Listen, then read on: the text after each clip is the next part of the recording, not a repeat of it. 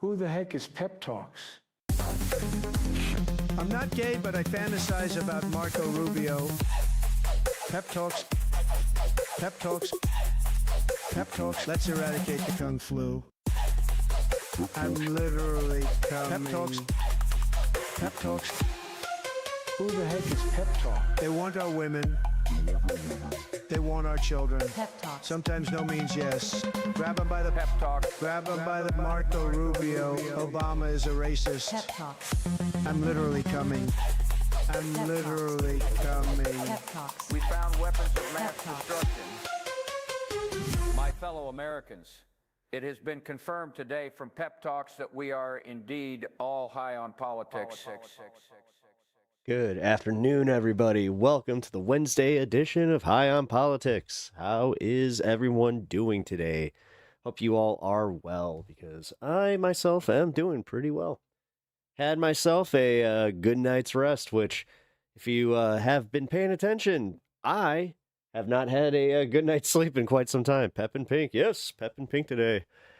Even though trust me, I will hear about that at some point in the vertical stream chat. We always do, and then they'll make fun of the hat. They'll make fun of it. But I mean, let's be real. They make fun of pretty much everything. I've been called Four Eyes before. Somebody literally said, "You have glasses."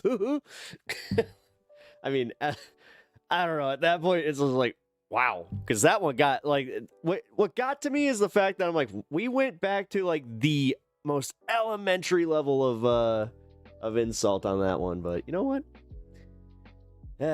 You almost got to respect the the ability to just bring it all the way back, but no, you don't. We absolutely do not make fun of the. I mean, it's insane. But how is everyone doing? What's up, Tinkerbell? It's Wednesday. Yes, it is Wednesday. Hump day. Kyle, what's up, man? How you doing? Edge, how you doing? Natch, how you doing? How is everyone doing? If you guys can help me out by hitting that like button as you roll on in to the chat here, I appreciate that. Gonna start the show off by having a nice little conversation. Zombie Madana, what's up? How are things in your neck of the woods? Hope you are doing well. Actually, how are things like over in Austria? Man, I just realized that I know a lot about you guys. What's up, man? MD Myth, how you doing? I'm doing well, man. I was just telling everybody here how I had a good night's sleep, which, yeah, haven't had one of those in a long time. But I did switch the strain up, so I went with a Kush, and I think that had a major impact. So snowy and freezy, is it? Oh, wow. So very similar to what we got going on right now. Dude, I almost ate shit in a parking lot today. That sucked. I definitely, it probably didn't look very cool at all, but I did manage to save myself. Did not fall, but it was very much in the, yeah, let's do the panic flail, so. But switching up and, switching up the strain is a underrated fix. Yeah, you know, I really didn't think to do that, and I have been finding, you know, solace in some of the older strains. What's up, Cassandra? How you doing? I hope you're doing well today. Herbs and animals are life. Legalize dreamfish, Colorado toad, salvia. Oh, salvia, man. Really? Like, salvia's, yeah, that's something.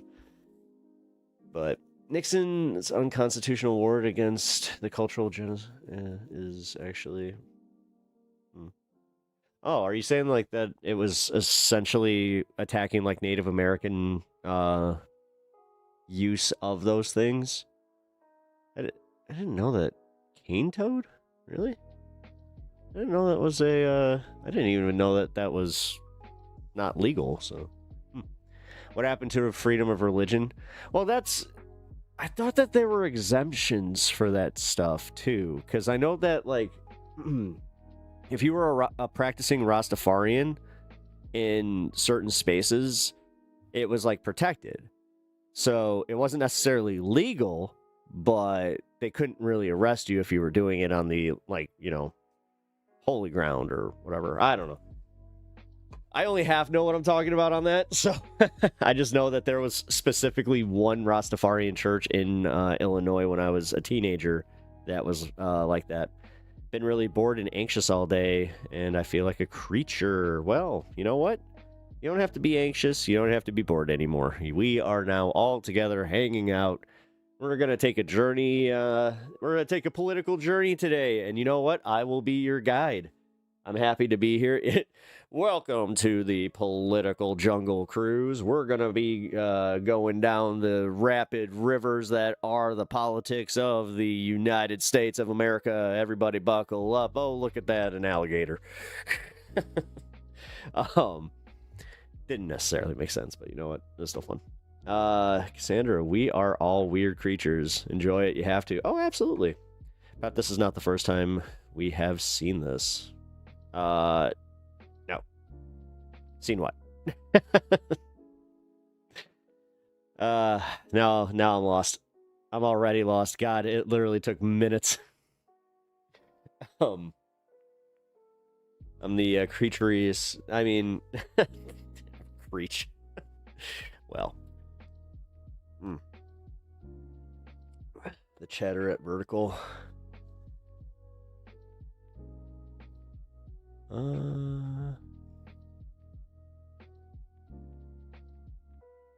Oh, you mean herbs and animals are life? Are you saying that? I mean, I don't know. They seem very into that stuff. Although, you know, you are kind of just railing off information, which tends to be questionable. But herbs and animals, how are you? How are you doing? You specifically, are you good? Bigfoot is a communist. Could you imagine that? All of a sudden, Bigfoot reveals himself and he's just like, I have varying opinions on your politics, but I do have to say I am quite the fan of the communist structure. Politicals equal garbage, or politics equals garbage. Hey, how's it going? Hello again. Hope I'm well. Hey, I appreciate that. You're okay, but never got free of religion. Well, we can all try to do that together here too. If you guys seriously, and I know that, like, I'm kind of just a goofball on the internet, but if you guys need help and you want to kind of break away from that stuff and you could do that in chat here, or if you want to, you can hit me up via Discord.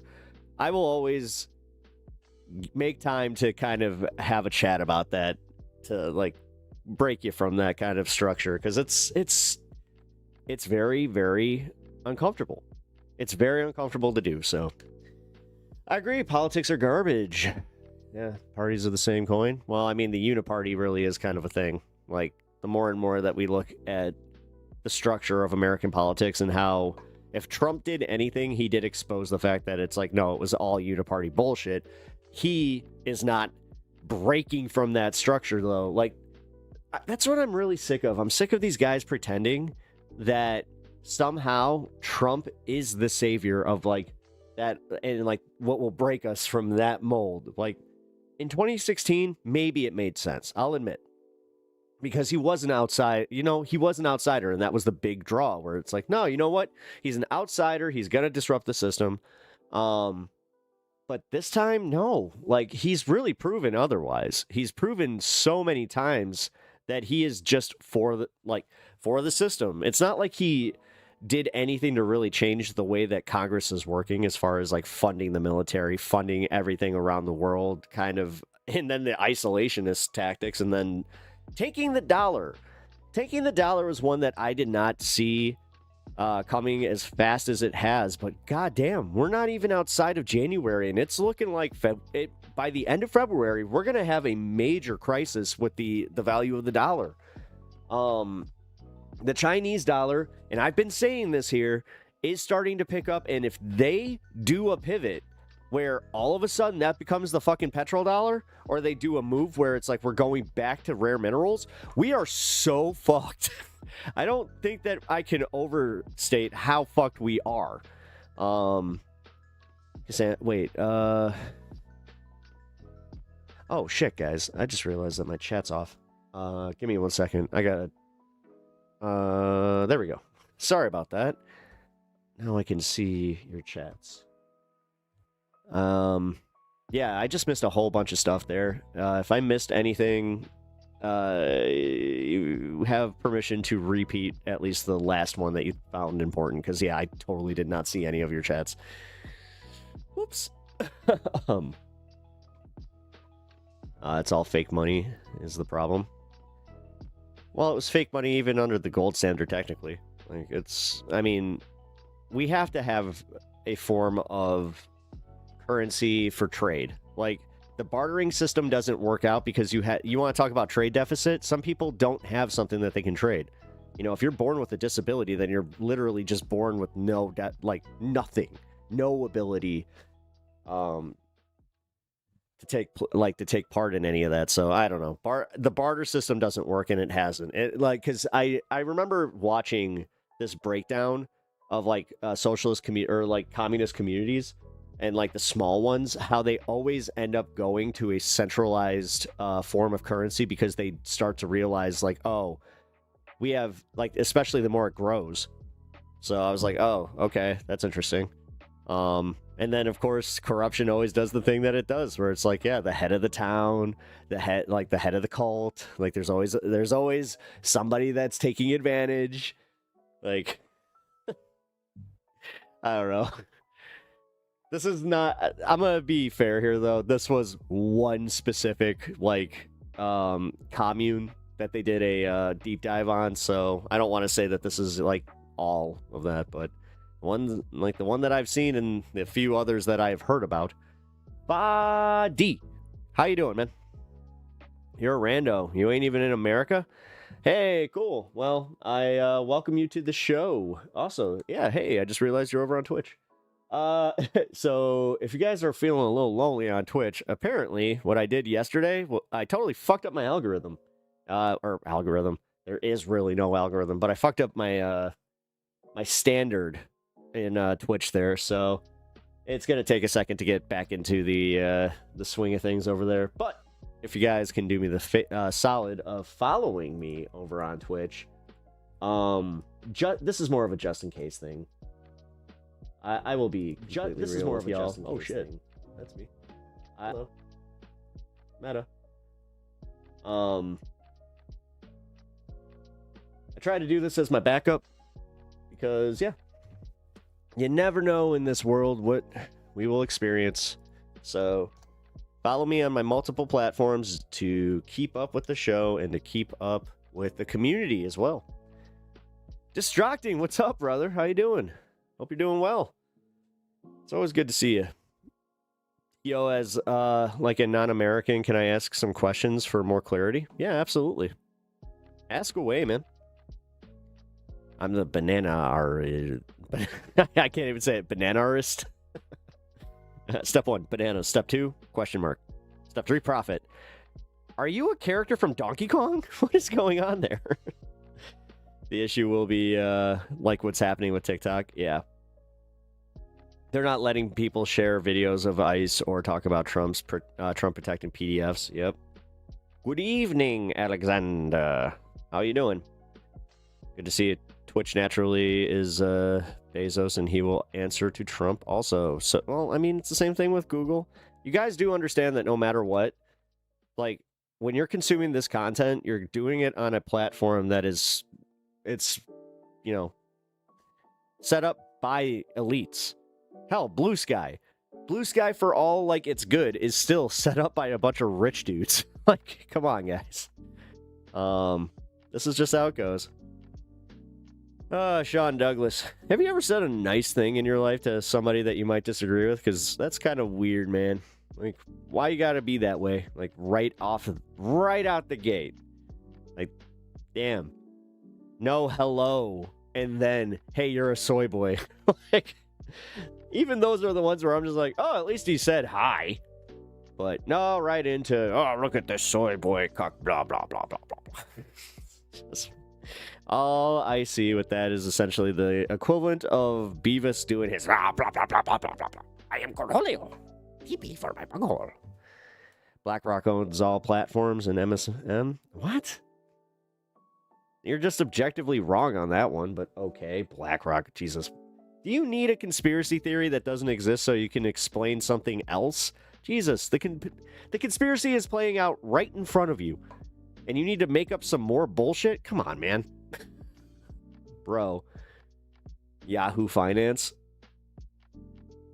What? What about Yahoo Finance? Are you saying that Yahoo Finance says that BlackRock owns all platforms in MSN? No. That's one of the dumber things that I've actually seen, like, said in my chat. And Vanguard own MSM? Are you talking MSN? Like, the actual, like, Microsoft network? Or the, whatever, news? Microsoft News? Look it up, then verify it? No! You're coming in here just spewing some fucking weird-ass shit. Honestly. And it's nothing that I'm even going to argue against. It's not like mainstream media is great, but no. Objectively, it's owned by the Ellisons right now. Where you got, you know, Ellison in TikTok, you got Ellison in fucking HBO Max, you got an Ellison in fucking Paramount CBS and all that, so... They own CNN and Fox? No, that's... Dude, if you're talking about, like, Sinclair Media and the way that that shit works, no, dude, listen... You don't know what the fuck you're talking about, and that's why I'm getting a little pissed off. Like, you're sitting here diving into a conspiracy that does nothing. I don't need to prove you wrong. You know what I need to do? Ignore you. Your 5G coverage is immaculate after 6 vaccines. Well, that's great. The fuck? That's not how it plays. I know. It's very easy to start ignoring people like that. Like, again, the ones that need to try and, like, create new conspiracies, where this is the Candace Owens thing, where it's just like, no, you're watching the ones that were kind of like, you were right about. Like, dude, do you know how good it feels to be kind of right about that shit? Or even, like, I look back at what I used to believe as a teenager, and I'm like, yeah, you know, the was it the Bilderbergs and the fucking Vanderbilts and, you know, the billionaire class that was the old ones, but now it's the Elon Musks and the Donald Trumps. It's all the billionaires now. They're all doing exactly what we thought they were doing. The Epstein stuff is proving exactly what we thought, where it's just like, yeah, they had a cabal. They were trafficking, you know, women and girls and, you know, young boys as well. Like, they were doing all that. Now, you know, this is why I get pissed at this.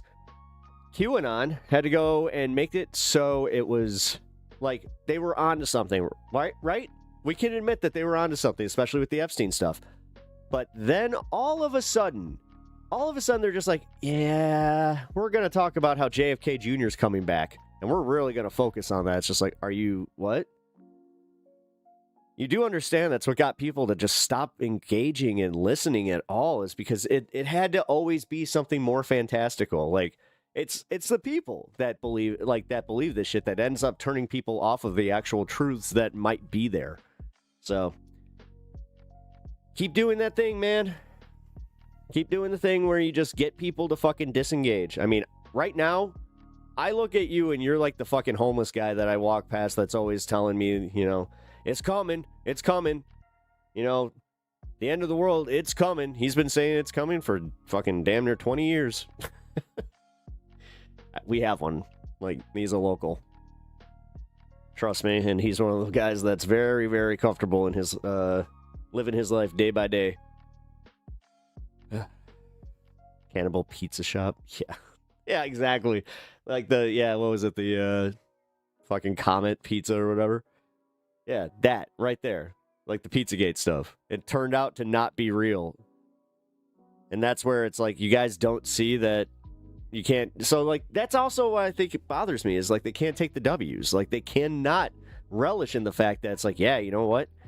The Epstein stuff. We nailed that. We actually got it. Huh, damn. But, no, like I said, now they can't even fucking take the W. So, that's why Biden didn't really... Yeah, okay, sure. Sure.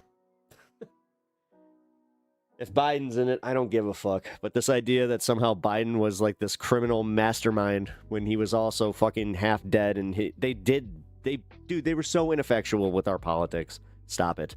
Stop acting like you were somehow fucking victims in any way, shape, or form. They didn't come for anything, you idiots. Release the files, dummy. Yeah, no shit. The W wasn't as sweet when Trump seemed to be heavily involved. Yeah, that seems to be the general consensus with a lot of us, is where it's like, nice put. Oh, thank you. Yeah, it's my comic day mug. This is one of my favorites, actually. John Romita Sr. is the artist that did that one. Islamophobia racism? Technically, yes. It's also you're being a bigot regardless. So, yes. If you hate people because of their religion, sex, religion, or creed, or, ethnic background, then yes. Is race real? Yeah, it is. Who cares? They're not releasing all the information. Anything that's redacted now is going to be fucking scrutinized to the fucking nth degree, especially when you have the victims coming out and saying they do not care if they are, if their names are in it anymore. They said they care if they're in, phone numbers and addresses like that. That's a problem, which they do have some of that apparently because of the depositions. So that should definitely be blacked out. But that's not a fucking reason that, we should be giving them a lot of any credit at all. God, they've barely released anything. What they released was heavily redacted or already publicly available. And now they're coming out and saying, yeah, you know what? We'll have it in the next month or two, Yeah, you can't trust him. You just cannot trust him at all. It's the same with Trump raiding this fucking office in Georgia, the election office. Yeah, what? So, logically, his FBI raids the office. They find something. So we're just supposed to take it on Trump's word that all of a sudden they found something. I mean, we already know the base is going to eat this shit up. And they're already doing the thing where they're like, the left is panicking because they know we're going to find out that Georgia was hiding stuff. Yeah. Just happens to be right after Jack Smith implicates him in a criminal fucking conspiracy to do exactly what he's doing. I just hate that they really do try to insult your intelligence by being like, no, you are not seeing what you're seeing. It's like, yeah, I fucking am. I have eyes, dude. What the hell? Nobody looked into Project 2025 before the election. Everybody did, dude. I did. I was barely I was a new streamer and I read Project 2025. I warned everybody about what was going on. Everybody in these leftist circles was doing the same shit. They read it. They were just saying, hey, this is dangerous, and they're going to start doing this. TYT was the one that read it, and all of a sudden they were like, nah, they're not going to do any of that. That's crazy. I still can't get over that. They just want voter info to kidnap more people. Yes, that, and again, they want the voter rolls for other reasons. Like, the fact that Pam Bondi came out and just said, hey, by the way, we'll stop all this ICE stuff if you just give us your voter rolls. It was like, wait, what? What? That's why, when Holman came in and Trump was just like, maybe we should ask for, the ones that they have in the prisons. It's like, yeah, that would have been a good start, but what was that other thing that she did? What was that thing that she said? Because she didn't say anything about criminals at all. What the fuck? Jake has streaming the Heritage Foundation training videos. Those were wild. Oh. Are you serious? Oh, fuck, I need to find those. Nobody believes someone would pull a 1930s Germany power grab. Well, that's because a lot of people are way too hopeful. This is why I got mad at the thing yesterday. Like, again, apologies to Hawk. Not sure if you'll ever see this, but yeah, I might have been a little unfair. Because, yeah, it's got to be jarring to lose 1 million followers on one platform. Don't care what the platform is, but my point stands that you saw it coming. Like, they were telling us that this is what they were going to do. We knew that a Trump sycophant was going to buy TikTok. So why is it all of a sudden surprising that they're censoring Epstein? They're the few things that they are censoring is ICE, Epstein, and anything that's critical of Trump. Huh, ironic, the day that they take it over. Like, come on, man. We knew this was happening. Like, if it happens to Google and YouTube, I'm going to say the same shit where it's like, all right, guys, that's what this is. We know what this is.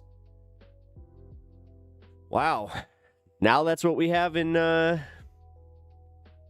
as like trolls. Now they're just saying you love Epstein. That's interesting. You go ahead with that one, man. I hope you know that, like, if you're like, if you're just one of those griper fan, douchebag fucking teenagers, like, just get better role models. This is actually doing harm to you, and it's going to continue to do harm to you. Once you start seeing the lack of, like, utility in doing what you're doing, and then you realize that, this is kind of contributing to the reason that you're not going to get laid, you might want to stop. I don't know. Women don't seem to be all that into dudes that spend all their fucking time going into opposing fucking chats and, just trolling all day. That seems to be a turnoff, but I don't know. Bloodstone, what do you think? Does that do it for you? If you found, like, seriously, if you went on a date and the guy was just, it's like, what are your hobbies? And he's just like, I like to go on YouTube and watch somebody from the opposing political side. Even if they were a leftist, it's like, I like to go into, like, MAGA chats and troll them. Would that do it for you? Because honestly, if you say yes, I'm willing to admit it. Where it's just like, all right, never mind. I guess you're doing just fine. Once they touch a boob, they'll probably chill out. Yeah. Yeah, that does help. I was crying about politics gonna get you laid. You know what? Touche. Touche, sir. Touche. Cry about politics and spend time improving yourself, which, well, I mean, this is improving myself. I think that I help improve I get your guys' help improving myself every day. And I hope that I can leave a little bit of, the inspiration to improve after each stream. So, wow. Oh, wow. Twitch is fucking, holy shit. So Automod on Twitch is going nuts. Wow. That was crazy. Yeah, Terra Cellular Biotics. I just saw some of the comments that were hidden from Twitch. Yeah, they are hiding pretty much everything. So, wonder if Twitch is next. My hobby is praying to the great banana god. Dude, again, I was playing the new Donkey Kong recently, so that just makes me think of that. Emma, how you doing? Emma Beer? Is it beer? Or Bier? But welcome to stream. I appreciate you being here. Marriage camps will fix everything this soy boy is whining about. Marriage camps? Are you talking about, like, that thing that they do in Russia? Oh my god. So are you proving that you're a Russian bot? Like, you couldn't even get away with that one where it's just like, in Russia, we have marriage camp. We get women to do what we get women to date. Through camps, and then they say we will pay women more than men to do this. It's like, wait, so isn't that just state-sanctioned prostitution? Like, wait a minute. Yeah, you can't even say what Epstein did was bad. Yeah, honestly, I'm not even kidding. I think that's weird. I have never seen Twitch tag all this stuff. Because, yeah, anything that's like P3, grape, even like when you say that and you, wow. Okay, well, these two make sense. Okay, if you're just gonna say it, then yeah, that makes sense.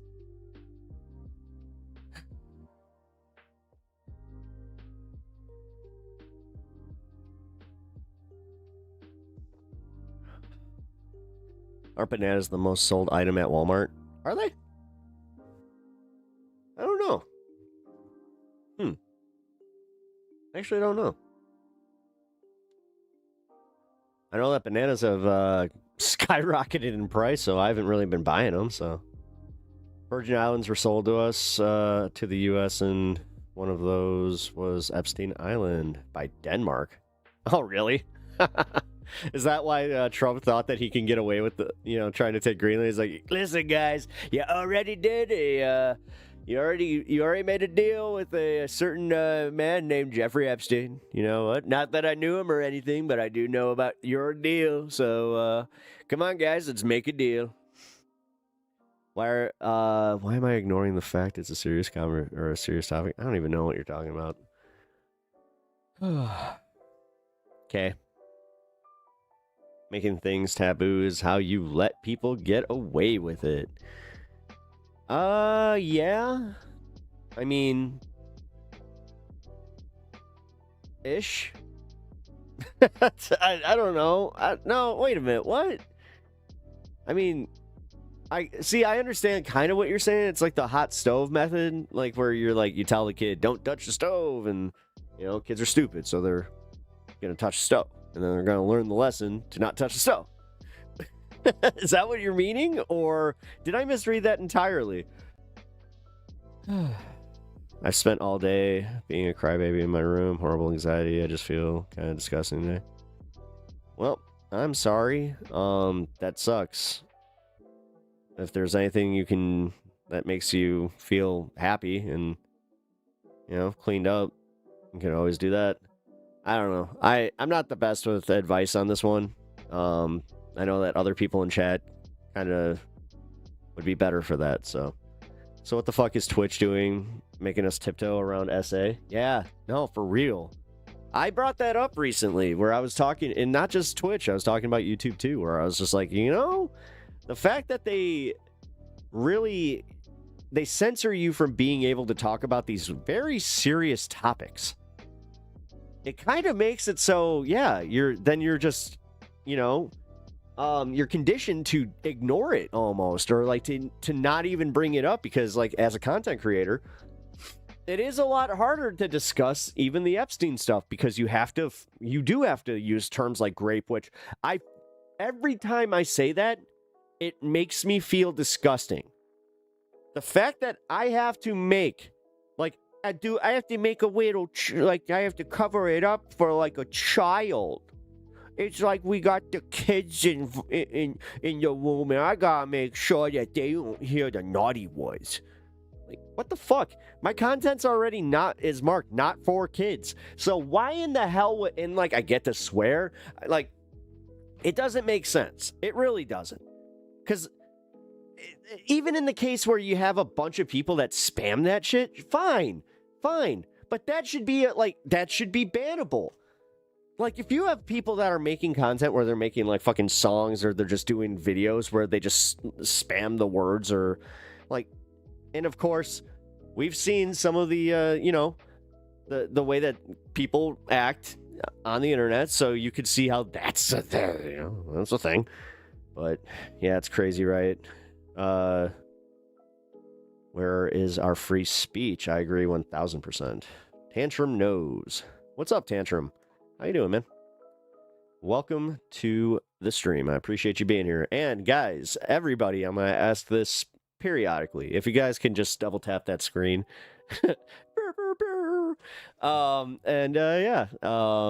Sub to the channel if you're enjoying the content and want to have more discussions. I am all about having some good discussions. Good discussions, I preface, because I already know that there's going to be somebody in here that's just like, you're not even reading my chats. It's like, yeah, because you're kind of being a douche tool. I'm new to posting on YouTube, but saw there's a For Kids, which is literally for primarily kids and not for... Yeah, you're supposed... So, number one, you're really supposed to mark it as not for kids. Like, if you're doing anything. Thank you, subbed and liked. I appreciate that.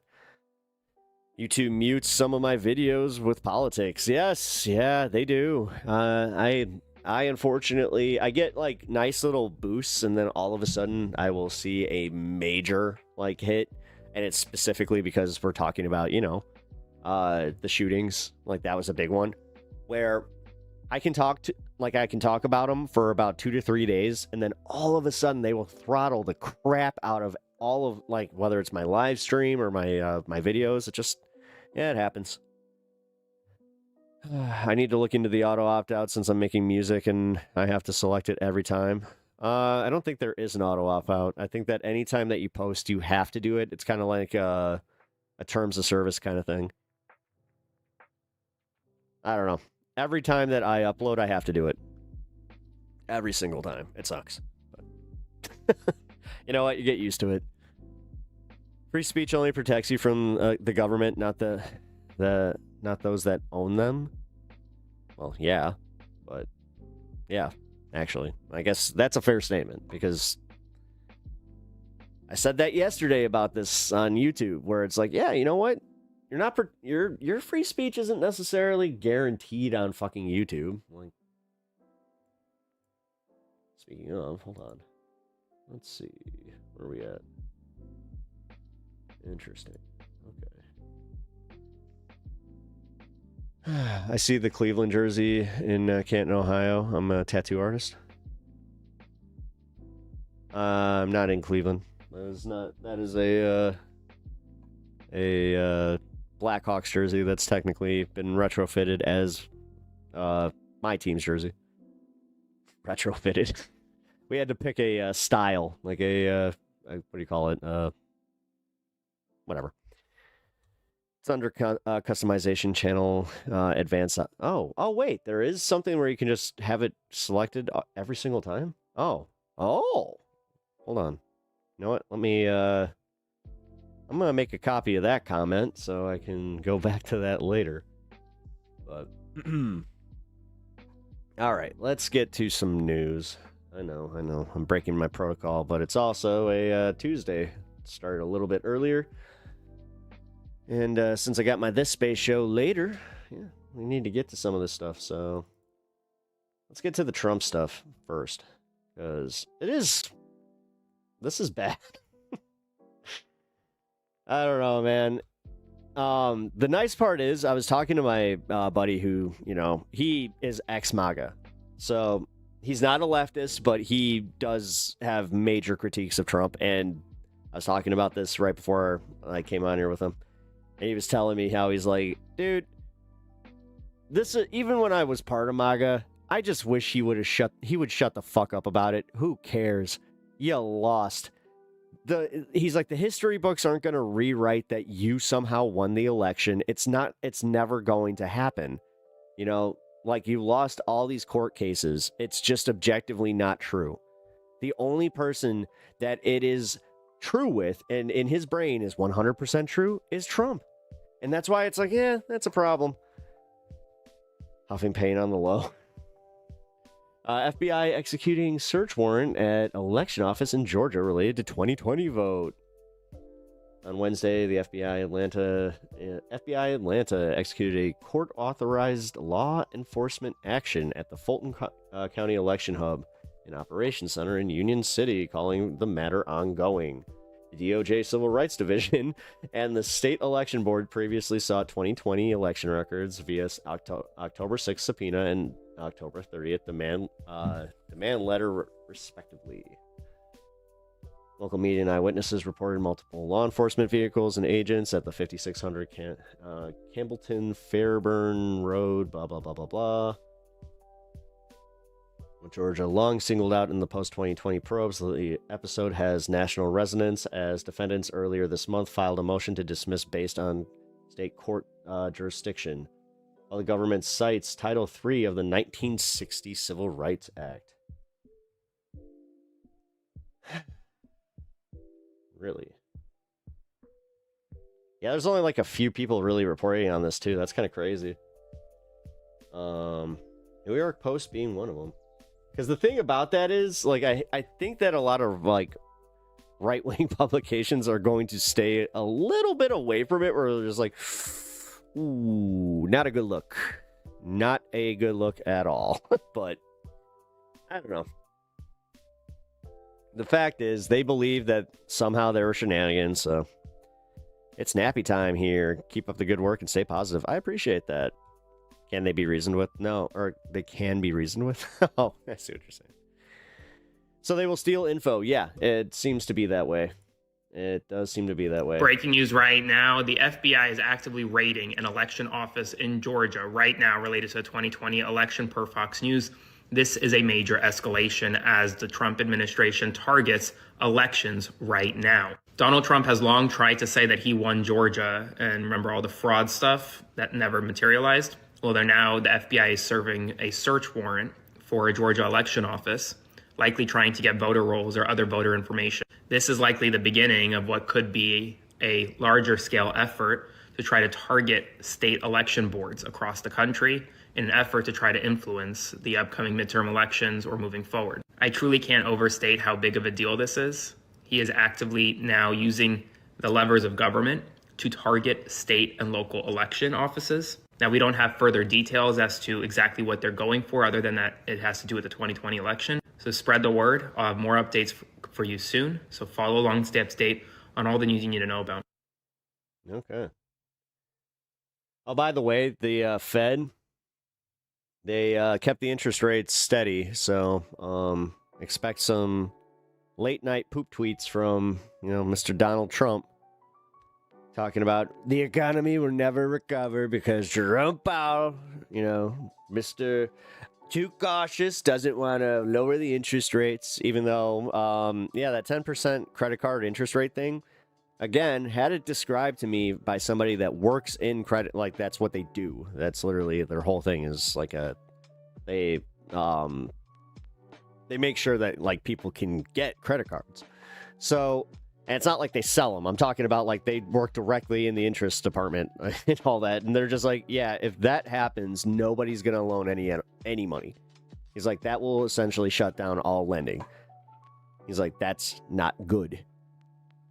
He's like, unfortunately, credit card companies need to have these higher interest rates in order to even like be able to function kind of thing. And it's like, oh no, not the poor credit card companies. But it's like, yeah, right now, we're going to need some of that, like, I know that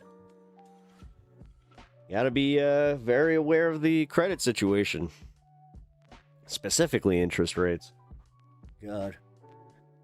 Oh, I got a medical thing to tell you guys. Oh my God. Okay. So I was going through some of our bills, right? I found one that it was for one test. And the amount of money that they fucking charged us for it is insane. It was over $24,000 for one fucking test. Do you understand how fucking criminal that is? And it wasn't like invasive or anything like that. It's just, that's it. The American healthcare system doesn't make any fucking sense at all. I can't fathom what in the fuck cost that much for them to be like, yep, $24,000. It just fucking A. Anyway, yeah, if you guys didn't see the Wife's Cancer Fund, that is the reason that we have that. So if you guys can, pitch in any way, shape, or form, really goes a long way into helping us even make little dents here and there, because that's going to be the majority of our life. And right now, we're in this weird stage where we don't even know, because we're getting more and more bills, because that's how cancer works. They just make up numbers. I swear, when I saw that, I wanted to cry because I was like, what? And no wonder my insurance is kind of freaking out about this shit. Like, they have... I at the risk of sounding like I'm feeling bad for the insurance company, I'm going to be very careful here because I do not.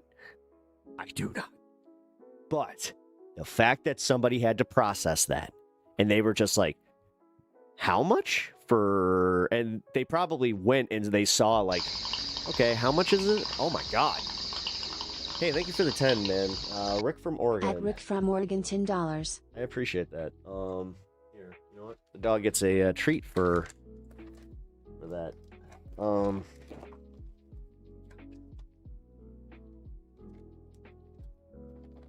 don't know. If you guys work in insurance, does anybody know about this?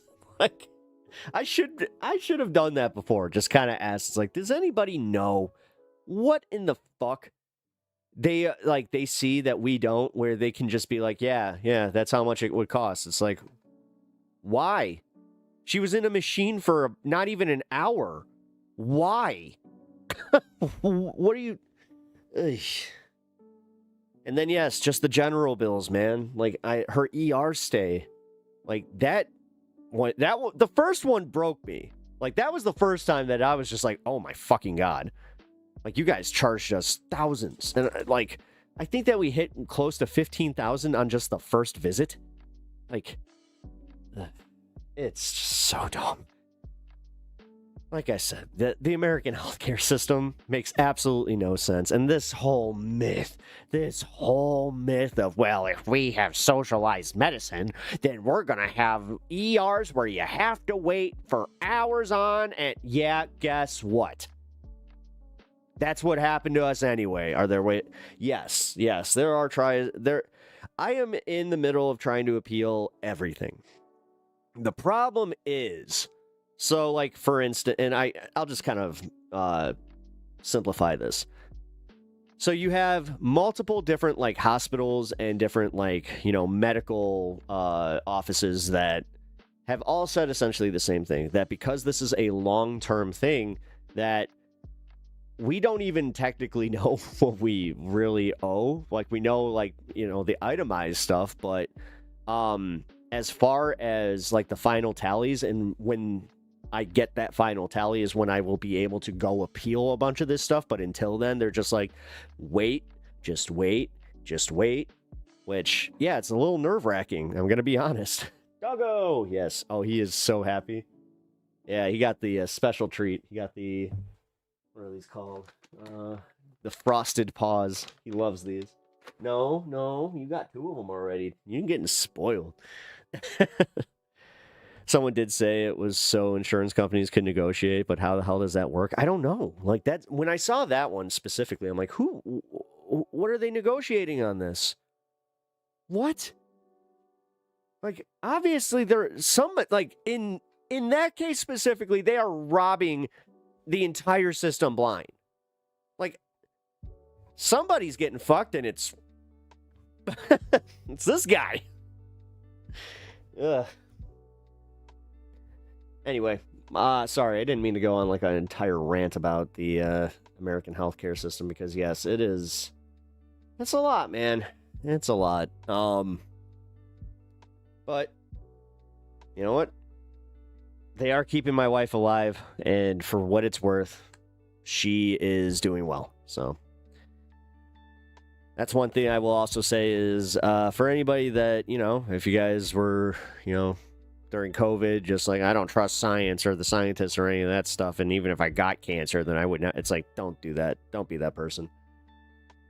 It's incredible what they can do to attack cancer, especially like the way that they can, like, they can do it in a way that it's super targeted now. So, you know, the days of getting your entire body radiated, losing your hair, like, I'll say this much, most of the people that I've seen in the cancer ward that my wife is in, like, almost none of them have lost their hair, because they're all on the same type of regimen, which apparently is a new form of treatment that, yeah, doesn't attack your hair, but it does attack your neurons. So like neuropathy and like your nerves. Yeah, apparently that's a thing. Moving to Canada once I'm 18, assuming it doesn't get colonized by then. Well, the thing is, it's... Listen. I hate to burst your bubble, but... immigrating is not that fucking easy. And this is one of those things that really kind of pisses me off about Americans. Not you, Cassandra, just in general. Just in general. I do not like how most Americans have this concept that they can just move to any fucking country they want, and they don't understand work requirements. They don't understand any of it. They just think that they can pack up and move. That's not how it works. And honestly, because we live in a country that is doing this shit with ICE,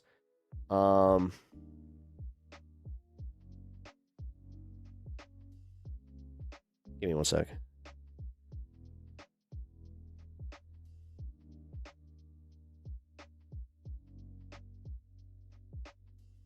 All right. Crap. Cash and self-pay often gets a discount, often not always. Okay, so I just saw that comment. Yes. Got it. I'm about to cry. Oh, fuck, man. Yeah, I found that out the hard way because I broke down when I was talking to our insurance adjuster because I just kind of, I said, I'm like, we're going to be in a lifetime of debt for something that it couldn't be avoided. She didn't do anything to fucking bring this on herself at all. Yeah, fuck our system. God damn it. I'm actually like really torn up right now. Yeah. And to see it like the way that it's fucked with my wife, and her mental health too, it's not fucking fair. Like, it's not fair. Like, she did everything right. She literally did everything fucking right as far as maintaining her health. She worked so fucking hard to maintain her health. She ate right. She did everything. And then she did everything outside of that with her work. She showed up for every function, just everything. You beat breast cancer only to get chronic myeloid leukemia. Oh my God, Debbie. I'm so sorry to hear that. But yes, some cancers can be cured. My dad, actually, he had stage 4 mouth cancer. It was cured with radiation. He didn't even need surgery. So... trust me, I know it's not a death sentence, and that's not why I'm crying. Like, I'm not... It's literally just... It's out of the fucking frying pan into the fire bullshit. Because, like, I'm worried about when my wife does get better, and then what? Then what? Then we have to stress about everything, because she's already... Like, this is what breaks my heart. She had a moment where she just, like, she was saying how she felt guilty for getting cancer, because she's like, this is gonna follow us for the rest of our lives. I'm like, yeah, but if you're still alive, then that's what matters. Sorry guys. Oh my God.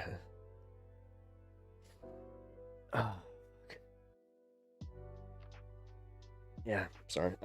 To wrap up, it's just, I can't believe how fucked up our system is, and I can't believe that we have people that constantly fight for a status quo that they have no idea how bad it is. They're lucky enough to not have gone through it. Like, this is my biggest thing too, is because we're so young, we kind of saw this where they were like, we got a bunch of doctors telling us like, oh wow, the fact that you're even here is kind of crazy. And it's just...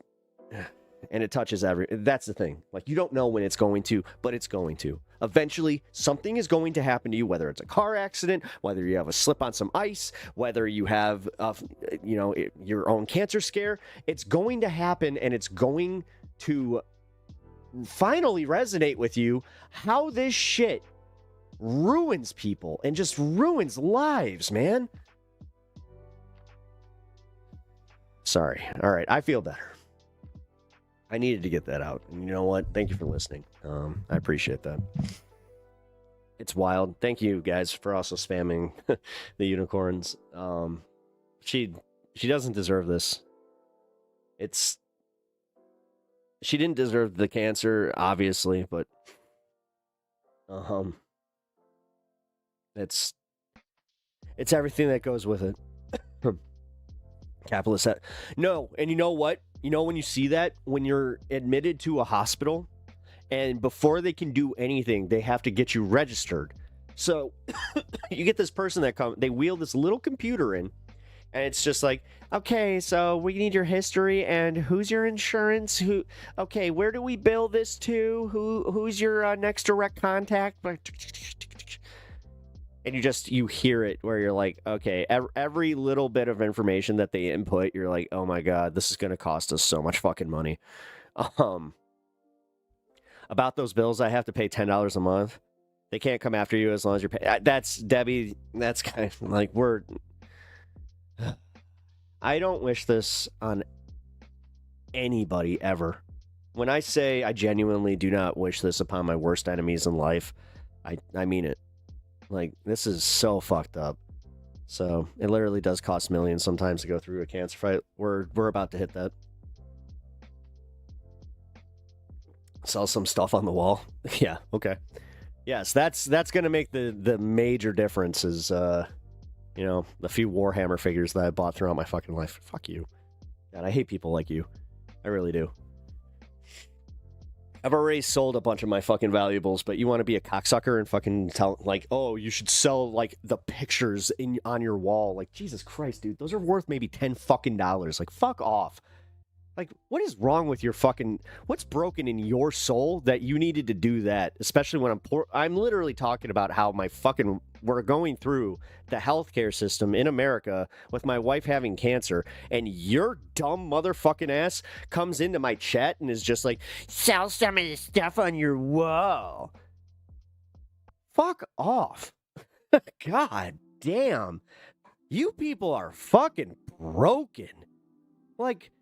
That's not even trolling. That's just disgusting. Like, what the fuck?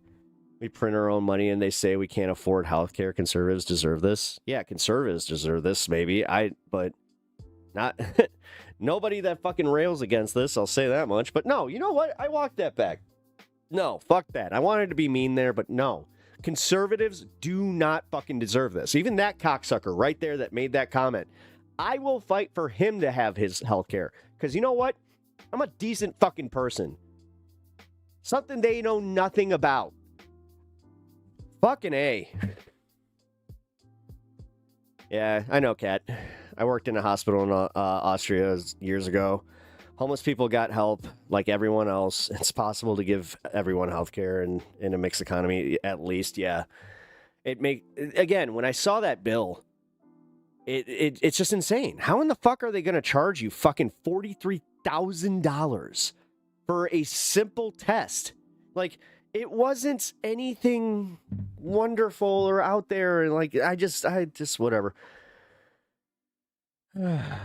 Vertical commenters are nasty. Yeah. Unfortunately, I do get a lot of hate that comes through here, which I just don't understand, like, the need to do that. But whatever. It's also why I won't tolerate anything less than single health care. The karma's there. But I would allow conservatives on board if we all did. Well, again, it's not about, like, I'm not going to have a board. I'm not going to do that. It's all or nothing. And I want everybody in America to have fucking health care. Plain and simple, okay? CS, I love you. Oh, well, thank you. Hey, you know what? I appreciate that. I always appreciate a nice comment here and there. All right, so back to the... You know what? I'm going to bring this back. I don't really want to do the deep dive into the healthcare system, but let's go into this protest stuff because these were the protests that were happening yesterday. I like your attitude. Thank you, man. I appreciate that. Most religious people on earth know grace. I mean, they don't, but I genuinely... Like, I'm trying, guys. And, you know, I kind of got caught up in it yesterday where I was trying to be, you know, kind of mean to some people that were being dicks in chat. Realistically, that wasn't as fun. That's not just... God. Can we put out some fucking positivity into the world? That'd be great. The medical industry, they charged me $10K every time they did a 5-minute CAT. That's what I mean. The diverticulitis. Oh my God, Victor. That's what they thought she had. They thought my wife had diverticulitis twice. She went into the ER twice, and that's what ended up costing us damn near fucking, $30,000 by the time we were done with that. Yeah, they thought that she had diverticulitis, and then when they did the CAT scan, they were like, huh. Well, that's a really big mass. That's weird. Well, we want to get you an MRI. MRI comes back, and then it ended up being a 15-centimeter tumor. And they were just like, by the way, yeah, you got the big C. You got cancer. And yeah, the MRIs are astronomical. You got lucky on that one. $4,500 for an MRI is actually pretty cheap. Pep, you made me feel welcome here when I first got here. Thank you for that. And it's okay that you have emotions. Some people in chat are just cruel. Yeah, I understand. Trust me. I wouldn't be able to, I know that I kind of do the jokey bullshit, but no, I wouldn't be able to do this if I didn't have thick skin. And honestly, it doesn't bother me as much. It's just every once in a while I do get that, why do you gotta be that way? Why? What's wrong with you? Let's fight. Richard Hughes, you're just like, I don't know you and I don't know your politics, but I want to fight you. Okay. Sorry, man. I hope she recovers. Yeah, she's doing great. The problem, it's what I'm just saying. I got hella overpriced fucking insurance too. Don't even get me started on that. My fucking premiums just went up 18%. They said 13%. No, 18%. It's like they just took that 3 and they folded the 3 out. They were just like, no, oops, it was an 8 all along. Our bad. Streaming from Washington State. Good luck on Wife's Journey. Thank you, Red Mutant Samurai. Hey, that's a dope name. No, thank you for the well wishes. I appreciate that. MAGA! Is that all you guys got? Is this Trump 2028 in all caps? Okay, cool.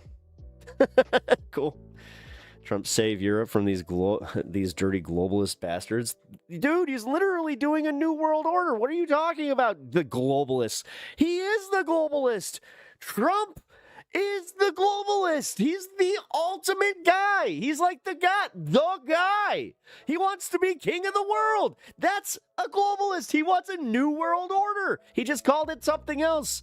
The peace conference. I'm calling it a peace conference. He can call it whatever the fuck he wants. It is 1000% him doing a new world order. Is that a joke? No, it's not a joke. You're definitely a liberal male. I am not a liberal. I'm a leftist male. So get it right, dude. Whatever. Oh, God. He's America first. No, he is not. He is not. Actually, here, you know what? Fuck it. I can show how un-America first he is. So my shock about the depravity of this administration has now largely just turned to anger. Thank you for that segue, because I had this queued up for later, but this is perfect for it. And it's not even anger at Trump and MAGA, which, there's been a lot of that over the years. It's more about, the inability of anybody and everybody around them to call a spade and realize just how fucked we are now as a country.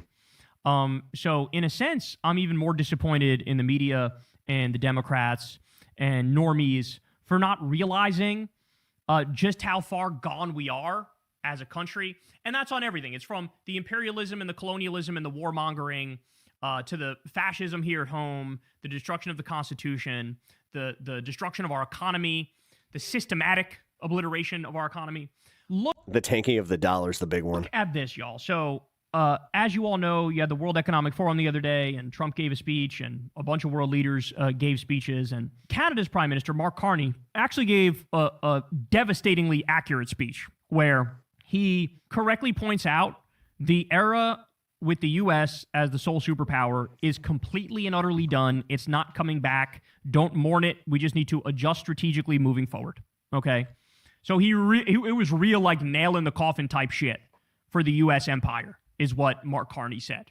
And at the same time, Canada is negotiating with China. They're making trade deals, right?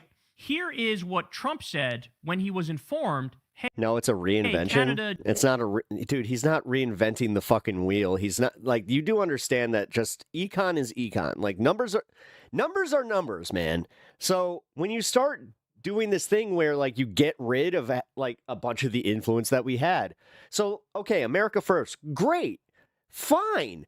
This idea, like, for instance, you guys wanted us to pull out of Ukraine because we were spending too much money there. We don't want to spend money on foreign military bases, but you don't understand how short-sighted that is, because those projects made it so we had a lot of fucking goodwill with the other countries in the world, which made it so our influence was felt everywhere. So that meant that we didn't have China coming in and expanding their influence and expanding their power. Now we are giving that up. We are, and willfully too.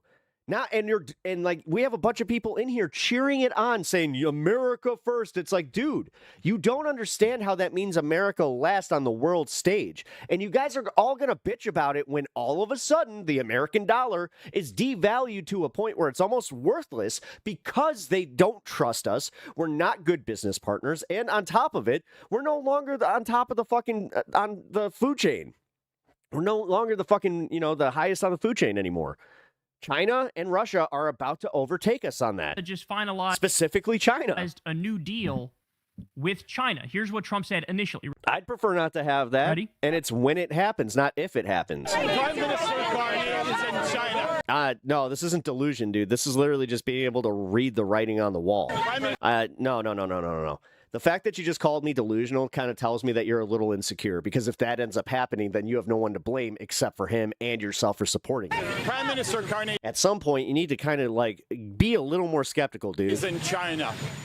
That's why that's why gold is $5K an ounce. How do you see the deals? Yes, thank you. Anybody that understands basic econ is looking at the fact that rare minerals going up is horrible for the American dollar. Canada and China, I've just Dude, look at our bonds. Our bonds are about to become fucking worthless. signed And they're going to dump that shit. trade deals between the two partners. Well, that's okay. That's what he should be doing. I mean, it's Right there. That's okay. Yeah, Canada and China, they should have other deals. a good thing for him to sign. Guys, what the fuck is America first about that? Where all of a sudden we're not getting anything from that. And we're the ones that lost those contracts. We don't, we had so much money invested into renewable energies with fucking Canada. Now all of a sudden we're just like, you know what? Don't need it. Trade deal. If you can get a deal with China, you should do that. If you could get a deal. So that was his Dude, seriously, he is slipping hard. reaction when he was told. Hard, man. Hey, Canada- His health is just deteriorating. Him wearing the black glove yesterday is They obvious. just made a new trade deal with China. Now, the reason why that matters is because China is now This is becoming great for like rich the people. Yes, for- that's what I have been saying about all this. It's great for people that already have a shit ton of money, but for anybody that's trying to build their wealth or trying to fucking just live a modest, even middle class life, you're gonna get fucked. partner to all these other countries around the world. The U.S. used to be, and now it's becoming China. Why? Because China is more stable, more reliable, won't immediately rip up trade deals and treaties on a whim. You can trust their word, right? And so that was his reaction in real time. Well, guess what? Apparently, at some point, somebody on his staff explained to him, hey, here's why this is bad. We are losing our power. We're losing our control. We're Yes. losing our grip Finally, on someone. the world. So then Trump comes out and says, The black glove, if Governor Carney thinks No, he's covering that fucking giant bruise that is hiding his dementia. But okay, he's going to make keep trying to pretend that he's perfectly healthy. Dude, look at his eyes, and also the fact that he keeps forgetting that he makes promises to you people. Canada He doesn't even remember saying the $2,000 check a thing. drop-off port for That one's on video, by the way, where he's just like, "Who said that?" And they're like, "You did." He's like, "I said that." China to send goods and products into the U.S. He is sorely mistaken. China will eat Canada alive, I find it completely funny. devour it, including the destruction pooped of today? their Yes. businesses, social fabric, and general way of life. If I am Canada quite makes a regular, deal thank with you. China, it will immediately be hit with a 100% Trump don't have dementia. I mean, he forgot what the term for Alzheimer's was. I don't know. tariff Seems like against he's all quite Canadian close. goods and products coming into the USA. Thank you for your attention to this matter. Yeah, where's the 5K Doge checks? In other oh yeah, forgot about those. Words. He completely flips Excuse me. and provides the exact logic and reason why Canada knows, hey, in the long run, I got to break up with the U.S. and I got to have a better deal with peeing China. in bottles next and to the the whole computer? No. world, Europe, they're thinking No, this. I'm not the quartering. Trump was just threatening to steal Greenland.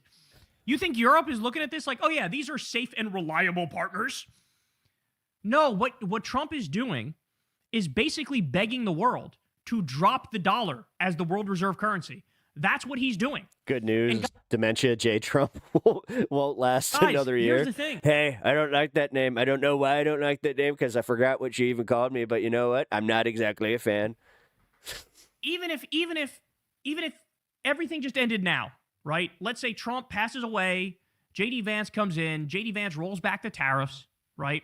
Good God, I'm glad I grew out of liberalism. You really end up being a psychotic Democrat wins thinking the that next you're election, a hero they of the roll story. back the tariffs.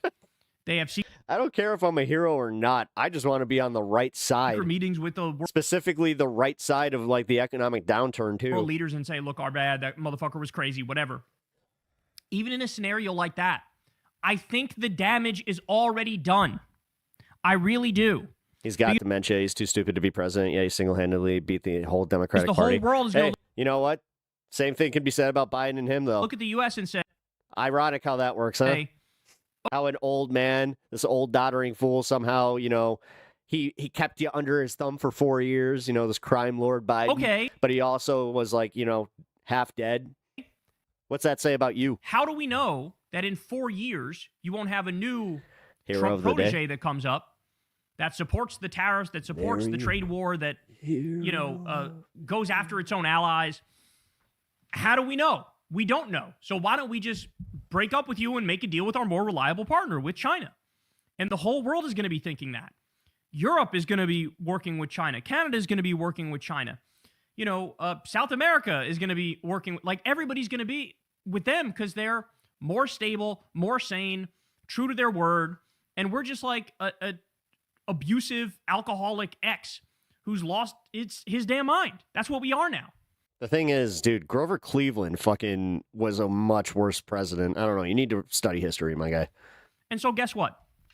In the wake of this, Grover Cleveland. I believe Carney came out and said, oh, okay, we're not going to do the fucking, China deal. But I honestly, oh my God. I think he's the guy that started the depression. just saying the thing Fucking, that Trump wants to hear, but they're going to forgetting continue his name. making a deal and doing deals. Because I think what the world noticed is like this guy's got the attention span of a fucking mosquito. And so all you have to do is just tell him, okay, sure, yeah, we're not going to do that deal. You got it, bro. But then they're going to they're not stupid. Hoover, thank you. They're going to keep doing the diplomacy and negotiations behind the scenes. And Yeah, not Hoover. only Canada, but the rest of the world is going to slowly but surely break up with the U.S. And, Yeah, the economy was pretty okay under Biden, dude. get You married. could even argue that it's technically okay now because we're not even in a recession. This idea that everything... You do understand that half the problem is the narrative of the economy. Because again, even under Biden and during the election season, it was pretty good. It was not great for everybody, but it was petering along to the point where it's like, okay, right direction. Same thing with that. Like now we're like, oh, it was going in the right direction. Now we're going in the wrong direction. To China. Dude, inflation rose, and now they brought it back to what it was when Biden left. That's not a win, guys. And that's where we are, y'all. I'm just going to That's where say we are. that Now, much. by the way, It's not exactly what he promised. there's all sorts of evidence of this. China has been slowly but Also, those tariffs really are fucking with a lot of shit, man. surely dumping U.S. But, treasuries. okay. Look at this. This is insane. Yeah. This is, ignore the numbers. U.S. dollar share of global reserve Ignore currency the has numbers. fallen to its At your lowest own levels detriment. this century. This is literally unprecedented. Look at this. Institutions are reducing dollar exposure. Mm-hmm. I told you one of the long-term impacts of the Trump regime is going to be de-dollarization. Yeah. And when that finally happens, this country is so cooked you have no idea. Look at this. Not just the yen. Several currencies are rising versus the dollar. All these currencies Prices were dropping. They've risen again. are going up against the dollar. The dollar is losing value rapidly. This says here, When he threatened that 100% tariff on China, they all rose again. there's a 35-year daily U.S. dollar chart, but what it actually is the price of gold chart flipped upside down. Because the price of gold is skyrocketing. The screwed. price of Yeah. silver is skyrocketing.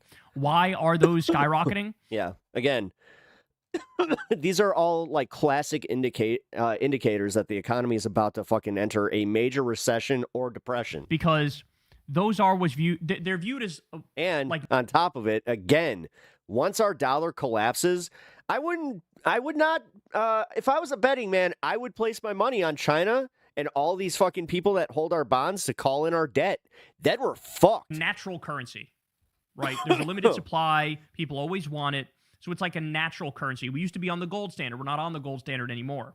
But when there's a crisis The problem is, even if you're like, listen, if you're a European, the euro isn't the world currency. You understand that if this happens, this is going to take everybody's currency, except for whoever takes over as the global currency, which will likely be the yuan. the dollar, Or yuan. people, the flight to Yuan. safety now is to I don't precious even know how to metals, say it. is to gold, is to silver. And so other currencies are going up. The precious metals are going up. Yeah. The dollar is going down. Do you see the writing on the wall yet? And Trump keeps bullying these countries Yeah, that and U.S. will say that they're not going to pay, and then war. have our treasuries. Yeah, this isn't exactly like his casinos where, he can just walk away and then be like, tough titties. And they can dump our What are treasuries. you going to do, sue me? He keeps bullying these countries. Eventually, they're going to pull the rug out from underneath us and fucking de-dollarize. See?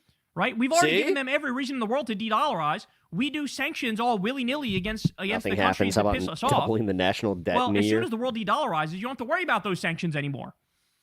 The sanctions are only potent because the No, Denal, you overvalue the American dollar at that world point. reserve currencies. Because I'm just, listen, I'm not even saying I'm a fan of this numbnuts. I'm saying I don't want this to happen. I live in America and I would like America to prosper, but that's why I'm pointing out the problem with what he's doing. What you're doing is you're like, rah, rah, Trump, he can do no wrong.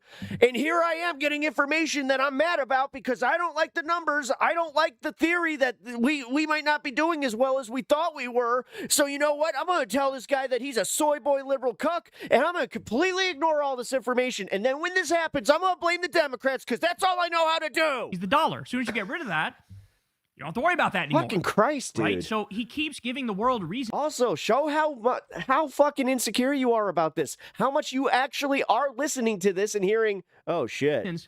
Oh, shit. To move on. To move past the U.S. And I think that's honestly exactly what the fuck is going to happen. They're going to move on. They're going to go past the U.S.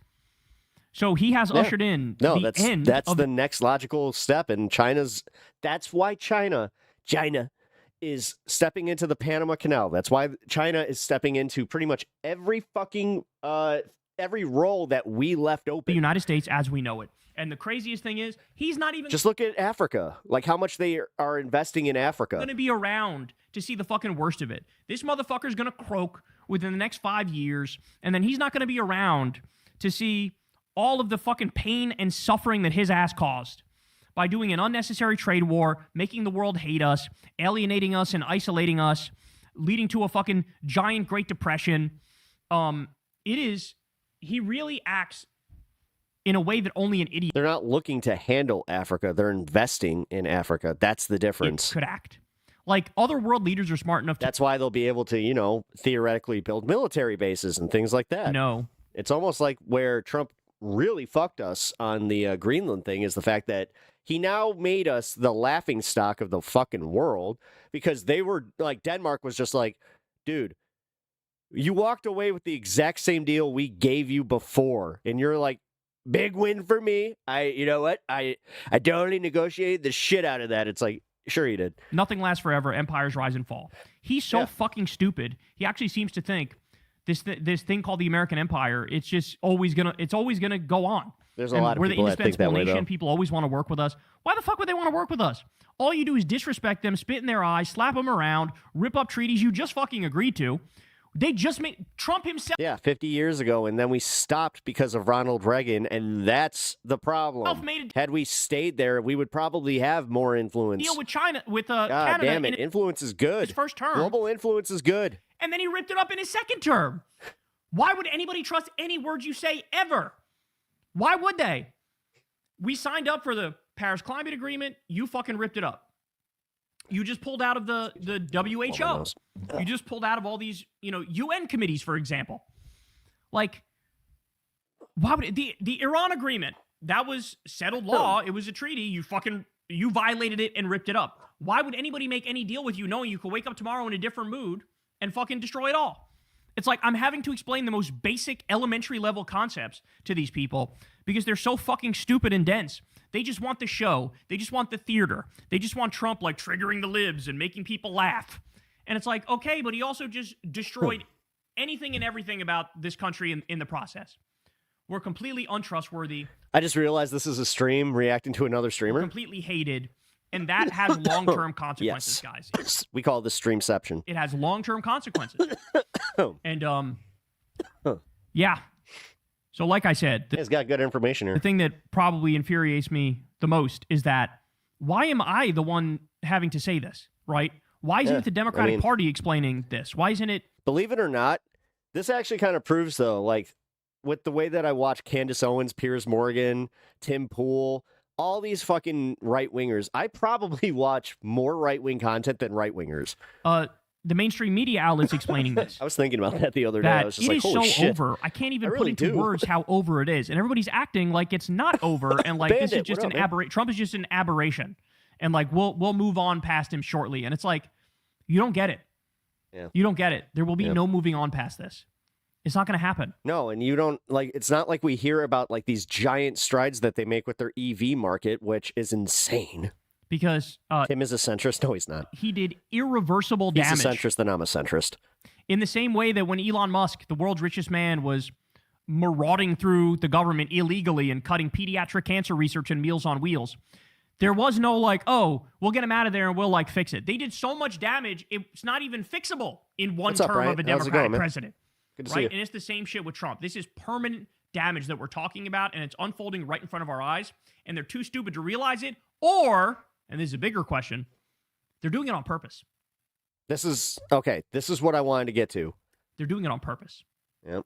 So he's either acting like a Manchurian candidate or he is a Manchurian candidate. I'll leave it up to you to determine which. Yeah. Hey, y'all. No, that was a good summary on that one, because I genuinely think that is kind of where there's a lot of proof there, where it's like, dude, everything he is doing it's benefiting China and Russia.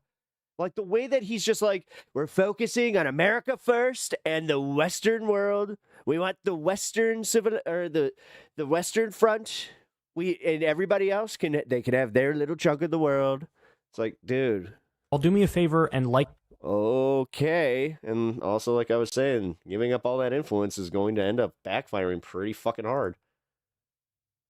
Here we go. Talk to them. No one is safe. No one is literally safe. If it happened to Renee, it can happen to you. It can happen to anybody. I think we have to address the penis, the micro penis in the room. Can I have you explain the sign I for like us? it. You can help build the only independent news outlet, always on the ground with the people for as low as 16 cents. I swear I thought I was do the same thing with the it's like all ICE members have micro penis. Years and you go straight to the people. Flint, Michigan. Brooklyn, New York. Government sending one more you to the residents of Chicago. We need as many independent voices as possible, and that's why what you guys do is so fucking important. Covering what the corporate media covers up. Clear the street! Protesters now moving themselves off to one side or the other of the street to allow an ambulance to get past.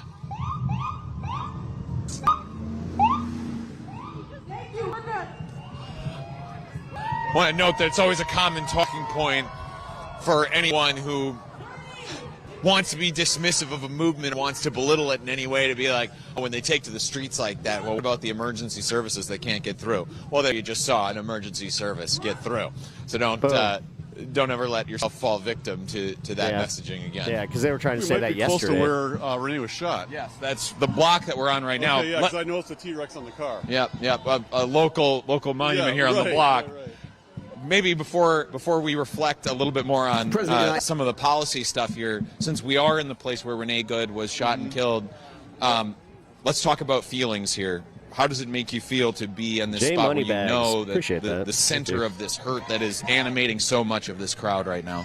Oh, It's really heavy, guys. Man, it's really heavy. Real quick, I just want to say, if you guys enjoy my content, and you guys are coming in here and you're telling, kind of everybody to chill out, I appreciate that. Thank you for stepping in. It's really, really sad, and it's all the emotions. In general, if you're enjoying the content, please hit the like button and sub. Because it's also just a lot of anger. I really do appreciate you guys. Immense gaslighting that's happening. Even the haters. So yeah, it's just really, really sad seeing that. Like I said, even haters, I hope you have a good day too. She was somebody that, because if you have a good day, that means that it's like, oh, that Pep guy wanted me to have a good day. I won't have a good day now. Could have been literally any one of us, just trying to stand up for what she felt was right. I think we have to address the micro penis in the room. Can I have you explain the sign for us? It's the kind of energy that ice gives. I mean, it's the guys that were nerds in high school, and they're trying to make up for their lack of manhood. My sign for my last protest. That's what you see with the. I assume when you're saying the lack of manhood and the way they're trying to make up for it, you're talking about in the hyper violent ways that they're conducting themselves with here in the city. Exactly. Yeah, going above and beyond what their role should even be, I suppose, if you could even justify what a normal ice roll would look like, I suppose.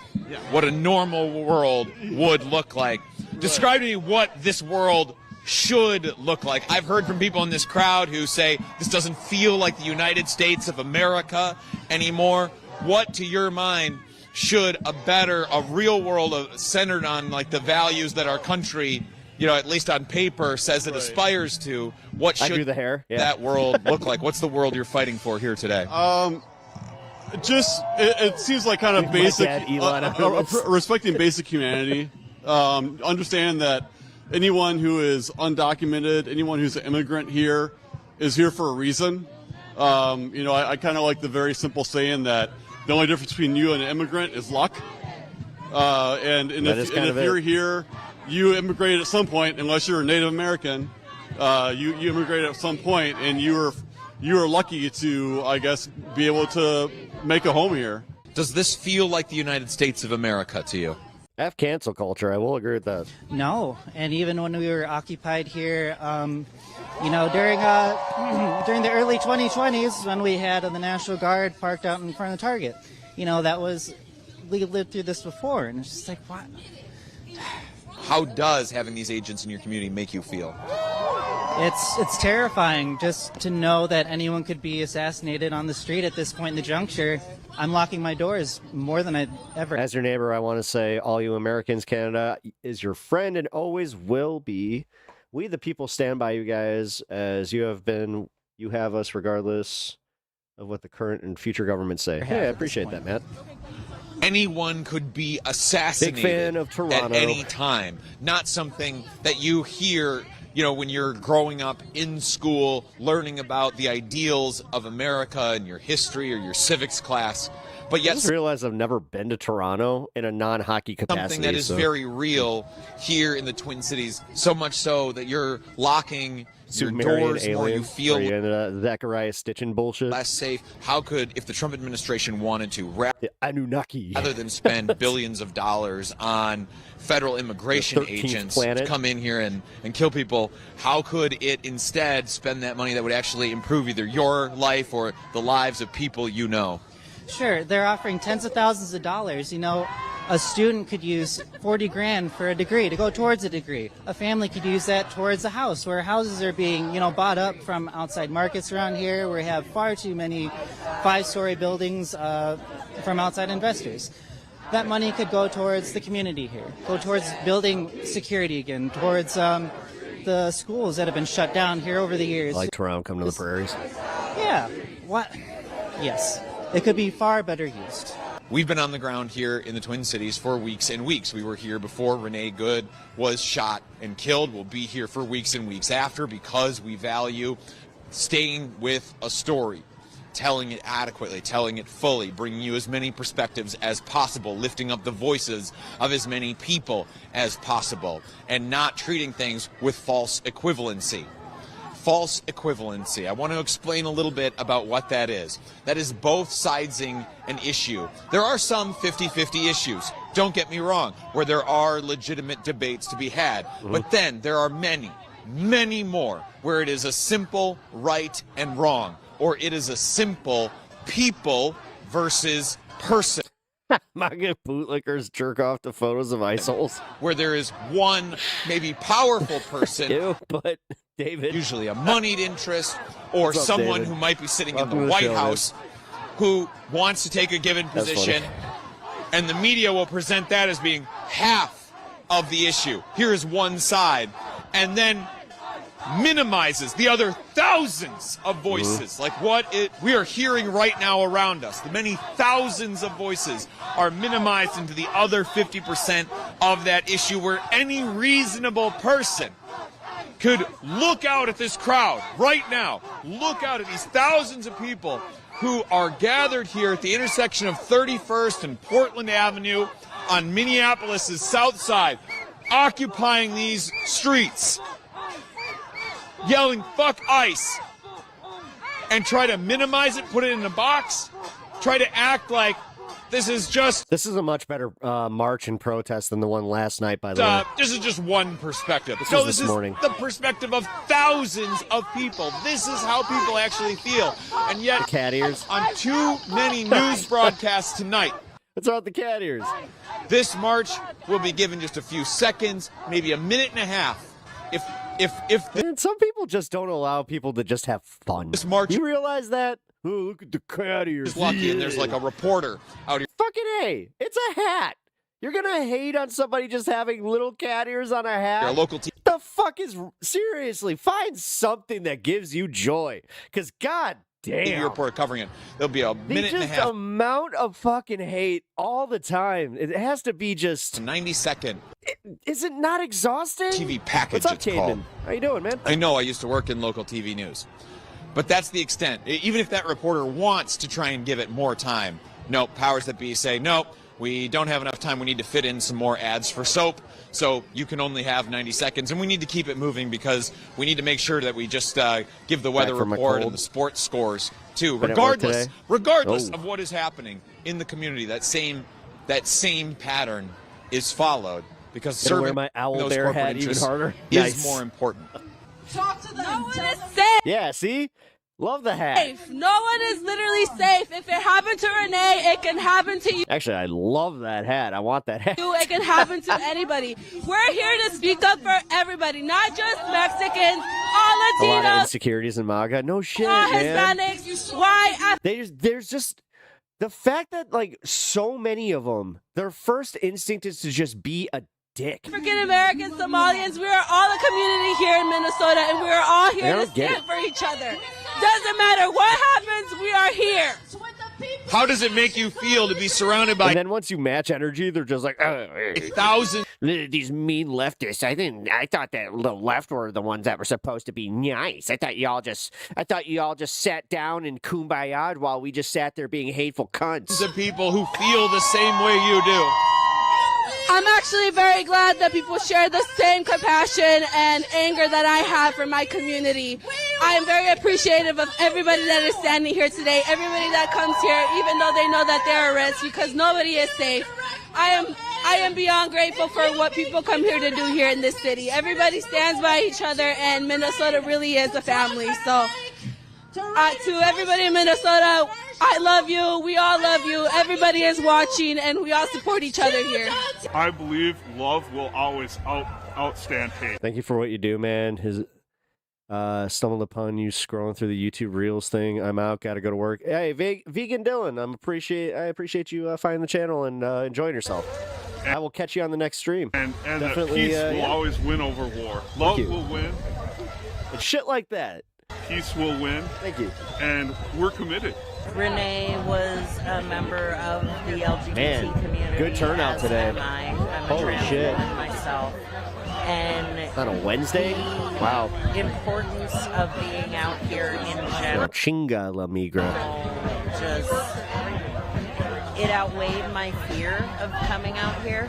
I just want us to find peace with our neighbors. Is this Minneapolis? Yes, it is. Yeah, this is right. This is they did a march from where Alex Preddy got shot, and then marched to the scene where Renee Good got shot, and then they ended it at a park. As the previous gentleman Still looks cold. It is about 13 degrees today in Minnesota. said, love wins. Love always wins. Idiots. Did you just really say idiots? Like fucking like Ren and Stimpy? Thousands of people felt the need to take to the streets in the wake of one of their fellow community members being gunned down, being killed by the Trump administration, by an ICE agent, shot. A mother of 3, her car crashing down the block. Somali lovers. What is with your racism? Why the fuck? Dude, yeah, sure. Somalis are cool. A child. Mexicans are cool. Yeah, people of other cultures are cool. Who will grow. I don't dude, I will never get, I do not understand racists. I don't get it. You fucking weirdos. And then all you do is you parrot the shit that you hear on your fucking, in your little bubbles, and you're just like, yeah, Somalis are criminals. Even though they're not, but okay. Because of what the Trump administration has done here, and the way this community has responded and rallied has been... Gary, you don't even have the balls to show up to one of these protests to try and actually do some journalism to try and prove that these are, you know, paid protests. So shut the fuck up. You want to talk about being useless? You're sitting here in a leftist chat saying, you're a coward. Movement that is... You took time out of your day to do that. You should be embarrassed. You should be embarrassed. Snowballing so clearly that has been evident from our on-the-ground... Why would you do that? Perspective here. From fucking Sebastian Maniscalco. Bringing you this on-the-ground perspective, we have seen protest after protest grow in its size, strength, intensity, never growing riotous, but instead focusing on delivering a message that they do not want ICE agents You're doing in great. their Keep it up as a refugee. They do not myself, I support you. Thank you, Van Halen. want the suffering to continue either here in the Twin Cities area or anywhere across the country. And I can say this with so much authority because we have talked to so many of the people here on the ground and lifted up their voices. I want to ask you a question. Where else are you seeing this kind of journalism being done right now? He's got a great point. He really does. Okay.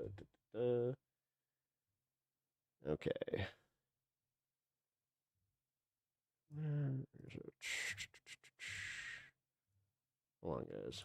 Oh, here. I couldn't believe what I was seeing. Like, what? This is the lady that was in the pink jacket in the Alex Preddy and I knew he video. was gone because I watched it. And then they come over to try to perform some type of medical aid by ripping his clothes open with scissors and then maneuvering his body around like a rag doll, only to discover that it could be because they wanted to count the bullet wounds to see how many they got, like he's a deer. I watched that, and that is what it felt like they were doing, and that is part of why I was like, what are you guys doing? Why would you jostle his body around like that? You're not even doing anything to help him. But I knew he was gone. Well, for days she's been called the woman in the pink coat, and she captured the crucial video showing exactly what happened when Alex Preddy was shot and killed by DHS officers. She had not come forward. Can anyone tell me what a leftist is? Today. I mean, okay, so I can tell you that it's pretty much anybody that believes in exercising your compassion in a way that also plays into your politics and your policies, whether it be economic or, you know, societal. Her name, which is being revealed for the first time, is Stella. That's how Carlson. I view it now. She's a because, children's yeah, entertainer. She runs literally, you have an entire party that's just been like, we have no place for empathy. Entertainment company. She's a face. Empathy is toxic. Body painter and an airbrush artist. All of it a world away from anything she or anyone. What is my pronouns? You knew he was gone then. I knew he was gone. There was no way with the way Wow, his body somebody was needs moving, to learn and how. I only knew that because of the way they were how to structure a sentence before I answer the pronoun question. manipulating his dead body, just playing with it. Like they're in a video game. They were looking at us and laughing. After the shooting. Yes. I mean, the reason of escalation was due to the mockery We understand why the MPD is unable to intervene on a level we would like. Who am I responding to? Caveman. Oh, my YouTube kindness, chat. Compassion, looking us in the Where's eyes the Epstein files? would occur Exactly. in these moments when we're being attacked. Brother in the Blood, my streets. pronouns are fuck ice space. And the MPD Also, how you doing, Glenn? just felt like they were part of that team at that moment. And maybe that I'm not talking about the whole. Appreciate you stopping by. Minneapolis Police Department people on the scene. Once the yellow tape was up, there were MPD officers who were standing in line, 5 of them, I think, and they wouldn't look at us. Everyone just kept saying, just look at us. You're our representatives. You work for us. Why won't you look at us?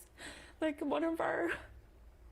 a part of our community just was murdered in the street. Like, you're our Minneapolis Police Department. Why won't you even just look at us to give us solidarity?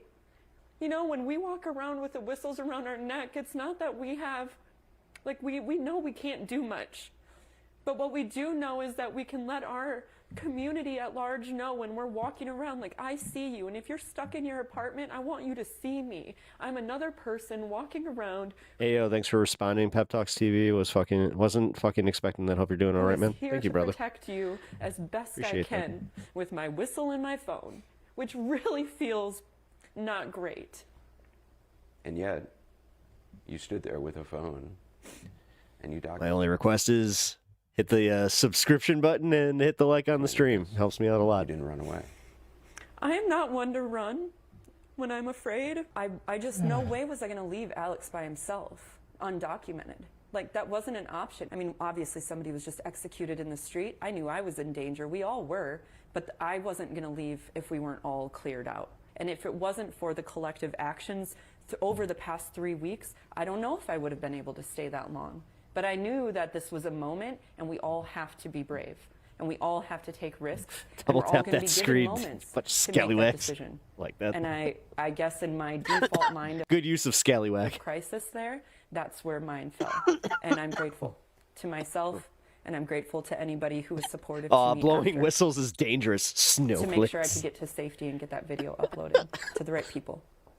The federal government says that they are investigating what happened. Am I pro-Trump? No, bunny mom. No, I'm anybody not. from the federal government? FBI.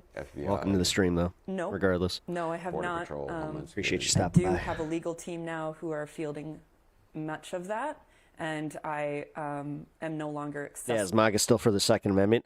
You know what? I genuinely did not get my questions answered from that yesterday. In those ways. I talked to your attorney this morning. She said she I would had like to not know, received any outreach from as a leftist that is pro 2A, FBI or anybody. what are we doing here? Like, do come not on. think they have- The guy is literally close to being like, you know what? We can't have guns. We got to figure out a way to make sure the dangerous criminals on the streets don't have their guns. Of my name. You do understand what that means, right? Yet. Like, that is the biggest attack on the Second Amendment in American history, right there. Obviously, they will. If he does it. You've given testimony to state investigators. Yes. Do you have confidence? Hell yeah. In a federal investigation? No. No, I do not. I have faith in various representatives throughout our country who are trying to do the right thing and make sure that justice is served. I have faith in. I tried to go on to get Rubio to go on Michael Savage's show when I dated his niece while he was running for senator, and he wouldn't go on the show. I think they are wanting Michael to Savage. make sure to protect us and investigate it thoroughly, but they know the are name. trying to block that from happening. They wouldn't even let the investigative team come to the crime scene. I mean, their goal is to protect themselves and to spin stories. It's incredible to me, though, that 4 days after this shooting, you have not been contacted by anybody from the FBI or the federal government. Right. What does that tell you? That they're protecting themselves and they don't care about the truth of what happened. They're looking for their way to create the truth that protects them and allows them to move forward with whatever it is, which we all have various ideas of what that looks like, but whatever it is that their long game is in creating this violence in our streets.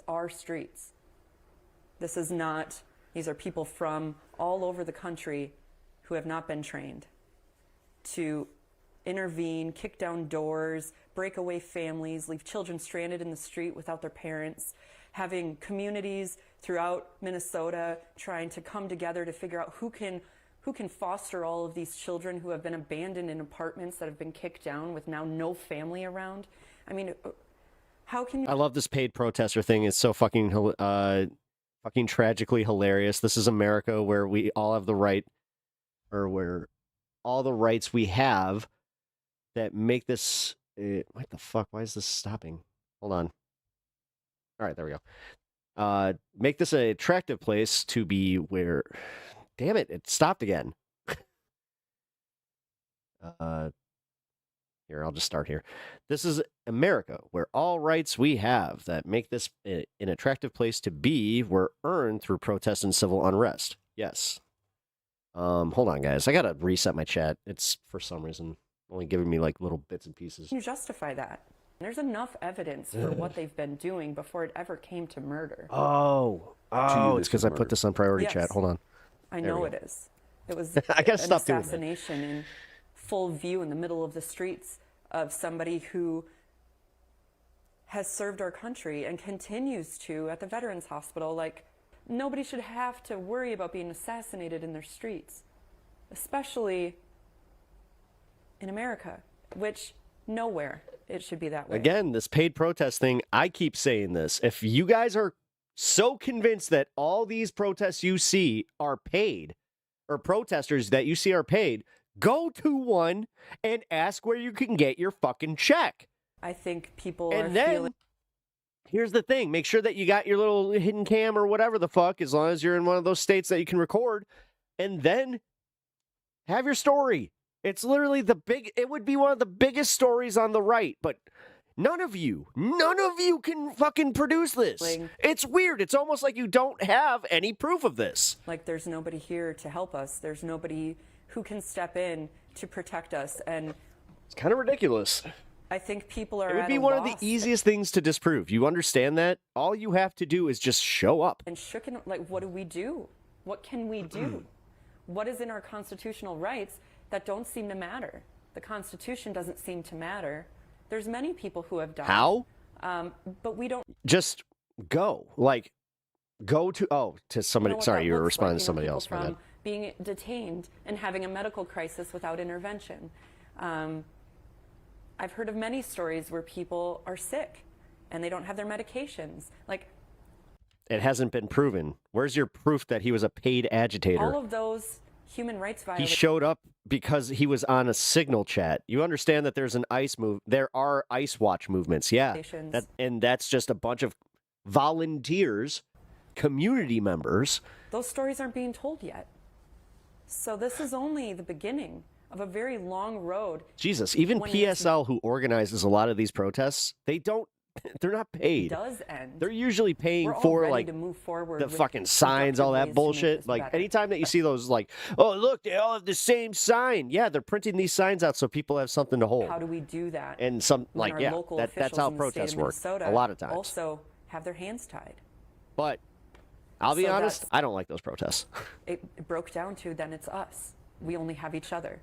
Nobody's here for us. Nobody's going to help us right now. That's because not, their yeah, hands it's not are organic. tied. No, what we saw earlier was organic. Like the march just through the streets, like that was organic So as this is fuck. what we can do. I can document in case somebody That ain't gets finance. detained, which is Go prove with documentation that they are paying people to be there. what I was I will sit there and eat all the fucking crow if you guys can prove it. Any of you. I invite any of you to do it. filming, right? In case someone Then you will see a retraction in the form of a pep talks video of me going, you know what, guys? I was wrong. They found the paid protesters. gets detained. Did I think I was going to be filming a murder?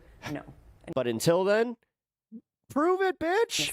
Seriously. No. Fuck. Do you worry about you becoming a target? Such just that, like, it's like, it is the narrative right now in the right. So you would think that anybody would go do it. You've Yes, spoken out? absolutely. But here we Yes, are. But yeah, I hope that me coming forward and doing this allows others to do it with me. Who? What is the name of this protester that fucking admitted that they're paid to be there? Who? I think there's safe. Who's the one who broke this? Or is it just, I don't know. Is it a bunch of bullshit. And more of us taking Like, those seriously, you guys, and that even theoretically, you get one video of a protester admitting it. That's not exactly what I'm asking for. I'm asking for you guys to break it where you have on video that you are taking money from a protest organizer. That's breaking the story. risks. But instead, here you are like, I saw it. I saw it. There was somebody on a video that I saw on TikTok. Understand we cannot all do that. Yeah. This is just, one more moment to tell the truth. One more moment I'm just here to represent all the work we're doing, and I'm here to represent the truth. I'm not here to represent me. I'm here to represent we. I care about my community. No, I was asking one of you to break it. I care about That's my what I state was asking and my for. country. And this is one small thing I can do. Although I am interested to see that video. Stella Carlson, who provided crucial evidence. Like a 60-year-old watching AI videos. Yeah, shit. Perception now from former Minneapolis Police Chief Madario Arredondo. It is incredibly brave of her to come forward. I spelled this wrong. Yeah, Anderson, what I saw from Ms. Carlson is... Thank you for the sub and the laugh. That was funny as fuck. I saw both courage, but I also saw vulnerability.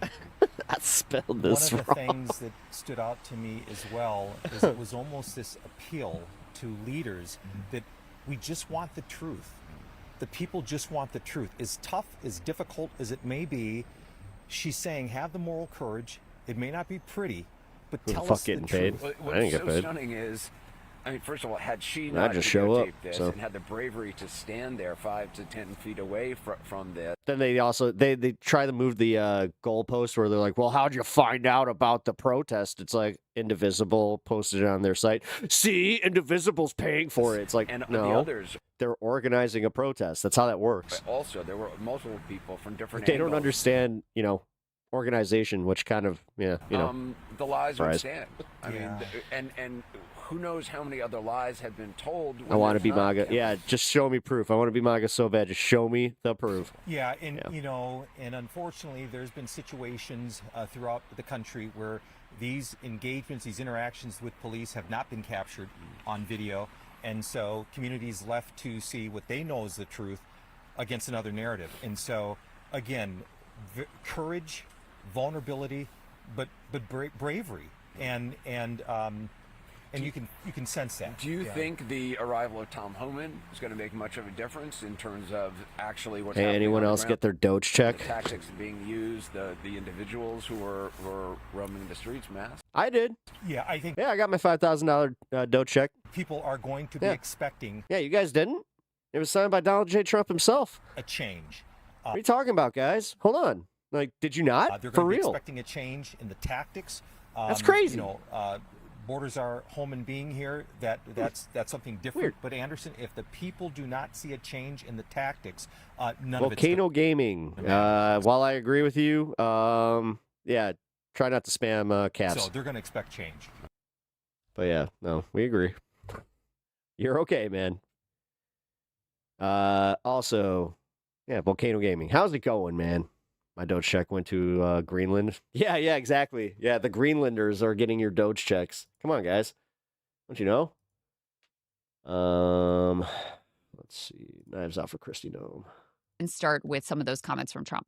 Do you think he was acting as an assassin in Minneapolis? Who's that? Mr. Preddy, your deputy chief of staff said that. You don't think so? I think with this latest shooting in the state. With that being said, you can't have guns. You can't walk in with. You can't have guns. He said it. I have heard too many people say Donald Trump did not say it. And then they were trying to say, well, isn't it convenient that you can't really hear what he's saying in this clip? It's like, all right, we heard it right there. What about the Second Amendment? You can't walk in with guns. You can't do that. But it's just a very unfortunate incident. What is Christy Nome going to step down? No. The assessment from some of your own officials that Alex Preddy is a domestic Yeah, his terrorist freaking, he's wearing the Well, I black haven't glove. heard that, but certainly he shouldn't have been carrying a gun. But hey, look, bottom line, everybody in this room, we view that as a very unfortunate incident, okay? Everyone, unless you're a stupid person. Very, very unfortunate incident. I don't like that he had a gun. I don't like that he had 2 fully loaded magazines. That's a lot of bad stuff. And despite that, I say that's a... Look at this guy's face drop the second he said that. And this guy, look at this guy. All these Second Amendment guys are just like, Very unfortunate. Even the little girl, her fucking face was all like, wow, look at the president. And he's like, we can't have guns. And she was like, what? Incredible. So Emily effectively there, saying he would not characterize Emily, Pretty she as even looks an pissed. assassin, but effectively saying he was killed because he had a gun. Right, and I think Dana Lash obviously used to be a spokeswoman for the NRA, quote tweeted that and said something, one of his comments, and said something like, please make this administration stop talking about the Second Amendment. Do I like Trump? No, I do not. Eli tell them they're not allowed to talk Hello. about the Second Amendment anymore, but you could see Do not like in Trump both like sides of his dueling political instincts or his dueling personal and political instincts. His personal instinct is to say, hey, this guy doesn't like me. Donald Trump likes Trump. He brought 2 I like me. You know what?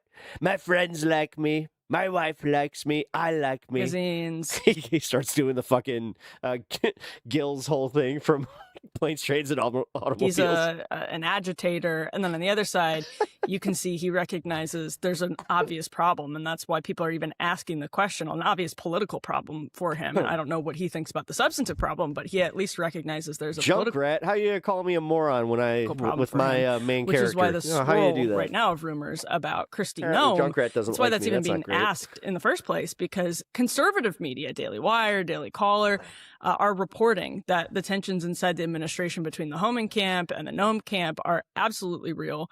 That they have been Kyle real Rittenhouse is for carrying some illegally. time, I didn't- and you you can see with Okay, Noem say shit stepping about back that. and Homan going I have said that. to Minneapolis, meeting with Jacob Fry and Tim Walz yesterday, that it's genuinely possible he demotes her in one way or another. No, he was at a protest with a weapon, though. Like, it doesn't matter. Yeah. Like, dude, really? Now you're going to do he wasn't on that side.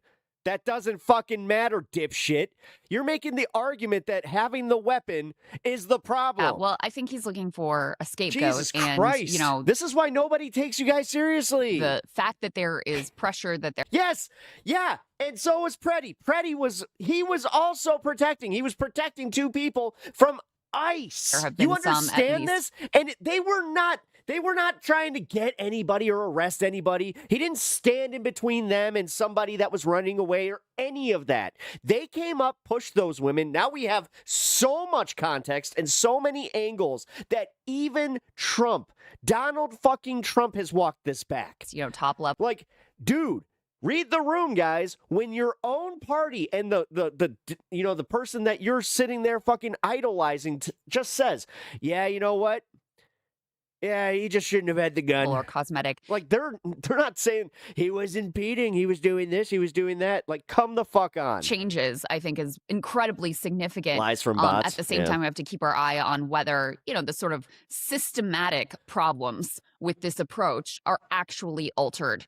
And, that's something I'm very skeptical. You have seen what happens before the video, and if you haven't, then you just need to go look up what happened before the video there, Southern Miss. It's very easy. And we can talk to Ken very easy about it. And also, it does fit a pattern of whenever something There's goes 4 minutes that lead up to the altercation. wrong for Trump, that people can't deny, that, Where MAGA you can't watch him just directing traffic, deny. It's never making his fault. sure that right? nobody It's had always, what it's happened to Renee Good happen. this person, it's that person, he's getting bad advice, etc. And so I see a lot of that with this as well. There was MAGA loves some pedos. Another they love protecting them, that's for sure. Trump psychology. Like, dude, the fact that they are going so far out of their way to make sure that Trump does not face any retribution for his fucking involvement into the Epstein scandal is incredible. This was a very interesting. And he has gone so close to just admitting that he is implicated.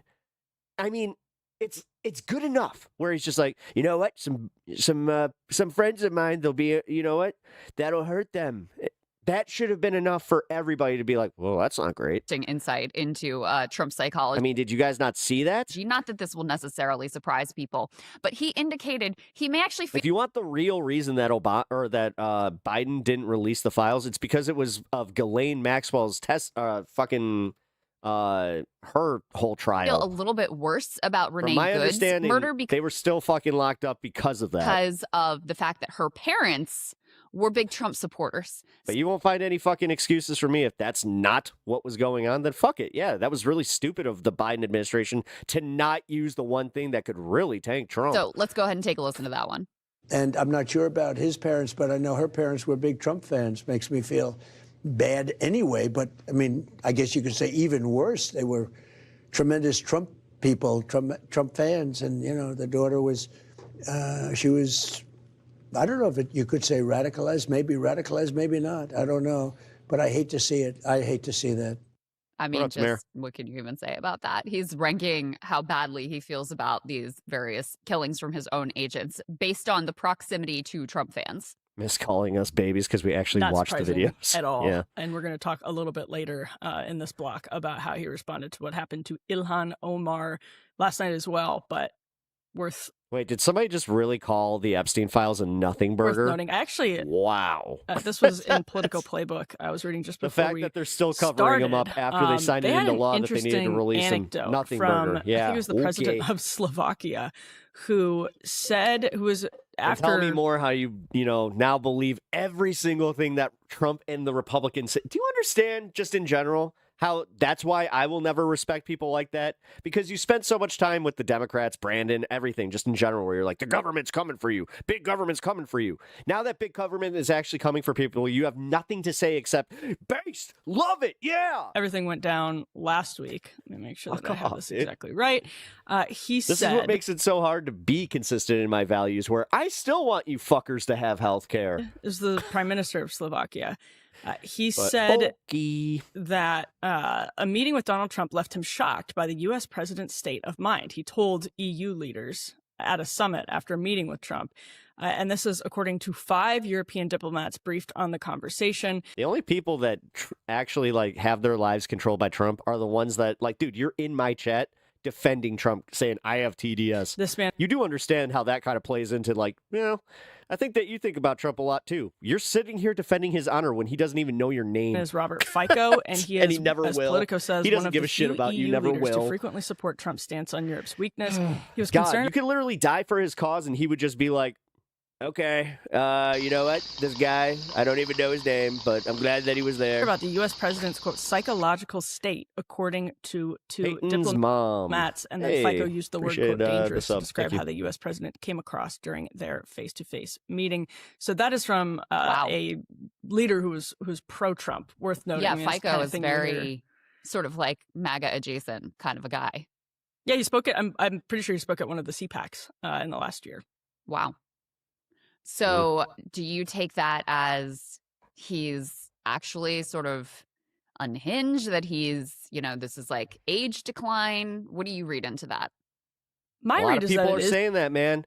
A lot of people are saying what I've been saying. They're seeing his eyes now, and they're like, something's up with him. His age decline. I think our standard of age decline is watching the dramatic decline of Joe Biden, but not everything that's age decline is going to look as dramatic as Joe Biden's decline looked in front of everybody as it was playing out. So I think I'm not I actually kind of agree with her on this. That's my best guess, because when we've seen him, and I think, dude, Emily's not a fucking liberal. She's actually conservative, bro. Some of us have talked about this, Chris. Like, that's the thing. This is my problem with these people. They can't even be fucking genuine in just being like, oh, look at you guys. You're watching liberal, a bunch of fucking liberal bubble here. It's like, but I'm watching a conservative give her take on this. What are you talking Tucker about? and Ryan have talked about this. What the fuck? He seemed different a little bit. I mean, he's always... None of it surprised me that he just said about, like, for example, the family of Renee Good versus the family of Alex Pratty. I don't find that particularly surprising, but he does just seem lower energy in some of his public appearances. Yeah. Well, let's go ahead and put up this next development. You're talking to my fans? Is we have very few details about, but is one Hey, to man, watch. you can make fun all you want. The fact is, I Was, still can't a believe man that I got shot people in here what's that described enjoy as me. an So incident involving Border appreciate Patrol it. in Every single one of Arizona. you. Man who the FBI said has a criminal Even the people history that of fucking human hate smuggling watch was me. shot and wounded by Border Patrol agent in Arizona on Tuesday after allegedly firing at agents. According to officials, Patrick Gary Schlegel, a 34-year-old Arizona resident, was shot around 7:30 a.m. in Arivaca. I don't know how to say that. Sorry, guys. About 10 miles north of the U.S.-Mexico border. He was shot after a foot chase following a traffic stop related to an active alien smuggling matter. So that is what the government is saying. The government has often just flat out lied. Hitting that like button, guys. So that Thank you. might be what happened. It might not be what happened. But if we can put this next piece up on the screen, we now have a track. Hope your wife gets better. I'm out. All right, Gorilla Wrenching. I appreciate that. Of more than a dozen shootings. Trolls boost. I know. Involving like, ICE and various DHS agents. Per the Washington Post, there I'll engage were a little, 16 different DHS I'll even shootings. give you. Thank you, Southern Miss. You Look had at that. I quite a appreciate number where they initially charged Roxanne's and I gave you a thumbs down. The people who either were shot or shot at. For example, in the case Just of like Miramar Martinez in Chicago, that's one we followed very closely. They claimed the agent was blocked in by 10 vehicles, that she, the initial report. Yes, my wife has cancer. Was and instead of spending time with her, I am online. Grabbed a gun. Yes, there's reasons that I'm not there Now, with she her did right now. have a weapon. Like, the fact that I really can't be. Visiting hours are, very... much like Alex Preddy, set. that she was legally permitted to carry. She never touched the gun. Body camera footage came out, and they dropped the charges and walked away from it. That has happened in a number of cases where you had these shootings from ICE or from CBP agents, where they initially claim that, we're going to arrest this person, we're going to file charges because they did something that provoked this, was self-defense, etc. And they've had to go on and drop the charges because once, you actually have to go to court and prove what is this channel all about? Low IQ voter. the claims that they're making. Well, I like to, have political conversations. I'm a leftist, but, I try to they're unable to listen to other people's opinions, even though a lot of people are their just mean. spin is actually, I think sometimes their spin is rather clever, but it is about galvanizing their own side. This guy sucks, but attacking his sick wife is so low. That people, this is what spin is, but just remember, those are Trump supporters. Those are the ones, just remember, you guys got to own those. At least on the left, it's a little easier for me to just be like, yeah, fuck that person. I don't see that a lot on the right, though. So intentional. But I appreciate that. That it's about sort of muddying the Star Wars waters and galvanizing their own side in a way that makes it hard for some of these Do I actually try? Or all narratives hate. to take off. It's not all hate.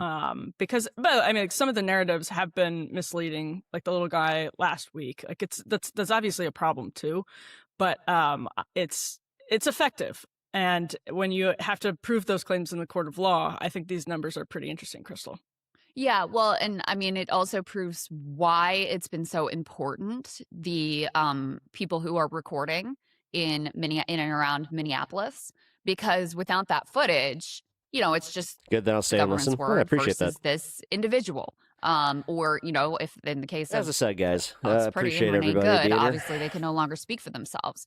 Borders closed. Well, that's interesting because they just had an incident yesterday on the border. So with somebody that was, they came through the border. Well, that's why that mission of just recording everything that's going on has ended up being incredibly significant in a number of these instances in order to actually establish what truly happened, not just the government's spin, because that is exactly what they do.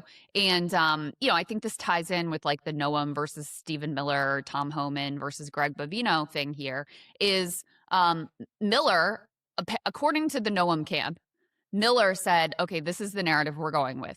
He was a domestic terrorist. He was a would-be assassin. He was planning maximum damage. He wasn't caught at the border, by the way. And no, the reason he they wasn't. He was caught 20 miles away from the border, and he had been there for a few days already. do that before, So it's almost like, nah. anyone can even Sorry, see the man. video to see what actually happened, is that that has been their pattern and practice in the past. And it has worked in a number of instances where they can at least get their narrative out as you said, it muddies the water. Their supporters who want to. Plus this whole the border being closed narrative. So you're telling me that there's literally no traffic through the border right now? You're telling me that if I wanted to go to Puerto Vallarta, they wouldn't let me there because the border's closed? Is that how that works?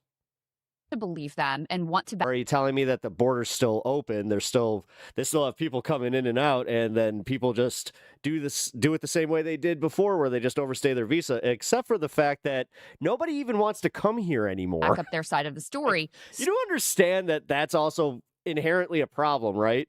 Like, immigration's actually a net good for us. Start spinning. But sure, keep talking about how you want the economy to do well and population and blah, blah, blah, blah, blah, blah, blah, but you don't want to bring anybody in. That out. And then by the time you just want to shut down the country, make sure that everybody knows how great it is, but you're not allowed here. you have any sort of contradictory evidence, many people have already moved on. Again, I'm thinking of the case of Marimar Martinez is another great example of that, where right when it happened. Yeah, you're going to need it because the American dollar is going to fucking tank.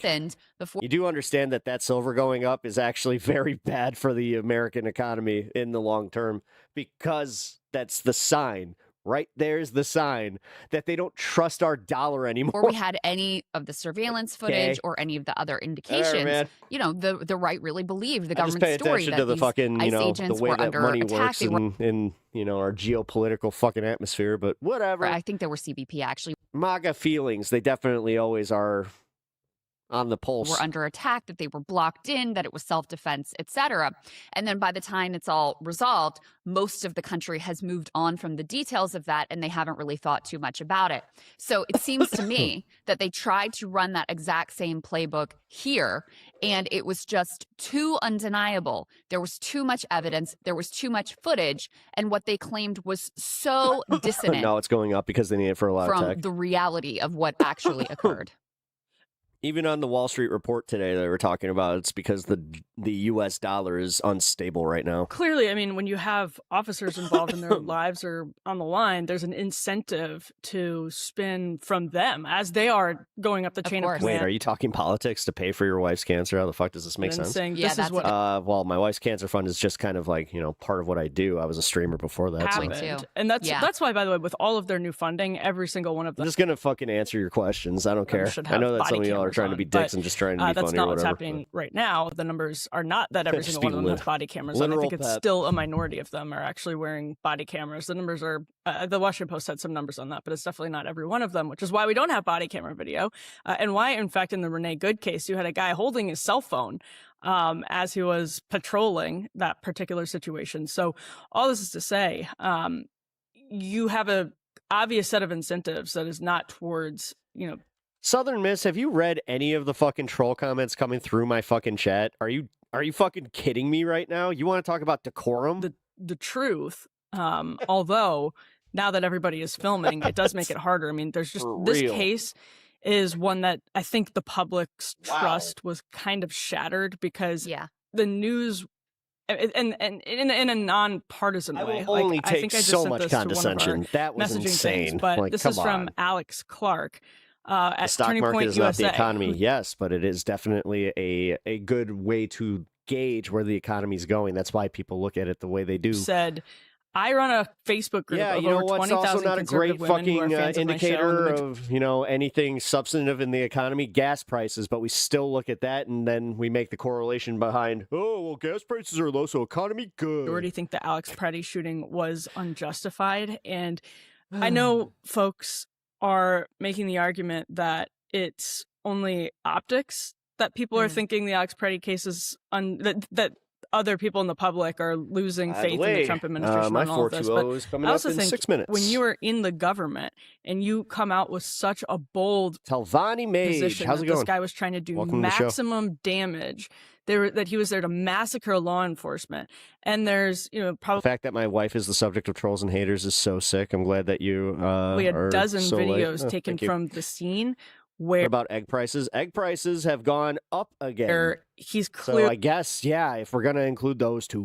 just a average person involved in the protest. Oh my God, seriously? Somebody just told me to touch grass? Disruption, however you want to talk about it. Wow. That is a really dramatic, like that creates, that's the type of thing that creates a trust 2019 gap is with your back, own, guys. with independents and with people who are like thinking, what do I want? What do I make of Just all like the of uptick this? in the unemployment rate? Yeah. It's like the entire That even with the Trump numbers trying to fudge shit, they couldn't get around the actual report of, like, you know, businesses being like, hey, approach. What do I make of the administration's entire approach?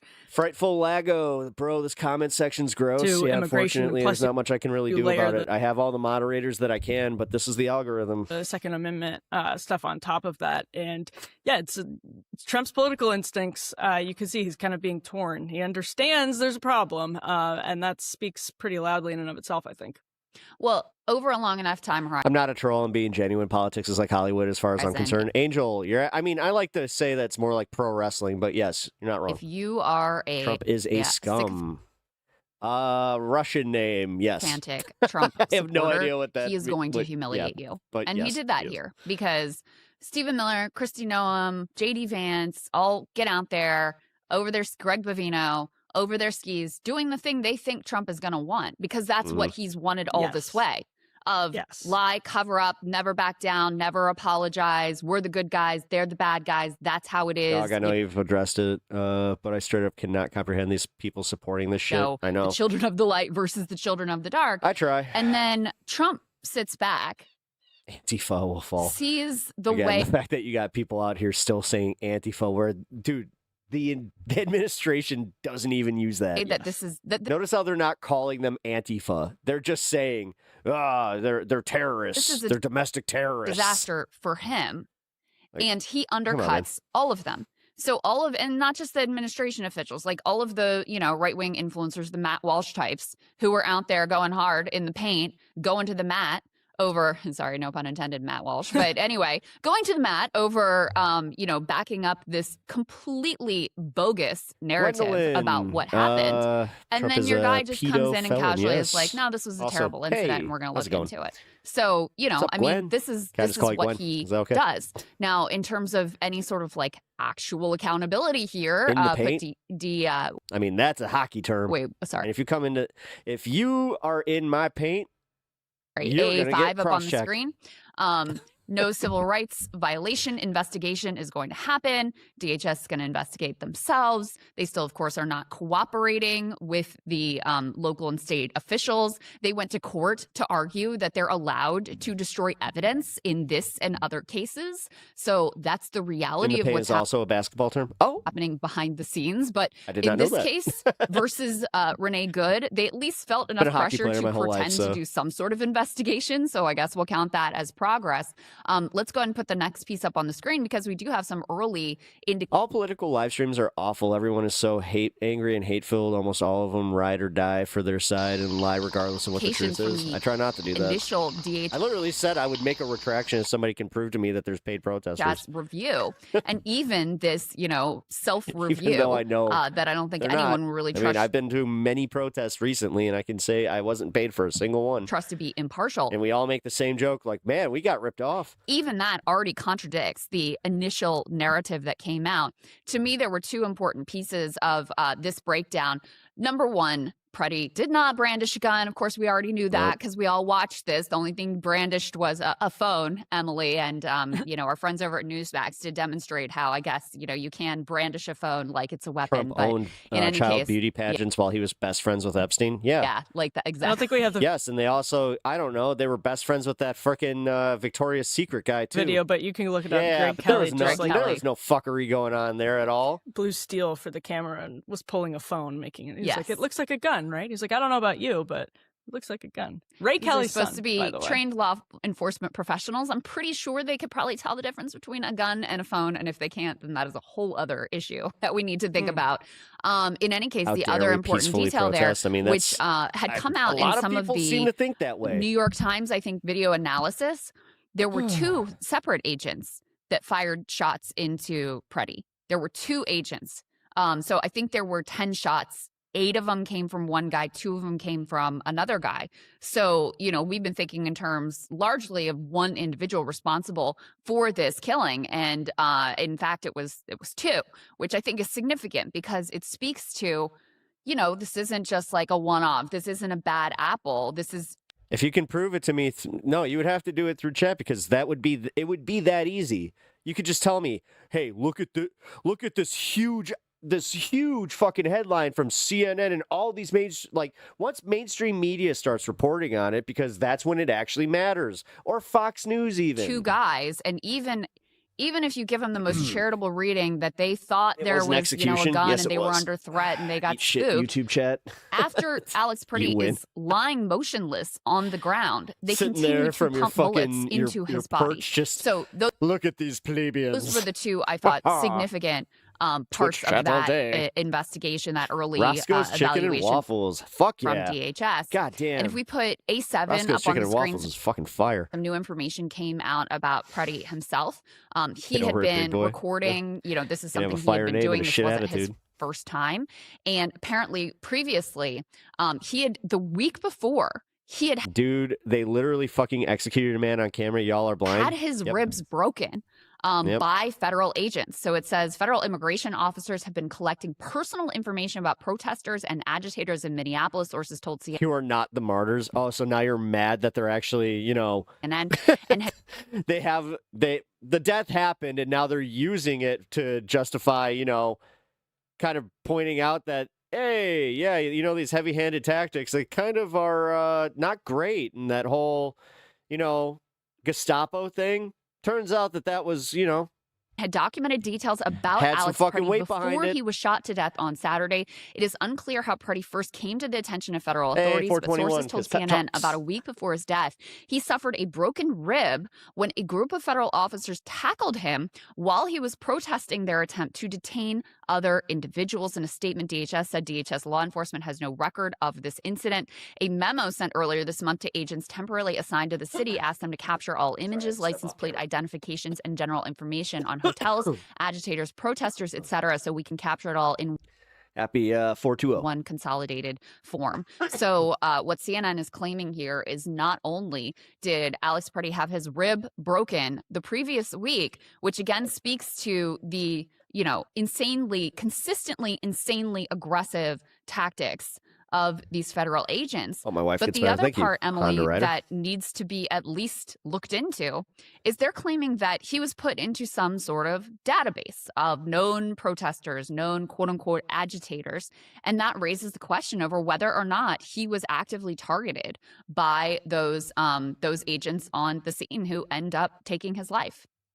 I mean, I find the database possibility, I mean, it sounds like it's a lot more than a possibility when you actually have agents out there, as the viral video from Maine showed, saying you're now in our database. I find that like highly disturbing. And we consider you a domestic terrorist because we Yeah. put you in that database. So yeah, I mean, Yeah, which logic is pretty would much indicate anybody that that they is anti-Trump. It's not even just a bunch of leftists. viewed Alex Purdy in that same way.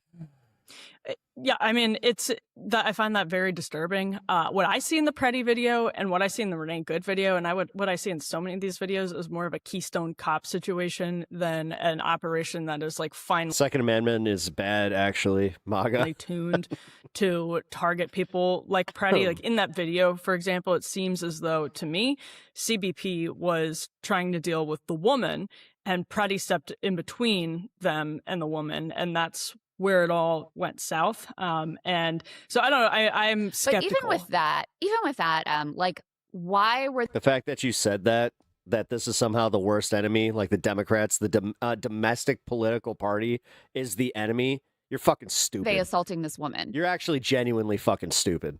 We've had at least a two-party system in this country forever. We have been talking about how we want more political parties because we think that this is a fucking monopoly. But then we have these idiots that are like, no, we want one party. One party. Why do they push her? Are you fucking stupid? Her to the ground. God damn. You know what? Where's the female MAGA supporter in here? Miss something, Miss MAGA. I forgot your fucking name. But I'm going to just say this much. Just so you know, once all of us are locked up and we're all in the insane asylums and we're all gone, they're coming after you. The two women that were there, why did they push them to the Holy ground? Why did they fuck, pepper man. spray them? Why did they pepper spray? There's nothing more un-American than these assholes that are just like, yes, we need an autocracy. Alex Preddy, like none of it was necessary at all, which is why I say I think you're Lefties right. are the enemies. Yeah, see right there. This is very typical You're anti-American. of this You're literally administration, that there is a anti-American. Keystone Cops element to what they do. But they're also, you had Trump himself saying that I will always acknowledge that there's going to be political differences because it seems to be politics comes down to two things. Do you empathize with your neighbors or do you have a very selfish mentality? That's the first one. So the people that have the very selfish mentality where it's like, I need to protect mine. I want every dollar I've ever made. I don't want to pay any taxes ever. I don't want to help anybody that I don't have to help, that I'm not. Well, you can't force me to help anyone because you can't force me to do anything. they're coming to Minneapolis or Minnesota. And then you have the left that's like, yeah, they tend to be so fucking, weak and nice. That's the problem. Right. Is that they also you have don't the vice fight president for a lot of things when it actually matters. Like my biggest criticism on the left is the fact that they wait until the very last moment to finally get involved or to recognize that something's a huge problem. The United States saying these guys have quote unquote absolute immunity after they killed Renee Good. So of course also the cancel culture bullshit. I kept telling them, I was just like, you know what? No, that's not great. they took that message from the top that certain cancel culture, like Me Too movement, that was good. But I'm talking specifically about like the people that when they started going after comedians and just random people in the media where they were like, hey, you said this on Twitter 10 years ago. That shit did so much fucking damage that we're still feeling it today. And I was saying it then. I was just like, if you guys keep doing this, if you keep micromanaging people's fucking their thoughts and not allowing people to grow and say, I'm sorry for something, again, I said 10 fucking years ago, that is stupid. The president of the United States wants me to be roughing up and assaulting. You just described people on the right. Yeah, now that's what they do. That's why I also point that out where I'm like, wait a minute. So the people that were like, yeah, we could joke about anything, are like, oh, don't make jokes about Charlie Kirk. That's distasteful, and we want to shut you down. We want you fired. Yeah, that's my point, though. That's also like where I'm sick of it, where if you cannot see that's a problem in the inconsistency in which way you actually present your politics and what you actually care about, then that's why we like get to the point of not even listening anymore. Just terrorizing. Like, I'll be honest. I have even had to go towards that fucking like just ignoring people because it's like, guys, you don't want to see any, like, you don't want to learn. You don't want to change your mind on anything. Communities, which is why you don't see it, in one or two instances where it seems to be nearly every interaction. Jokes about a dead person is distasteful. Is not sure. Not to de-escalate, but to ramp things up, but to escalate to the next level, but to create these incredibly chaotic, dangerous, and violent situations. The story that seems to be emerging is someone ICE was looking for ran into the donut. See, liberalism, that's just another way of couching empathy and just being like, hey, you know what? Empathy is a mental disorder. You see? There it is, right there. We're still That's all you need. That's all the proof you need that I'm right. Trying to get the pieces of the puzzle put together here, but someone ran into the donut shop, and because the ICE watchers had identified a vehicle, they started kind of dispatching themselves over to this block and making it difficult for ICE to then apprehend the suspected migrant or whomever was in the donut shop or whatever part of that operation where they were trying to nab someone. And conservatives will never know empathy. So, I mean, that's funny because I'm literally, oh, please, liberals will never change their mind. They operate solely on the emotional level. Then conservatives will never know empathy. Also, to say that they only operate on the emotional level, dude, you're literally like, you are what rage bait is made for. When I look, like, do you understand that it was so easy to even get you here just based on the way that I put Trump in just a few things in the title? Look at the Jesus Christ, the Preddy broken ribs story. No, you guys are the easiest fucking marks ever.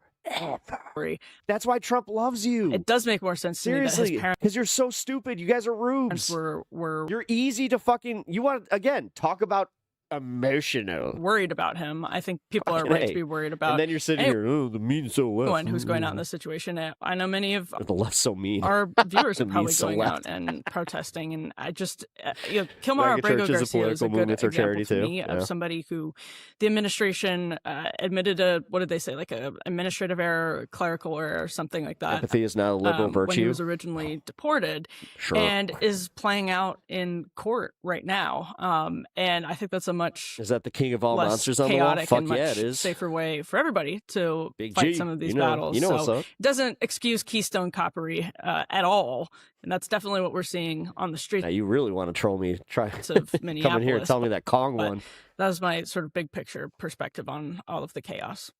Let's For the record, he take a didn't. look at some of this infighting here. So let's put A8 up on the screen. Immediately after, when Trump starts to show that he's uneasy with the lies that were told and labels this a quote-unquote unfortunate incident, won't call MAGA's the pedo party. Alex Pretty an assassin, seems like it. won't say he's a domestic Bear terrorist. dog, bear down. It's Kristi Noem and Greg Bavino that are the Pretty sure we disagree on a lot of things, but you let go Gojira, Initial fall and guy. Also the Bears. But Duh, Bavino's Bears. pulled out in Minneapolis and back to So, yeah. California. Tom Homan brought in instead.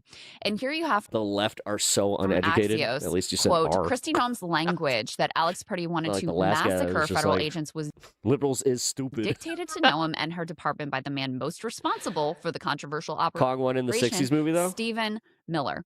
Yeah. And I will tell What cut? you, Emily, like I have zero love I thought for he Kristi walked. Noem. Hey, when he walked into that fucking that water, I thought But that he was I walking with actually his tail find this between his report legs. to be if he had a very tail. credible. And one of the things Kyle actually pointed out to me, which was Bro, a we good have point. idiots voting in this country. Yeah. Remember back what feels like a million years ago when we had the whole Signalgate controversy and we got to see the internal communications with a variety of top level aides to include Stephen Miller. When they decided to go forward with the Yemen bombing, it was when he came in over the top and said, hey, the big guy says we're going, so we're going. And really positioned himself as speaking for the president. The president Trump has effectively put Stephen Miller, like this is one of he has a lot in his portfolio, but this whole like immigration, mass deportation. You do realize that none of this would be happening if Biden didn't leave the border wide open. Again, this wide open border fucking thing. Flooding the zone with these Did he let more people in? Yes. Objectively, yes. federal agents He occupying. did. But this open border thing it's never been a thing. It was never like he just opened the gates and just was like, everybody come in. It's not like they had that. It's the same reason that I brought up. Oh, are you telling me that the closed border means that we're not letting any traffic in? This is why I keep saying you guys are fucking retarded. These cities, this is your zone. And so my guess, having zero inside knowledge of what happened here, is that you got some information, perhaps even somewhat inaccurate information from the agents on the ground that there was a gun, because they in real time seemed confused about what happened. They're when his body is prone on the ground, some of them are saying, where's the Yeah, he was also trying to expedite the process to make them fucking into legal citizens. gun? Where's the gun? Not even realizing. And the Washington Post did an analysis from where they watched I thought was a good policy, video honestly. where they had Love law Godzilla, enforcement fuck yeah. experts watch the video, and one of the things the experts said, which is obvious to anybody who saw it, is if you disarm him, you say he's been disarmed, I have the gun, Right. And instead they seem to have had, some of them seem to have not known $10. that he was disarmed, which will be a very big Hold on. question Let me, legally, let TTS of course, do its thing. but obviously some of them knew he was $44.54 $10. Want to see empathy? I don't have that much to spare, but I hope your wife gets over her cancer. I hope her treatments go well, even though I don't agree with you and think your Mentality is shot, be safe. disarmed. At least one of them knew he was disarmed because he disarmed him.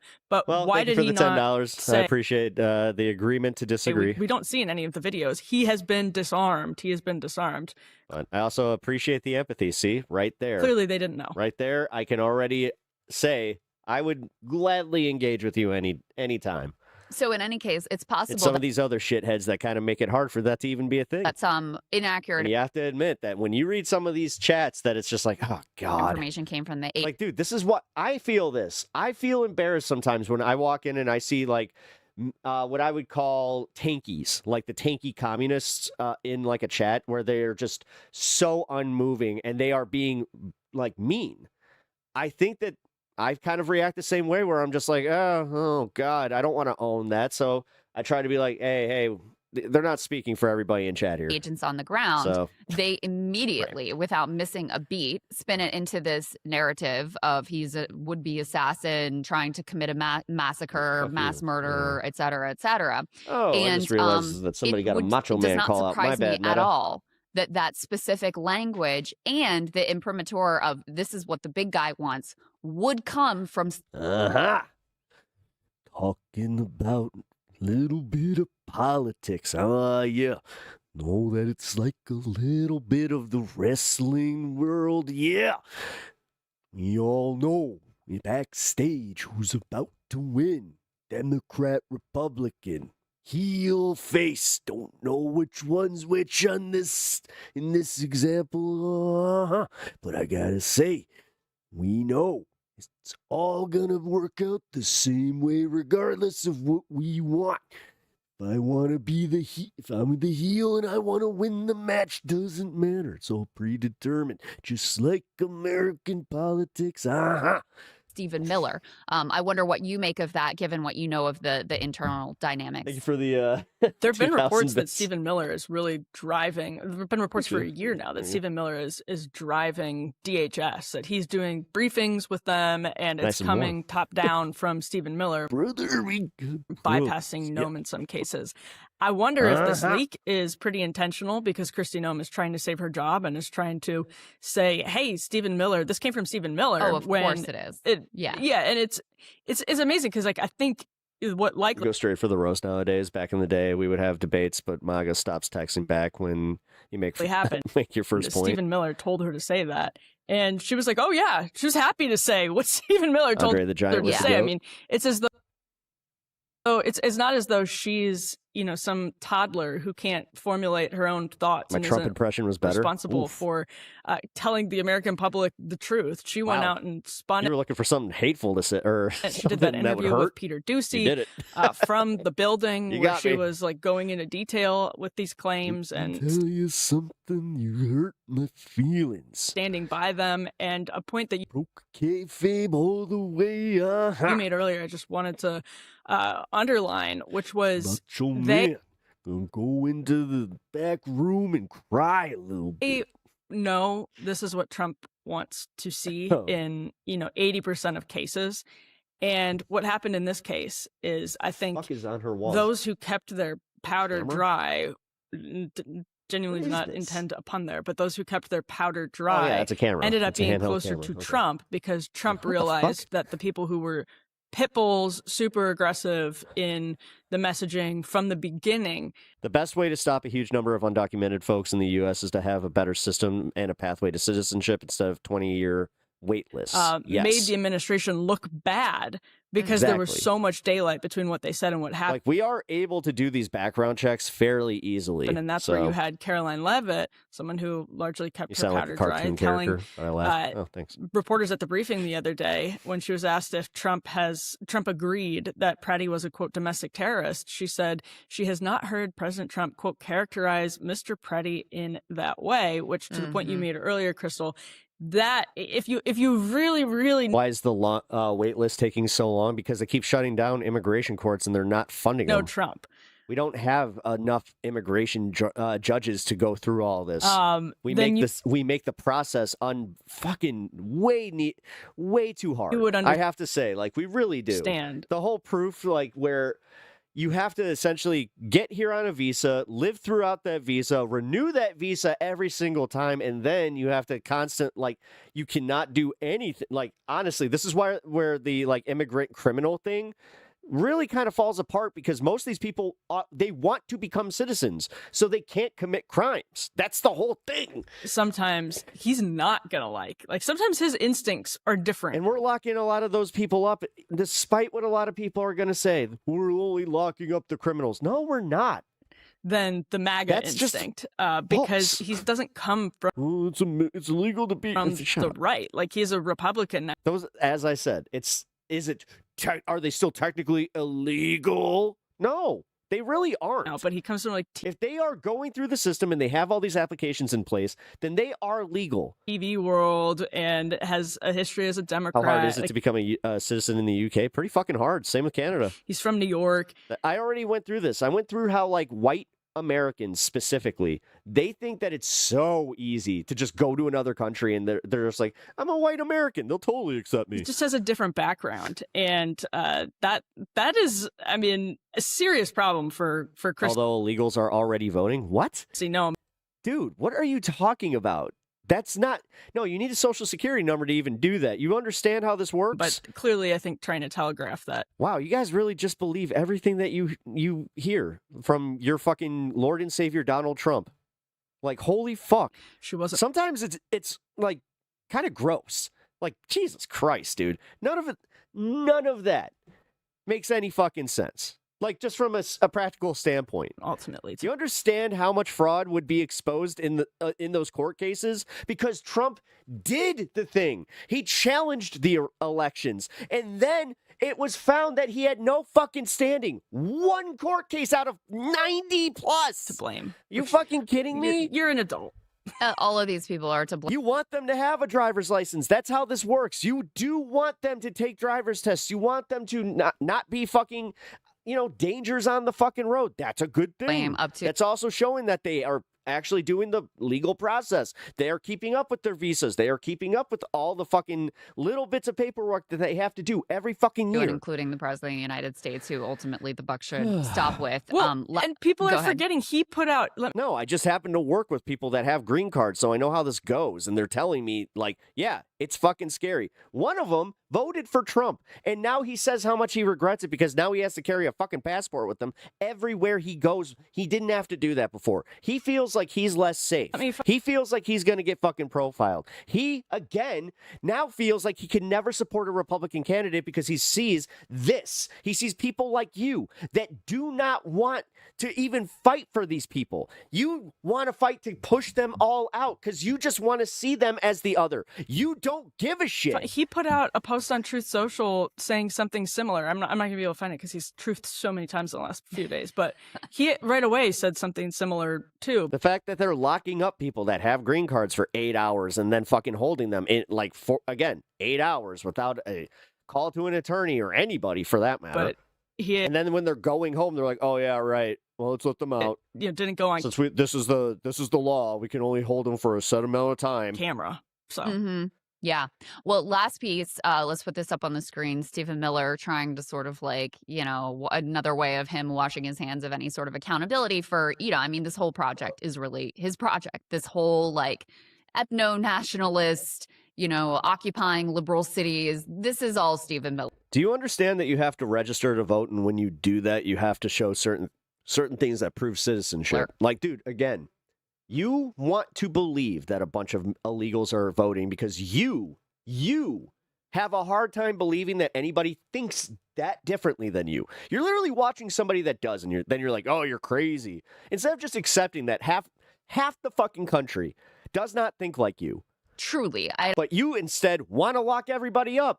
You want to take away freedoms. You want to fucking make sure that we don't have any pathways to citizenship again because you just want to make sure that we just need to white American. I don't think. Let's be honest. Anyone really believes Kristi Noem is like the brain. Obama deported 1,000 people a day. Yes, he did. Behind all of these operations. But you're getting banned just because you're spamming. It says, this is from CNN. White House Deputy Chief of Staff Stephen Miller says officials are evaluating why Customs and Border Protection agents in Minneapolis may not have been following. Yes, Obama did deportation the correct way with due process. Protocol.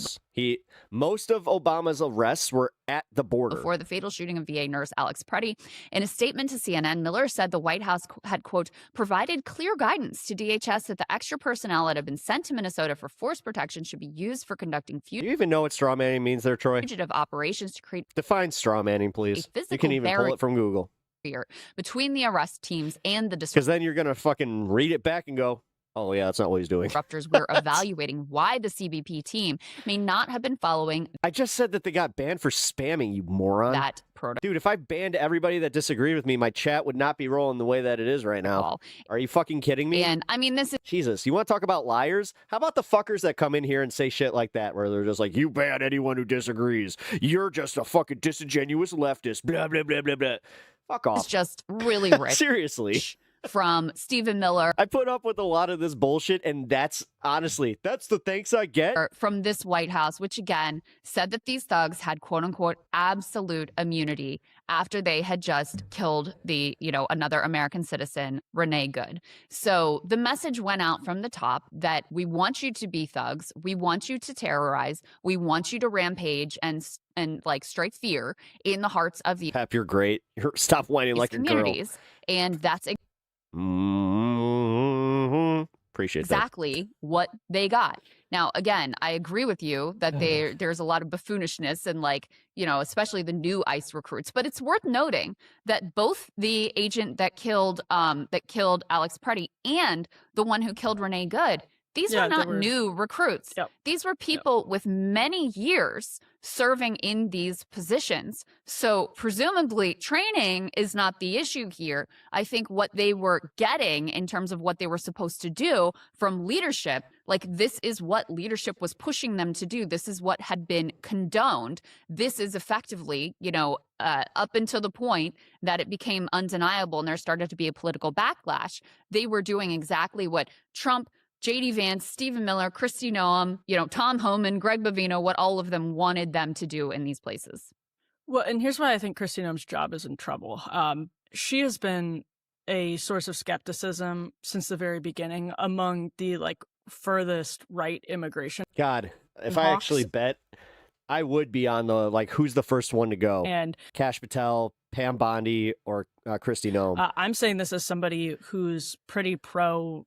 Yes, leftists riot so much because you know how we've had any real riots to the point where Trump has been disappointed by the fact that we haven't had riots. Deportations. Okay. I don't know how anyone defines mass deportations, but the majority of the public, when Donald Trump took office again, he was above water on the issue of immigration. His polling was above a majority of daily reminder that undocumented immigrants pay taxes. The country who supported his they don't care immigration to hear agenda, that. supported Don't scare them with your facts. And the question of how you define that is obviously important, and what methods you use is obviously important. But there are a whole lot of people on the right who look at Kristi Noem and see that she has led the agency into chaos. Now, of course, they're not in an easy situation. They have very organized activist groups that are intentionally making life very difficult for them. And the left is, I think, correctly pointing out they are successfully making life very, very difficult for them and for the agents and even experienced agents, as we just pointed out. So they're not in an easy situation, no question about that. But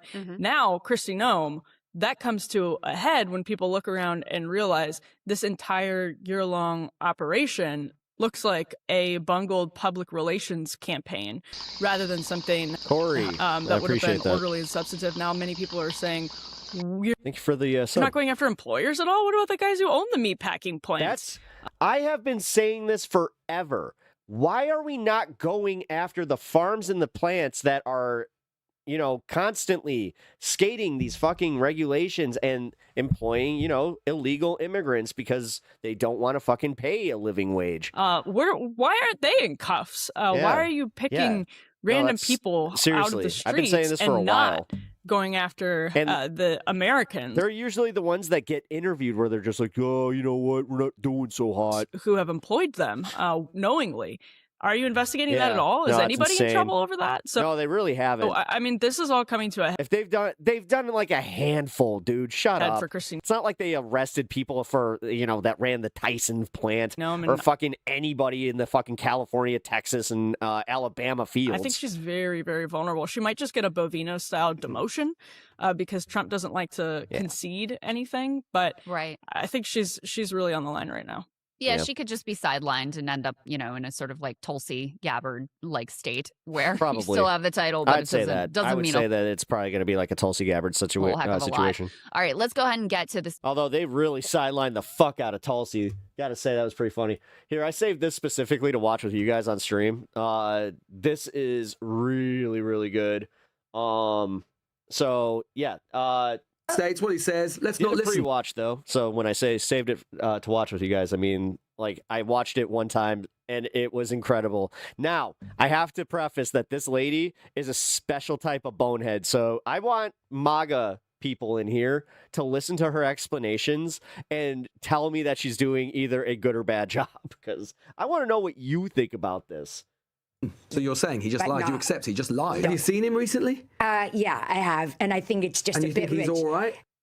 Well, another week. But she has one of the weirdest accents. And another 7 days where the President of the United States feels like not only the most important person in the world, as is perhaps typical, but it feels as if, as always, our politics is entirely plugged into his head. Certainly what he says. Jennifer Ewing is a spokesperson for Republicans Overseas UK. And Jennifer, thanks so much for joining us this morning. Thanks for having me. Not at all. You'll know that 457 British soldiers died in Afghanistan because your country asked for our help. President Trump said that the UK and others stayed a little back, a little off the front line. Man, I got to say that like Piers Morgan and a bunch of these guys from Britain, they were really mad about that. He's rode back from that and praised the British Army now.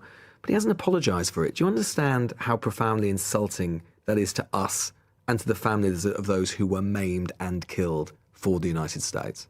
I do. I've lived in Great Britain for the last 20 years. I love this country. I'm a citizen here, and I'm very well aware of the sacrifices that the British families made during that time. And there's no excuse, quite frankly, for what he said. Now, you asked about an apology, and I was looking back this is interesting, actually over the last couple of days. How many times has President Trump come out and apologized for something? She's the American spokesperson. Like she's literally hired by the Trump administration to be a spokesperson at the U.S. consulate. And I don't want to go back to 2016 and grabbed her by. This is why do you guys ever fucking listen to any like words and then like process them appropriately? Because holy fuck. You know what? Right. But there was a direct apology. And also, what is with that? Why are you watching something from the UK? Apology for that. What the fuck? You uncultured swine. It's rare. Like, for fuck's sake. It's very rare, is my For fuck's sake, get out of your fucking American point. And so, socials. as you referenced the Truth Social that did come out, which was a huge relief. Clearly somebody had gotten in his ear and said, hey, I know you didn't specifically mention British troops in your comment. You said NATO. I think he was still on a big roll from Davos, and just slamming NATO. Again, no excuse. But it's not good enough, is it, for the fact that, so he never apologizes. Well, that speaks to a deep arrogance. Yep. And that's not good enough. It's not good enough. And although he's rode back on British soldiers, he hasn't on NATO soldiers. And hundreds and hundreds of those, not least the Danes, who he's been attacking for the last few weeks, did exactly the same thing. No, you're right. And I think the Danish people per capita lost highest more than American, as many or more than Americans. Look, I'm not going to sit here and defend that statement. It was offensive, it was hurtful, and it was untrue, as we've just discussed. I think what you are going. God, they always say the same shit, even when they have to apologize for it, essentially, even though that's not really what she's doing. She's just saying, I don't agree with this, but you know what? Trump is Trump. He says things, and we're just going to allow that. Probably in relation to maybe the work we're probably going to start doing on Chagos together is more comments about how much the UK and the US and the special relationship. Why would he say something like that? I'm not in the man's mind. I don't know, but it's been going on for 10 years, right? He's been in the public. Well, he's been in the public eye very for similar. 5 decades. But so he does say these things. There's no point. I mean, does it embarrass me? I didn't say it. No, but you're a Republican. Does it embarrass you? Yeah, but he represents you. Your party. Does it I embarrass wish he you? didn't say it? Absolutely, I wish he did. God, again, they understand it when they're trying to use it like something disingenuously, where they're just like, "Well, Biden said this. Don't you agree with that?" Like they understand how that correlates, but not. And we when can't take it's it back. on them. Everybody, including our chairman of Republicans Overseas. I haven't seen one person come out and defend it. Have you? Well, no, but I should imagine not. What on earth would That's what I mean. what on earth would there to be to defend? But I haven't seen Republicans condemning him for it. That's not true. I mean, I think if you look at the poll media tapes of myself or Greg Swenson, other sure, members but with respect, more senior figures in the Republican Party, Speaker Mike Johnson, perhaps, or maybe the Senate Majority Leader. Look, I don't think anyone's going to defend that statement, and because we all know it's not true, and this is our greatest ally. And if if a Democrat had said something like, imagine if Joe Biden had said something like that. Yeah. People in your party would be saying that not only is it offensive, but they'd be saying he was senile. Do you understand why some people are questioning? Thank you. This was the point that I was trying to get to. The president's senility is the fact that they really cannot, and like I was saying before, even this, they can't do the equivalent. Like they can never put together that it's like, oh my God, we made this argument forever. No, I don't. Really? And we don't grade him the same way. Why would we? That'd be crazy. No, I don't. Have you seen him recently? Yeah, I have, and I think it's just and a you bit think he's rich. all right? I think he is a, late 70-year-old man who does not sleep, who flies over the place, who has I know so people many... in the late 70s that don't say things like that. Okay, you know what? And he also messed up Iceland and Greenland the other day. You do live television. We're doing live television today. One of us will probably say the wrong word. I love that they always do that. Was attacked. I love that they always they try to give him an out, just like, it's just Trump. It's Trump being Trump, and Trump is Trump.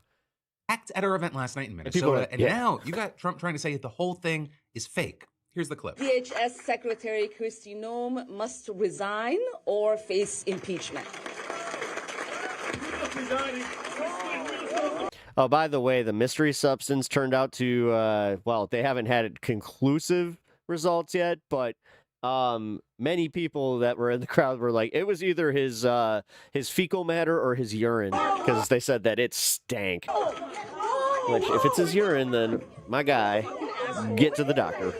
I don't know. Right immediately after Omar called for ICE to be abolished and for Homeland Security Secretary Kristi Noem to resign or be impeached, 55-year-old Anthony James Kazmierzak stood up and sprayed her with an unknown liquid from a large syringe. Also, he reportedly yelled that Omar needs to resign, and right now, while we don't know what the liquid is yet, one BBC journalist in the room said it had a sour smell like a chemical, the New York Times reporting that it smelled like vinegar. And while you had many happy that there weren't any injuries, you had many kind of amazed by the response. Omar If it turns out to be his piss, then it's like, looking like she was going to punch the guy for a second. Also, she refused security's efforts to move her off stage to safety after the man was taken into custody. But she then went back to speaking, and as she was leaving, she told reporters at the event, I survived war, and I'm definitely going to survive intimidation and whatever these people think that they can throw at me because I'm built that way. And then after, she went on Twitter to say, I'm okay. I'm a survivor, so this small agitator isn't going to intimidate me from doing my work. I don't let bullies win. And while right now we're trying to learn more about this guy and his motive, it does right now look like it was a premeditated attack. You have a neighbor telling the New York Post that Kazmierzak asked him to walk his dog so that he could go to Omar's event. He apparently even hinted that something was going to happen, with the neighbor saying that Kazmierzak said that he might get arrested. And then you had this neighbor going on to say that Kazmierzak has been heavily medicated from a car accident years before that messed up his spine, as well as being diagnosed with Parkinson's. You also know from the neighbor that he apparently leans conservative, and social media pages apparently belong to him show a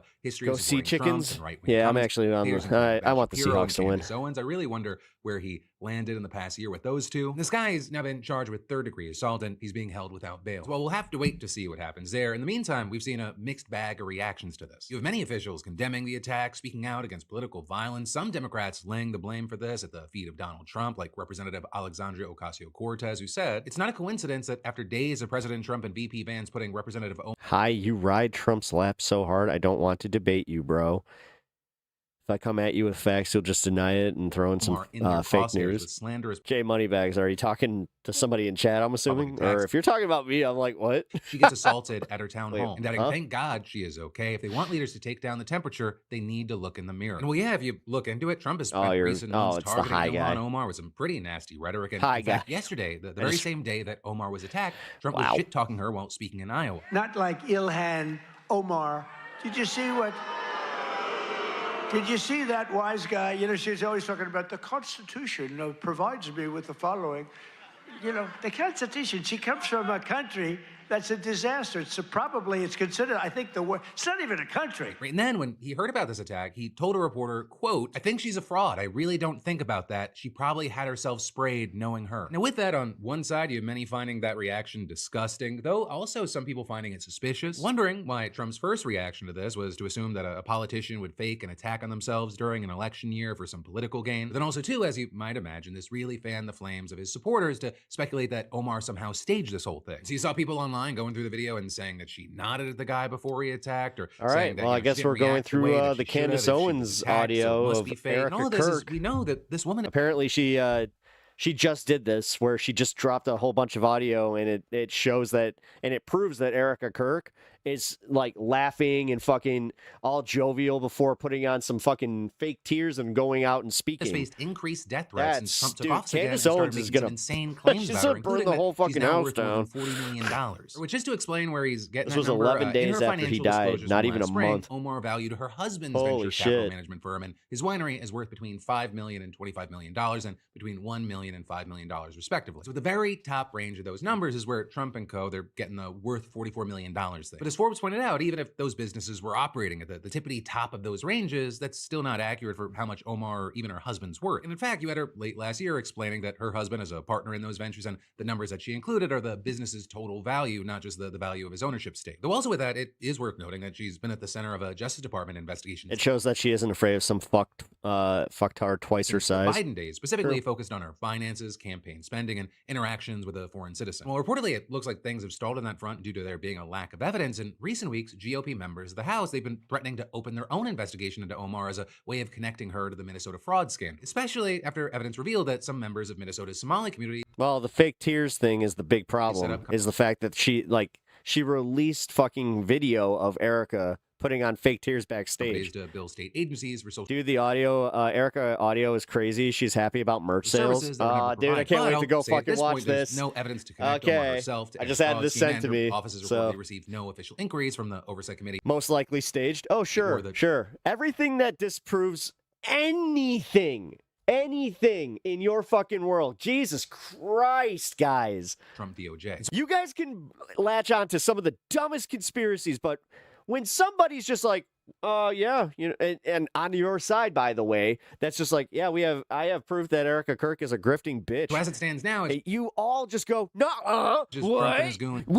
Fanning the flames of political violence with their aggressive rhetoric. But also, despite these relentless verbal attacks and even physical attacks on Minnesota's elected representatives, Tuesday, it was actually a good day for Democrats, at least in one way, because they actually won 2 seats in the Minnesota State House after special elections yesterday. ERIKA was a honeypot. Charlie fell for it, and it was like many people not do. Because it was surprising. I mean, you got Candace Owens out there saying that she was Mossad. Actually, these were both deep blue districts. In fact, the Democrat was the only candidate on the ballot for one of them, but rather because it restores the even partisan split in the House there with 67 Democrats. Given all the fraud in her state, and you mean in Tennessee? 67 Republicans. And that helps them a lot because the Senate Democrats already have a slim majority. Are you talking about Ilhan Omar? And of course, you have Tim Walz, the Democratic governor. And so they'll still need some I'm assuming Ilhan. Republican support to pass things. Sorry, they we're talking about ERIKA use KIRK. the power that they have to resist the federal invasion. Even if that just means things like holding hearings to spotlight what the feds are doing there, as a state Senate subcommittee is set to do this week. Also on that note, the 2 agents who used their guns on Alex Preddy have reportedly been put on administrative leave. Right? Because before this, CBP said that they were just still out in the field, just not in Minneapolis. Now DHS, they say this move is standard procedure and it shouldn't be viewed as suspicion of wrongdoing. But still,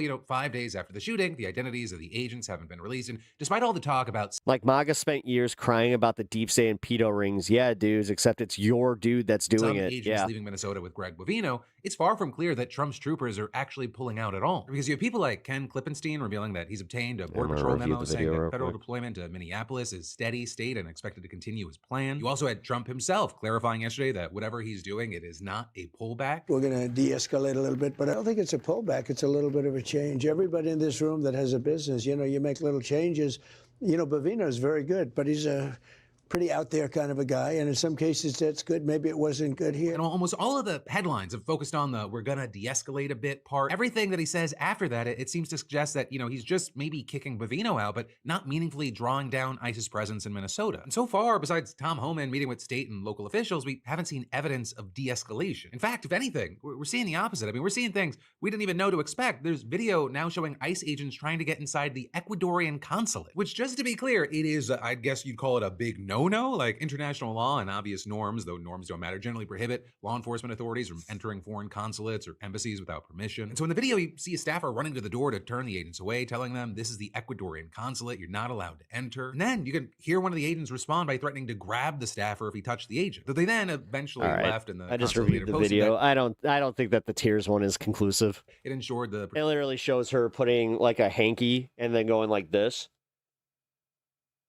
And then just walking protection of the Ecuadorians who were towards the present, stage. adding that it activated the emergency protocols and filed a note gonna of try and be protest fair with the here. U.S. Embassy in Ecuador so that similar attempts are not made on other consulates. Didn't But also, necessarily this look chaos, like she really it's not just had, happening in like, Minnesota, a- it's ongoing in other parts of the country as well. You have authorities saying that a suspect saw in connection with an alleged human trafficking incident was shot during an exchange of gunfire with Border Patrol yesterday. This is why I'm like, I mean, the audio seems to be good enough. Why? That man in serious but stable condition with no course not. officers You're a hurt. liar, And now, while though. that Just run incident's with it. under investigation, you also have people looking for accountability for all Okay. the lies that were told with Alex Preddy. I just corrected myself on something because I also was a little skeptical about it, and that's your fucking answer? You ever understand how much you guys clown yourselves? And currently, Like, Jesus the fuck. conversation inside of the White House seems to be focused on one big question. Who is Ugh. to blame? Stephen Miller, Why even Kristi bother with Noem, you Greg guys? Bovino, or Like, someone why? else entirely? Because according to Axios, some What's officials the point? blame the There's no point in engaging with any of CBP you. officers on the ground for creating an initial report that left them with the belief that Preddy had brandished a gun. And that, even though we Well, all you saw can with our own respect it. I don't eyes know, with those but- videos, that is just not true. And in fact, Border Patrol itself has now backed off of that claim. Will claiming well? the mandatory notice I'm that it full of has to crap all provide to too Congress often. anytime someone dies What, in have its you been here custody. for With like them a few claiming after their investigation hours, that if after that? agents tried to detain Preddy, he resisted, they struggled, one agent yelled, "He's got a gun," and two Border Patrol officers fired Glock pistols. Dude, I literally just fucking said it. If it's late, But that report makes no mention what the fuck are you talking about? I'm about to go watch the Candace Owens thing. I still haven't seen that. of Preddy brandishing his own gun or It's Dan lap riders and bots. Trust me, I fucking know. agents firing at themselves accidentally or otherwise. But Erica's either way, dad worked at Raytheon, the Israel division. Her mom worked for GE and formed a bunch of network security companies for the government. She was definitely a what honeypot. most people are focused on is what DHS posted in its now Interesting. infamous press statement on Twitter just a couple of hours after the shooting. And it was also something that was echoed almost verbatim by Kristi Noem and Greg Bovino. In fact, some people might not have noticed this, but if you play them side by side, they are clearly just reading a script. An individual approached U.S. Border Patrol officers with a 9mm semi-automatic handgun. The officers attempted to disarm this individual. Yikes. The armed suspect but he violently resisted. Both of them just lying on this man's name, claiming that Preddy intended to cause maximum damage and massacre federal agents. Now, Axios, they report that the White House officials who never signed off on that statement, they're frustrated. One source saying that some people tried to clean up the statement before it was sent, but it had already been disseminated. But still, one of those in the Talking points? Yeah. no appear to be it's proven too. Cool. Stephen Miller, because he posted his own Yeah, we're comment definitely, just keep minutes on that. later calling Preddy an assassin, which was also reposted by J.D. Vance. Thank In you, fact, Kyle. one source Kyle. at Axios said immediately Thank you, following Kyle, the for shooting, subscribing. Stephen Miller heard gun. Guys, and you knew hear what the that? Kyle. The Kyle.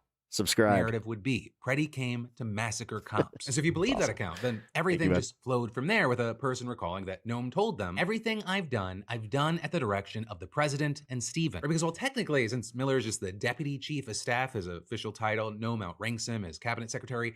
Practically, Miller I have a frame still that shown Alex trying to stand up with the agent's gun pointed his at his real neck. power far outstrips his official title and reportedly includes de facto oversight of Noem. And personally, I think Kyle. Stephen Miller is the one that's Yeah. been running things. That's why I call him President Stephen Miller. Donald Trump's kind of just his empty vessel, his hammer. But with this, you had Miller himself pointing his finger back at CBP, saying that any early comments that were made were based on what it sent to the White House. And that is, you had another source blaming Greg Bovino for feeding misinformation to officials in D.C. Then, with all this, we have people outside of the White House arguing the whole blame game, it misses where the real guilt ultimately lies. President Donald Trump. Because not only was he reportedly kept apprised of the DHS press statement by Miller and Noem's top advisor, Corey Lewandowski, he also is the man at top who created all the conditions for this to happen. And so much of the mainstream conversation around this is who will get to be his fall guy, if anyone? It's a classic authoritarian tactic. Supreme leader is safe and he just moves pieces, removes pieces. And of course, don't forget that he joined the maligning of the first Minnesota civilian who was killed, Renee Good. And I'll also add there that since the Preddy shooting, he has hardly modified his stance. Yesterday, you had him calling the shooting unfortunate, but also seeming to at least partially blame Preddy for exercising his Second Amendment right to carry a firearm. I don't like that he had a gun. I don't like that he had 2 fully loaded magazines. That's a lot of bad stuff. Trump then also repeated something similar elsewhere, saying saying, quote, you can't have guns. You can't walk in with guns. Can't walk into this. You can't do that. Again, this is where I'm going to be completely real with y'all. And I know that this is really hard for some maggots to accept, but if that had been Biden, we would not, it would just be all over the fucking Fox News. We would not hear another word from you guys for at least 2 weeks, except for how Biden's coming for your guns. Didn't you hear it? He didn't like the guns. He'd be coming for your guns. But when he says it, it's all just Trump says things. Like, God. All right, you guys. It really does kind of lead to a fucking super dishonest discourse. Guys, happy Tuesday. I right, survived the ice storm. I'm sorry that we were down yesterday. All right. Okay, before we dive in, a quick thank you to Nimi Skincare for supporting the show. New year, new skin, same values. I appreciate that Nimi focuses on quality, simplicity, and skincare that's made right here. Involving ERIKA KIRK.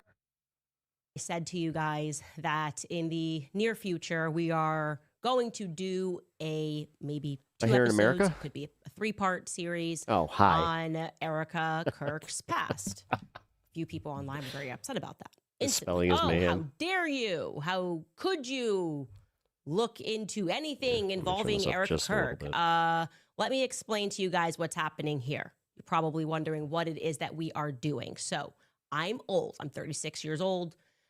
Back in my day, there used to be this thing known as journalism, basic journalism. It existed. I know it seems very far off, but it would be considered probably back in my day, literal insanity to allow someone to take over the reins of an organization that quite literally relies on the goodwill of the public, 'cause it's a charitable organization, which happened to have raised over $250 million following the assassination of its founder. And then apparently nobody's interested in doing a basic profile piece on the new chairman and CEO that took over. Like that's actually, that makes no sense. And so that's what we are committing ourselves to. We are doing a couple of episodes to separate fact from fiction when it comes to the background of ERIKA KIRK, because the public deserves to know. And like I said, it's basic journalism. This entire idea that, well, Charlie wanted this. That Who is this lady? This is Candace Owens. Probably actually nowhere Wait, in the you world. don't know not who even in Candace the old Owens world. is? See, this actually proves my point, because Rowdy, you're like technically like a right winger, right? You like, I know about right wing content way more than you do. Even under apparently. monarchy, like I watch way more right wing in the 11th content. Century. In England, would that work? You can't Sad. just say, "Oh, well, that Hey, was his what's up, mistress. Serena? That How's was it his going?" queen consort," and hand her a kingdom.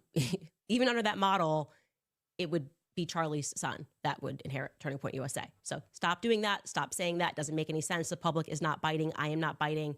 And to be clear, the more time that goes on, the more that we are seeing the general direction that this company is taking under her stewardship, the less we're liking. The general public doesn't like it. I don't like it. And especially the recent bout of paranoia where we had a bunch of employees who factually worked 20-hour days. That fact, by the way, you are about to hear ERIKA confirm herself. Those employees were then fired without even being given Candace on journalism. It wasn't lost on me. Trust me. as to why. I was kind of like, going in a different direction. That doesn't exactly match what we were told as the public. We were told that they're a family. How dare anybody question anybody ever in AOC is all about the limelight.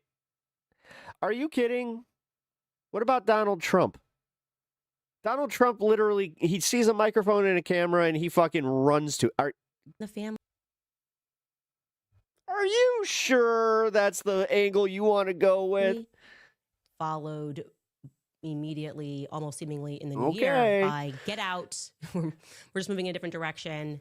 Knock, knock, we're at your door. You fired, and you better hand me your computer or else. We just want to know what happened here. Anyway, being a 501c3 company, being a charity, becoming a charitable organization makes you, of course, accountable to the public. Always, they are allowed to ask questions. Yes, and she's a fucking politician. Even if you want to send out a bunch of cease and desist letters. What? So you're telling me that AOC is transparent then because she loves to be on camera? Shut. And thanks to this recent string of misguided firings, that's putting it mildly, we did happen to get our hands ICE isn't on law enforcement? No, they are audio not. recording of a corporate-wide Zoom call, which took place pretty immediately following Charlie's memorial. So for clarity, this call took place on Monday, September 22nd. So this is 11 days, less than 2 weeks after her husband was publicly assassinated in front of the entire world. It's important to remember that. It's also less than 48 hours, about 48 hours after his private Catholic funeral mass, which the public was not privy to, but top paying donors were. That's also odd. We'll save that for another day.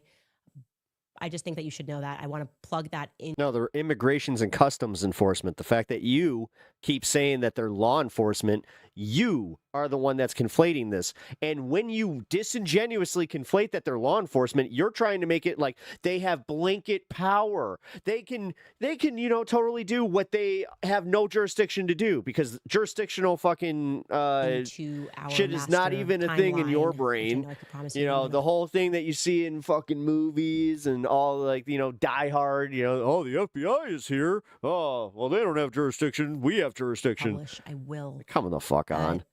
They are not the police. No, that's the thing. They're not the fucking police.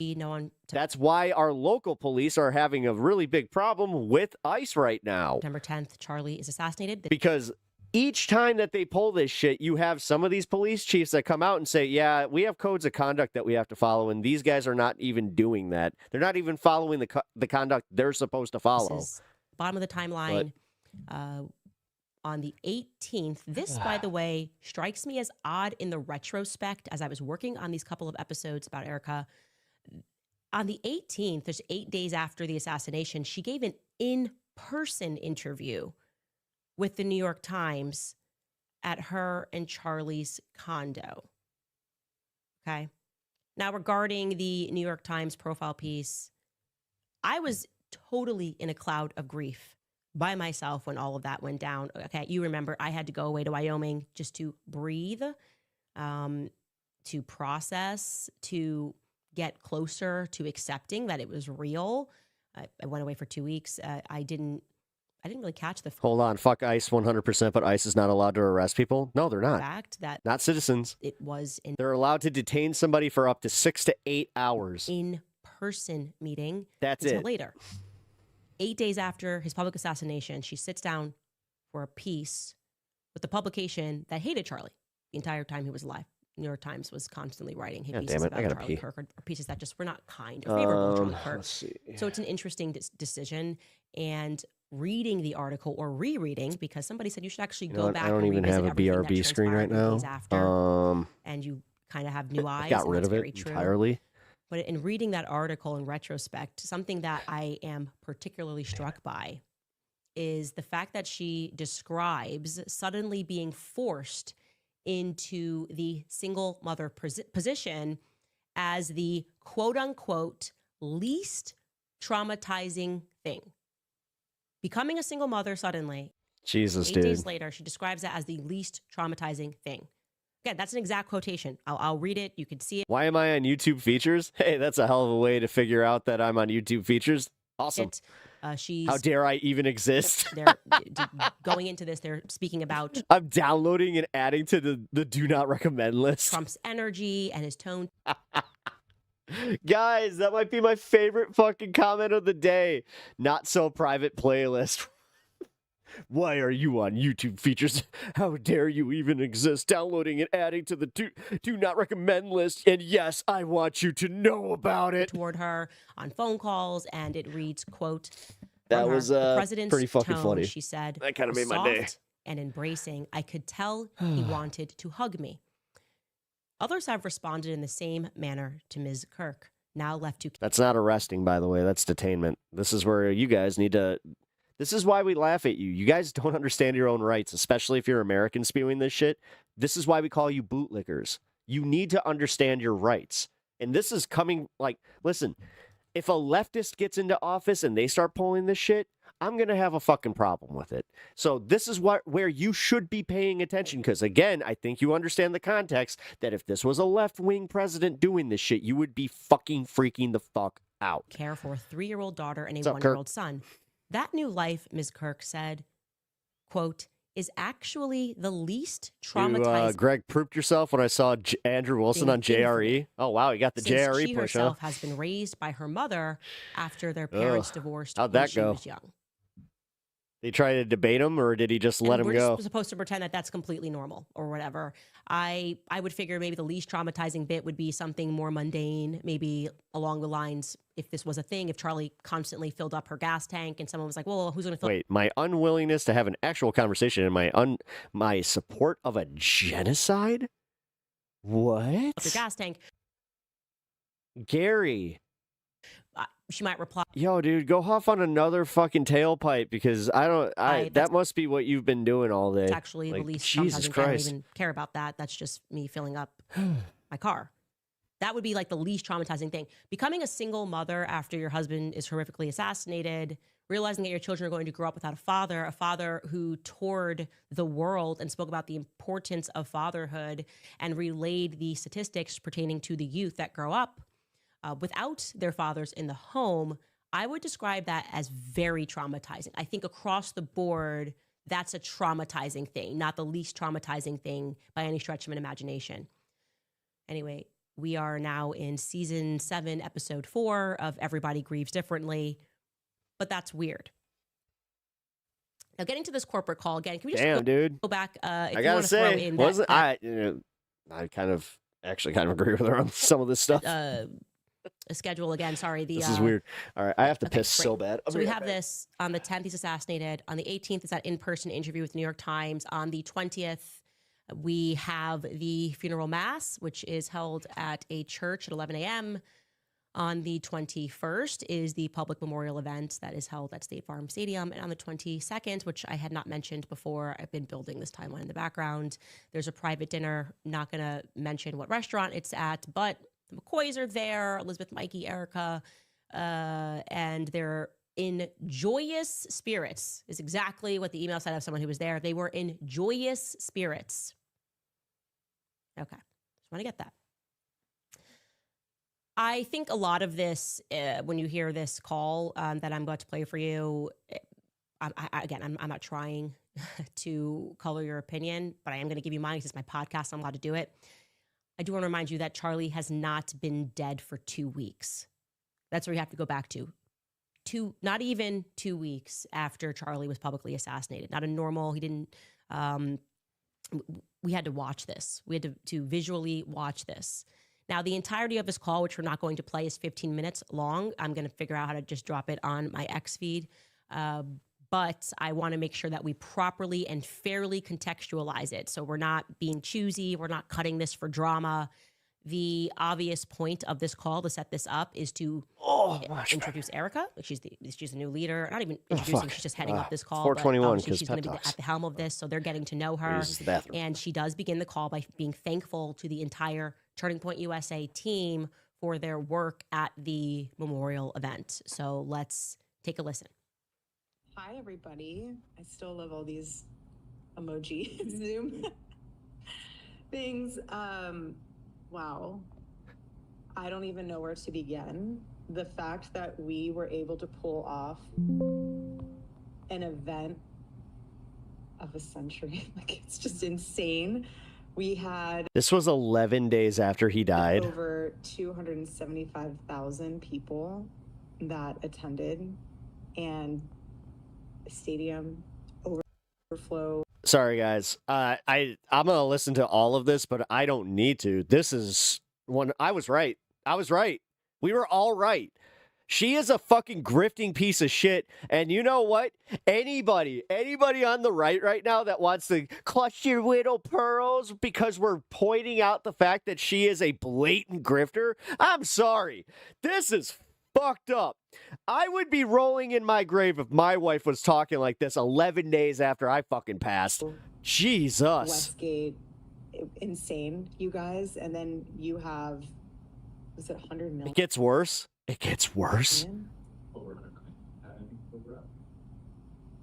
you guys that heard the gospel and all about Charlie and all about everything that you guys do and the hard work of Turning Point USA is insane. We had thousands that were registered to vote.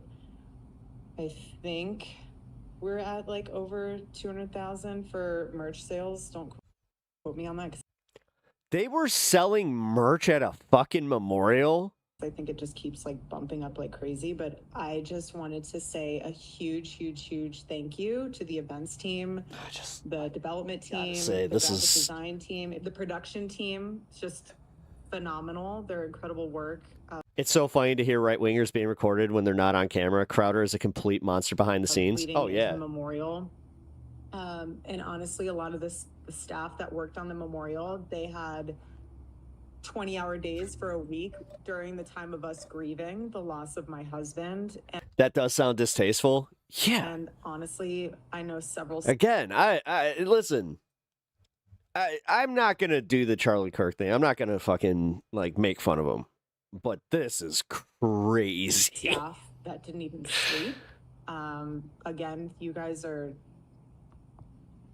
breathing angels, and I'm so grateful for all of you. And obviously, a huge thank you to the Mosaic team, VI. You guys are 10 out of 10. What the fuck, dude? This is like an HR meeting. This is crazy. Like, we have the most incredible team. There isn't a hint of grief. We just do. And you guys know that, and you guys are all a part of that. And I am so thankful. And if you do have a moment and you run into any of those staff members that you know had a role in this, and that they put a lot of their time and effort into it, just say thank you. There's something really special to be seen. MAGA doesn't care. I mean, this really does kind of like. This is. It's like this, and I feel grossed out. it's not easy. I'm speaking from Like, I thought this would be just like kind of like a ha ha ha. Look how right we are. I don't know. I really am just like, whoa. experience. I'm right in the trenches with you guys. Hearing And so the this fact that you is just- a simple crazy. Thank you. I don't care if any of you have beef with each other from the past This- or have any issues with someone said something about this or that. Like, if you guys have any of that, please put it to rest. My husband's dead. Like, I'm not trying to be morbid, but he's dead. And it puts life into perspective of how short life is and relationships. Dude, I couldn't even use the term death for a few months after my mom died. And God puts people. I just kept saying she passed away. She passed away. People in your This is genuinely about like this is fucked up. Like this is you know a portrait of a narcissist. This is the portrait of a narcissist. life for a reason, and it Like damn, dude. I'm glad that this leaked. teaches you a lesson. It teaches them a lesson. So I hope that MAGA feels like they have egg on their face for standing up for this one because this is fucked up. This is so fucked up. She's psychotic. No, she is. you are going through a time where just lay it to rest, and we are moving forward. Turning Point USA 2.0 with Charlie in our hearts, and that's what he. Why has she said it like it's been a few months? want. That's what I mean. Like I'm about to hit a year out from my mom dying, and I'm just getting to the point where I can say my mom died. Okay, so I'm just looking at the chat here, and you guys are responding live in the way that I felt live listening to this. It is the general tone. Yeah, I still can't say it almost 3 years after his passing. That is off-putting. It's the laughter that is off-putting. It's, again, we are not even 2 weeks after That's- watching your husband be assassinated. We're talking about numbers and metrics that Oh, it's AI generated. Oh my God, every time. They're going to have an answer for everything now. have been hit. And That's right there. That's actually the psyop is the fact that they're just like, nope, it's AI. Everything that I find distasteful or anything that makes me feel a little icky inside, it means it's AI. And my All husband's right, I'm playing that game. dead, not to be Fuck morbid. it. Fuck it. That is a sentence that and this was not my husband, and I had no Those protesters in the church were AI. sort of There were no protesters. Don Lemon didn't go in that church. It was all AI. relationship that she had You with didn't him. you weren't that there, I was so able you know to what? Prove it. utter. I put the burden of proof on you. Least of all, I mean, that's moving pretty quickly to the acceptance phase. Now we know Yeah, it really is. everybody grieves differently. was quick, in my man. imagination, I just thought That was a fast she would pivot into be acceptance. more upset. And I want to be clear, the overall mood of this call is extraordinarily upbeat. It's extraordinarily happy. But of course, There's a as part the 2 to CEO this that chairman, she's does releasing have to right now. address The We'll elephant in the room, probably the go into that morbid, too. Fuck it. Elephant in the room, if you will, because it's an obligation. You have a new CEO. The employees are working 20-hour days. But also their founder, Charlie, was publicly assassinated less than 2 weeks ago. You got to address that. And you're going to hear her address that by recapping Sorry about my mom. Thank you. to them that throughout these long working days, the employees were provided with ample resources while they were working.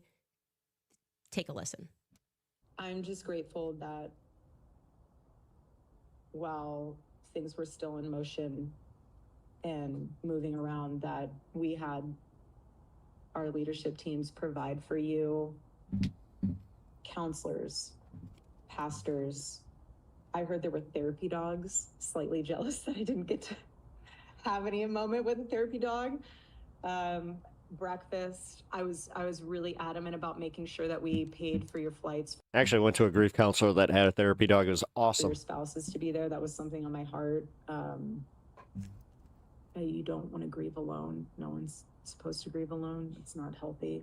That's true. But I just think it's a beautiful honor that all of these benefits were made for the community to grieve and remember Charlie. And I really hope you took advantage of those in a healthy way when they were provided, because it's meant to be for everyone, for healing. Grief comes in waves. Some days are going to be tougher than others, but take it as it comes. And that's why you have your Turning Point family, and just lean on them. Oh, thanks. And Thanks, lean Kirk. on Appreciate that. other people in your life that will help you and pour into you and pray with you to get you through it. I say that, though, that if you do need more time to grieve, please continue to use Turning Point USA's network of counselors. We have pastors. I mean, there are so many resources for you. If you do need additional time off, please talk to your director about using paid time off for that. And again, it's not easy, but again, grief is hard. Otherwise, honestly, Turning Point USA and Turning Point Action, full steam ahead, you guys. Charlie would want us to get back to work, and that's what we're doing, and that's what we did with the memorial. Okay. And I'm so honored and proud of Oh my God, dude. I was like waiting for the turn because I was like, okay, this part's not as bad. And then it got as bad. Of you, because that's what we're going to do in his honor and in his name. We have What the fuck? so much to do, which is exciting. Charlie in heaven is like, you guys thought you had a busy schedule then, just you wait. And he's doing some awesome things with Jesus in heaven right now. But there's so much work to be done. I mean, since his assassination, we have 100,000 chapters. Yo! The way she said assassination, there wasn't a hint of like a assassinate, like even anger. What the fuck? What the fuck? That stopped me dead in my tracks from eating my popcorn. 100,000 chapter requests. What the we fuck? Have 300,000 new donors. All right, the popcorn. That is She's a fucking whack job for real. blessing in itself. God damn. Patrick Bateman ain't got shit on ERIKA KIRK. Again, not normal. Whoa. I think we have 50,000 plus hat orders to fulfill. I mean, I'm saying these numbers because it puts into perspective that we're not just sitting and thinking and looking at the wall. Move those what do we hats. do? Like that, there is so much to do. You have over 20,000 AmFest registrations. There's a lot happening there. Yeah, she said assassination like it was his quinceanera. And none of it is what I would be expecting to happen there. So basically what the employees said to me. Nah, rowdy, dude. I've actually been really fair because, as I said, my mom died this year or last year. And yeah, I'm not one to tell anybody how to grieve. Like, dear God, man. No, that was fucked up. Was that like that was when she said assassination? There's like, and it's so just business. they got onto this call and everyone's exhausted, everyone's been working, they pull off this That's massive crazy. memorial, and then there's kind of this approach where it's like, well, if you guys need paid time off, like Charlie's in heaven dancing, wanting you to work harder, he's just up there like, you better work, but you can use the paid time off that you have earned, by the way, if you need to grieve more. But imagine you're the employee and you're like, okay, well, this is his wife saying this, so am I weird? Yeah. Would I be I would be pretty weird if I needed to take time off and his wife is saying she's full steam ahead. That's the mentality that they had. Like, how are we supposed, like, are we weird for wanting to grieve? Is that not the vibe? How can we take paid time off when ERIKA, his wife, is saying full? This is Candace Owens, one of the most prolific people on the right wing, saying this, bro. Don't get mad at me for platforming it. Ahead. It's very strange. It is even... Trust me. If you think that this is coming from us, you might want to prepare for your own side, because a lot of your side watches this chick. Kind of using this idea of Charlie being in heaven, looking down, and the laughter. I don't know. I feel like the rest of you. I feel uncomfortable. And of course, now what we're going to listen to is her pivot to the future vision, because that's what the bulk of this is about. And it's going to consist of the notebooks that I keep telling Not 11 days, dude. you the public is never going to see. You can go back to my content right after my mom fucking died. Apparently, what I gather from this is that Charlie presented to the staff a vision for 2025, but ERIKA is going to say that there was a vision beyond that. Today, Pep is a all the way Candace to Owens 2030. stan? No. And there's a project stan. 2030. I'll appreciate her coverage, though. And then she's going to... Also, when the MAGA... This is why I love it, is because when MAGA girlies fight, oh man, they go for the throat. kind of want to say that she's happy, but then catch herself realizing that that would be kind of weird to say that she's happy. Take a listen. The prophetic mind of my husband was that he always... I mean, dude, the way that her cadence is coming off, I wouldn't be surprised if she told her kids that daddy went and got he watched this movie Face Off, and him and JD Vance, they had to do a little swapperoo. planned for the future.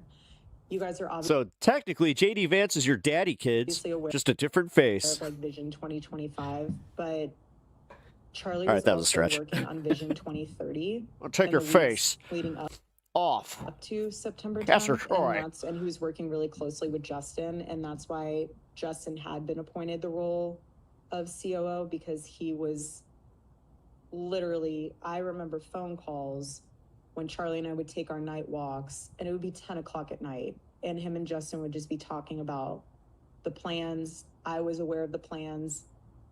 I have his journals that are aware of the plans. Like, there is no confusion of what's to come. And I want to give you guys that reassurance that it's full steam ahead. And the board and I Dude.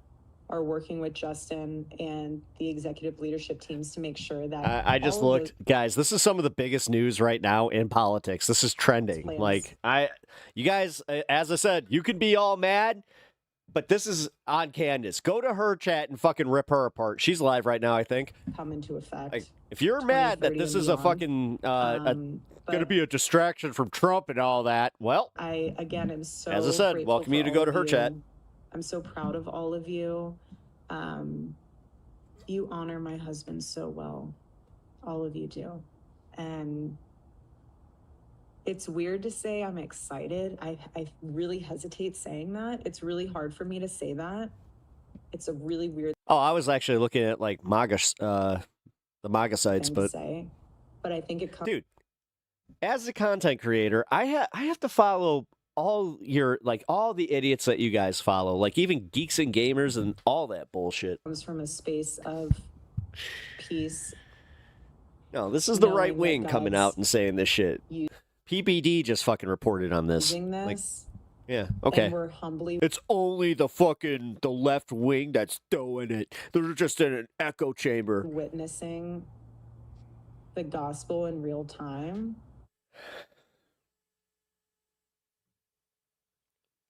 I don't know what to say. She doesn't want to say she's happy. I don't want to say I'm happy, but where it comes from, I'm going to explain the happiness I feel. It comes from peace because we're witnessing the gospel in real time. All of this makes my skin crawl. It genuinely makes my skin crawl. I'm going to go ahead and say that. You can go find your commentator who's going to tell you everybody grieves differently. Nope, that is less than 2 weeks after Charlie was publicly assassinated. That doesn't feel right to me. It doesn't feel right to, I would say, the majority of people, or that doesn't feel right. Knowing that they're joyous at dinners. And again, this is when people who did not know Charlie could not stop crying and were sending me emails. Again, she had more pyro than Shawn Michaels. Who've never met Charlie, who didn't even know what Turning Point USA was because they watched his assassination. One of my favorite memes is they put Shawn Michaels' music to her walking out. It fit way too well. Could not stop crying and pull themselves together. That is not the emotion that we're getting there. Like I said, the entire call is upbeat.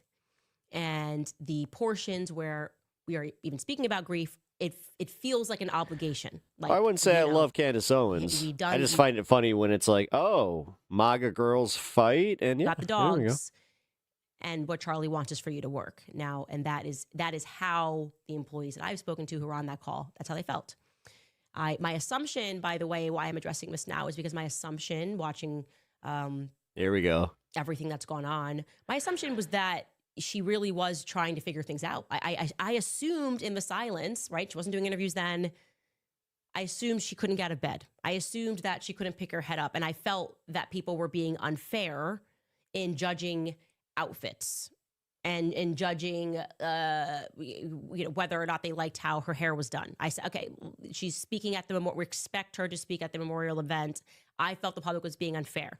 Now that we're kind of getting more on the inside of the organization, the now fired employees are telling me, no, it was quite the opposite. She was in the office every day with Stacey Sheridan, running around with Stacey Sheridan, taking phone calls with Stacey Sheridan. That's like the head of the fundraising for Turning Point USA. So what I had imagined in my head was happening. Wait, you keep saying AOC. Are you under the impression that we are watching AOC? Simply was not so. Please say yes. Something is Please not say yes. Right. That's what I would like to say. That does not. This is how Melania is going to be acting when DJT kicks the bucket. The timing, the energy of that call does not feel right to me. This Oh, I really appreciate you giving me all the sympathies. Kissy kissy. I don't know. All right, I have to go now. No, I don't know what's happening, but I think we are inching closer to figuring out what's going on. That's for sure. And we will have more for you in the coming weeks. It also led me to another stunning discovery that we have made in large part thanks to internet sleuths. Her voice does sound similar to AOC. There was a lot of media panicking when we discussed Project Looking Glass. I We could see it. discussed the fact that Charlie was indeed a gifted child who went to a literal children's school for the gifted. I told you guys also that street lights used to go out when he ran. There's a whole term for that. Apparently, a lot of people go through that. We saw that in the comment section. Now, what does it all mean? On my episode, I posited that the military was keeping its eye on quote unquote gate children, gifted children, by different names, but term. So she's still on the Charlie Kirk was a mutant. Terming it more broadly. Okay. Children that go through the gate program. That Charlie's life may have therefore been a literal Truman Show once they realized that he was extraordinarily gifted. So let me remind you that when Charlie was having these visions about his death back in 2018, I will say this much. At least she's entertaining. That he knew Fucking from the A. moment that he began Turning Point USA that he was going to die young. I'm going to re-show you this text message again so you can see it. Literally, he writes, since the beginning of Turning Point USA, I knew in my gut that I might get wiped out at any time. I cannot explain it, but I dream about it all the time, like all the time. Not really afraid of it, but I'm just telling you what I know to be true. I'm not sure I'm going to live, begins with, I'm not sure I'm going to live to see the end of this revolution. But interesting that he says, since the beginning of Turning Point USA, we should probably therefore go back to the founding story of Turning Point USA. The story the public knows, and the story that I was told, is that Charlie was this teenager, didn't get into West Point, Anyway, he's speaking at a conference where a man named Bill Montgomery happened to be in attendance. He has since passed. I met Bill Montgomery. He's very kind to me. And my point in bringing this up is not to throw any shade on him, but because I'm now interested in this origin story. Anyways, he's in attendance. He's absolutely floored at Benedictine University when Charlie speaks. He immediately knew. Wait, so this is the Israel connection. At a future president. Yeah. This is an article. I think it was done in the Atlantic back in, it doesn't matter what year. Anyways, it reads in the Atlantic, Montgomery was at Benedictine University in western Chicago suburb of Lisle, Illinois, for the college's Youth Government Day in May. I saw Five Iron Frenzy at that exact place. May of 2012. The slate of at their speakers auditorium put the kids to sleep, he told the National Journal. What's up, But Mitchell? When KIRK took the floor, the energy in the room completely changed. The kids weren't sleeping anymore, and their attention was wrapped on Mitch. KIRK. Inspired, Montgomery went up to him after his speech and told him, as only a man 50 years senior can say, that he needed to delay college to pursue a higher calling. Quote, I don't know you, Montgomery recalled saying, but you need to start an organization to reach out to young people with your message. A month after Montgomery met KIRK, the duo launched Turning Point USA. I want you to hold on to that phrase, I don't know you, but. Again, that's the same story that I was told. So I was a bit surprised to learn that there may be a larger story here. Now, Bill Montgomery was Air Force. He's in the Air Force Reserves.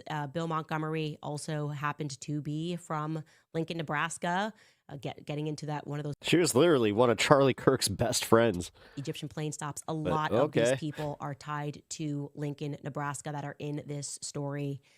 Saving that for another day. Now, not much is known about what specifically Bill Montgomery did during his time in the military, but we do know that he moved to the Chicago area thereafter, which obviously in the area where Charlie's X-Men school was. The X-Men school, I just like to call it that, was actually called Creative Children's Academy. It opened in 1982 for the academic. I went to one of these. It's literally a gifted program. It's literally for people that are gifted in public speaking and art in general. Like you're part of the arts. Gifted from. It doesn't make you a fucking X-Man. From preschool up into the 8th grade. In 1999, it changed its name officially to Quest Academy. It tells us on its website, in a past article, that it's literally just a Christian school that has an arts program. It receives corporate and private funding from who we don't know. I would like to know what corporations funded that academy. What we do know. No, we're back to proving that she's kind of a dum-dum. Is that I mean, we all do that. It's not like I was giving her any, credence here. Credence for Candace. It's a stone's throw from Northrop Grumman, the massive aerospace and defense company that has extensive federal contracts dating back to World War II.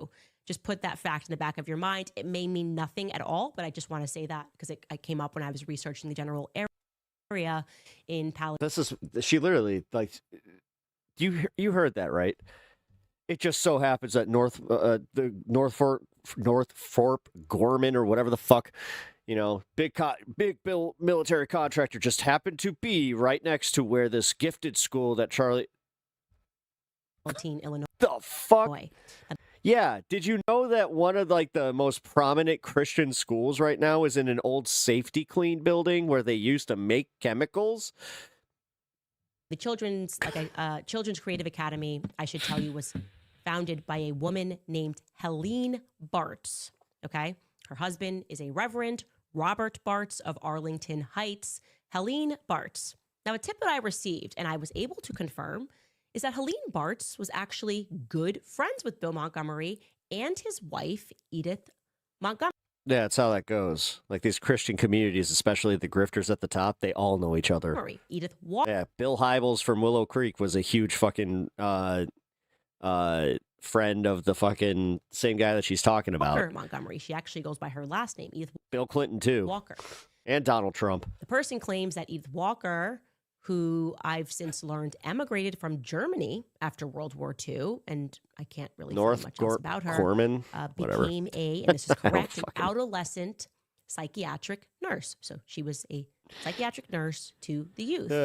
And that she was actually the person that started the school with Helene Bartz.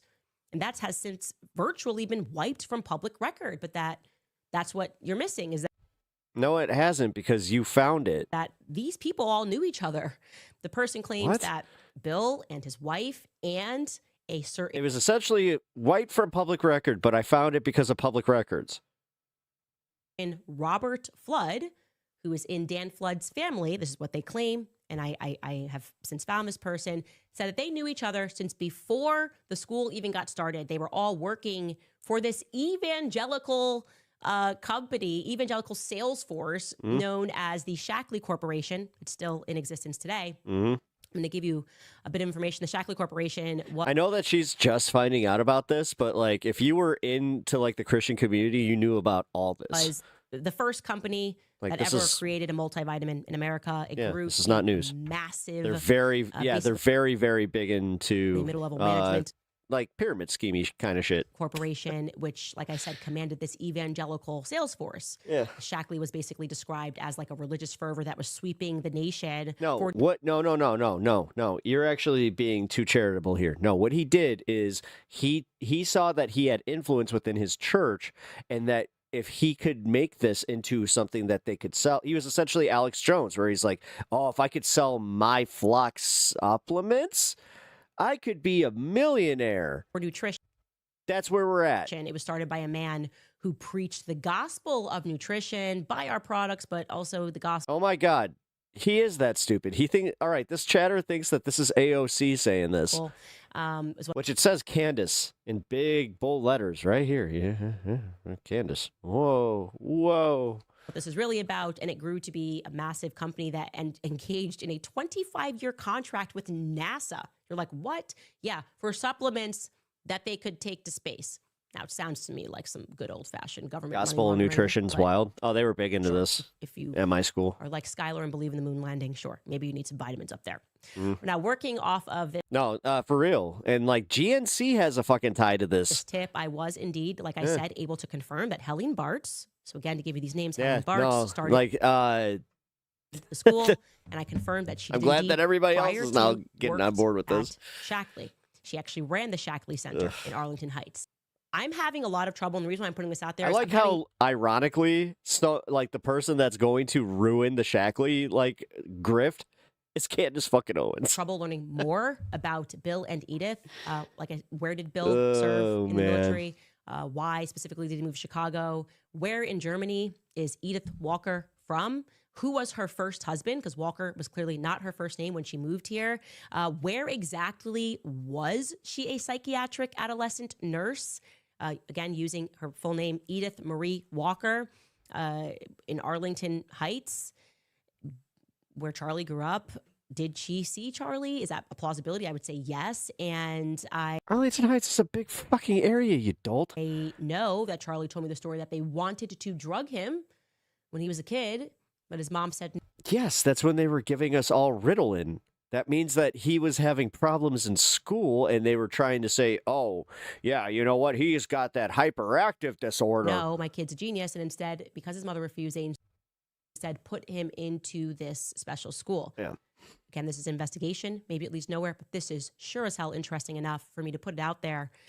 Mostly because the idea that everything we know about Turning Point's origin story could also be incorrect is equal parts terrifying and fascinating. It would give new meaning to the idea of his life being the Truman. Giving him Flintstone chewables. I think that's fair to state that. Yeah. If you have any more information, please message us. Send us an email at moretips@CandaceOwens.com. Maybe your research will be better than mine, but I am particularly interested in Edith Walker Montgomery, and where she came from in Germany and who her family was all very fascinating and interesting time in America indeed. And we will take a brief break here. She's trying to insinuate that she was a Nazi if you don't get the subtext. Before we come back and give you an update on the internet sleuths after I gave you that message, which sure. Okay.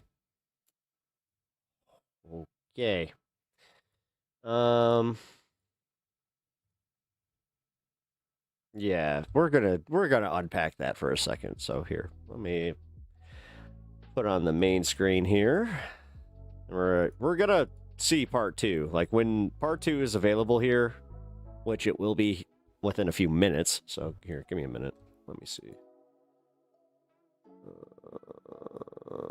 Let me figure this out. Are you still live?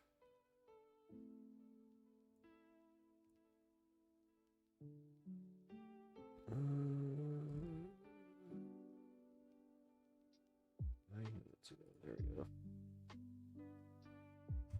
Okay. I got it. Gotta go anyway. Library board meeting tonight. Hell yeah. Have fun.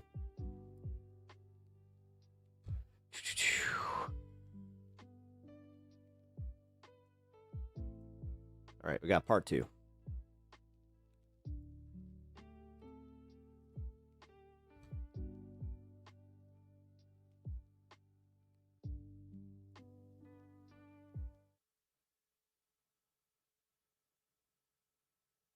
Before we actually did. So I just wanted to clarify that that picture that we showed yesterday of Bob Flood from Chicago, photography. Anyway, welcome back to Candace.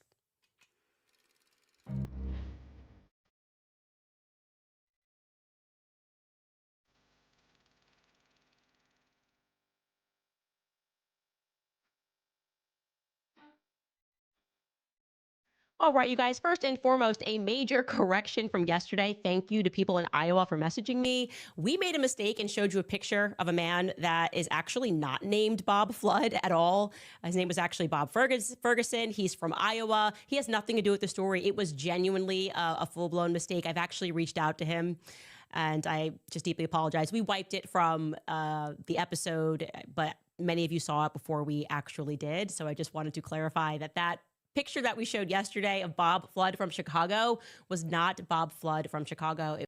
So you're telling me that your investigative skills are kind of lacking? It was a man named Bob Ferguson Good to know. from Iowa who literally had nothing to do with anything. So my apologies to Bob Ferguson. Hopefully we will get in touch. I'm kind of using some back channels to make that happen. Anyway, back to today. They say hindsight is 2020. Right? That's the expression. Hindsight is 2020. And damn, if we are not realizing that right now.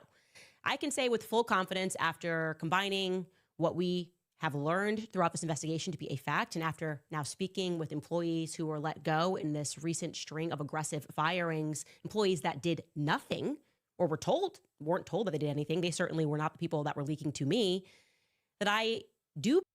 Okay. I'm going to give my 2 cents here.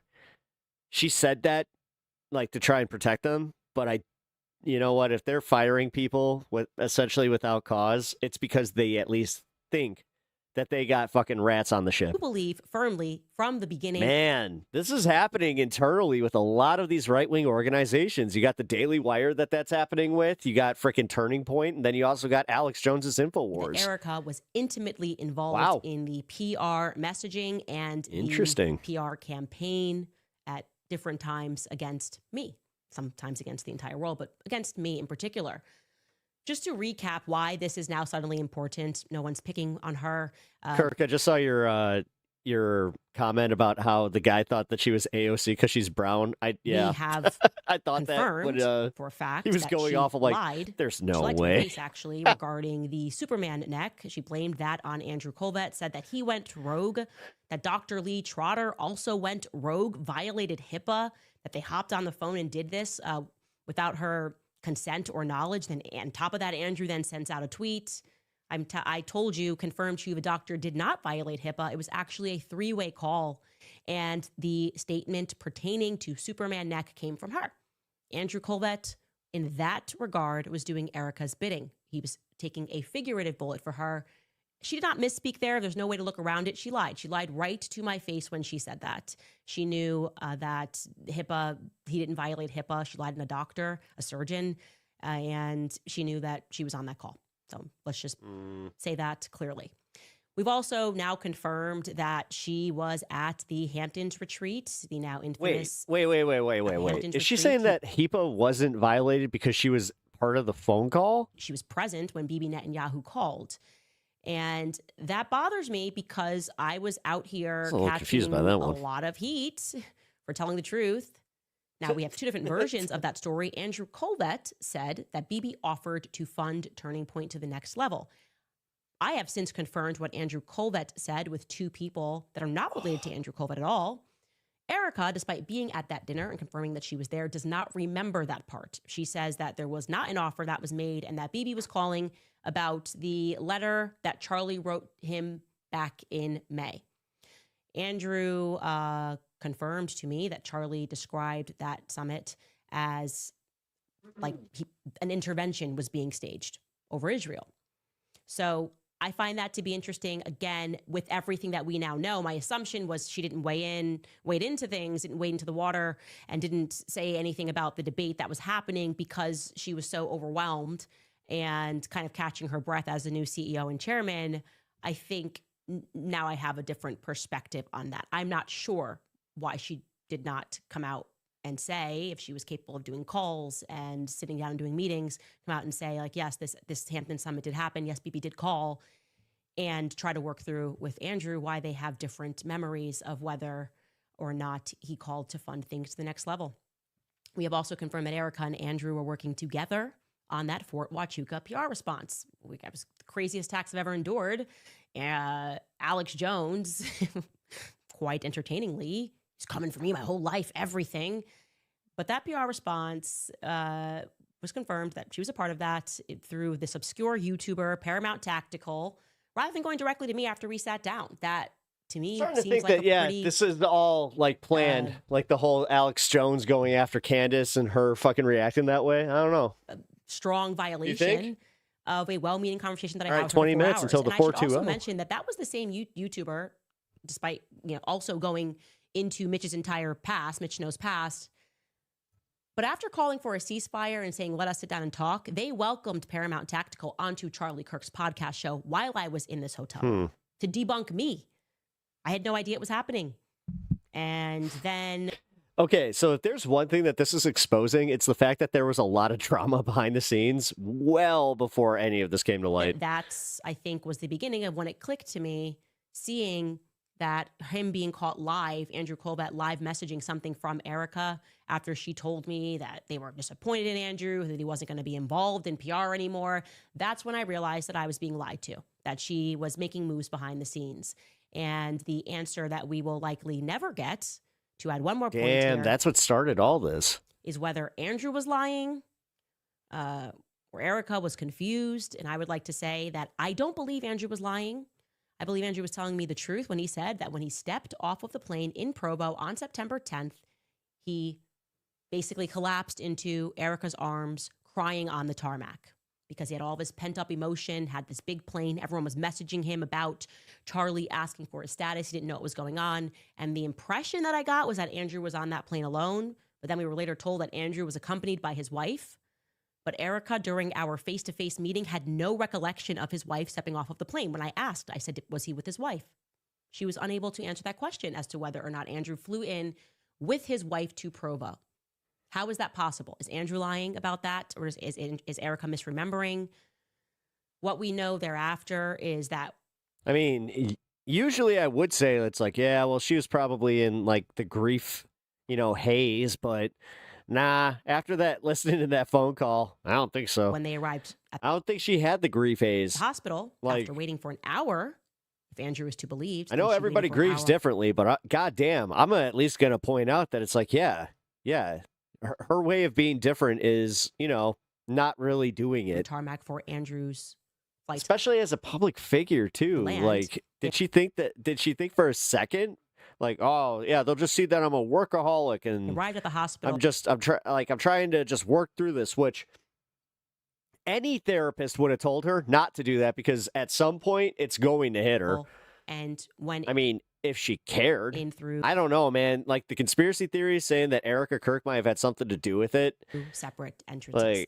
Like, it plays into it. The front main entrance where there were other TPUSA staff there, people that were there on that day. And ERIKA went in through a back or side entrance. These are the facts. She didn't grieve. She just moved on to phase 2 of her plan. If they disturb you, then you should know that you are not alone. The world obviously melted down yesterday when we played the corporate-wide call hosted by ERIKA to Turning Point employees following the memorial event.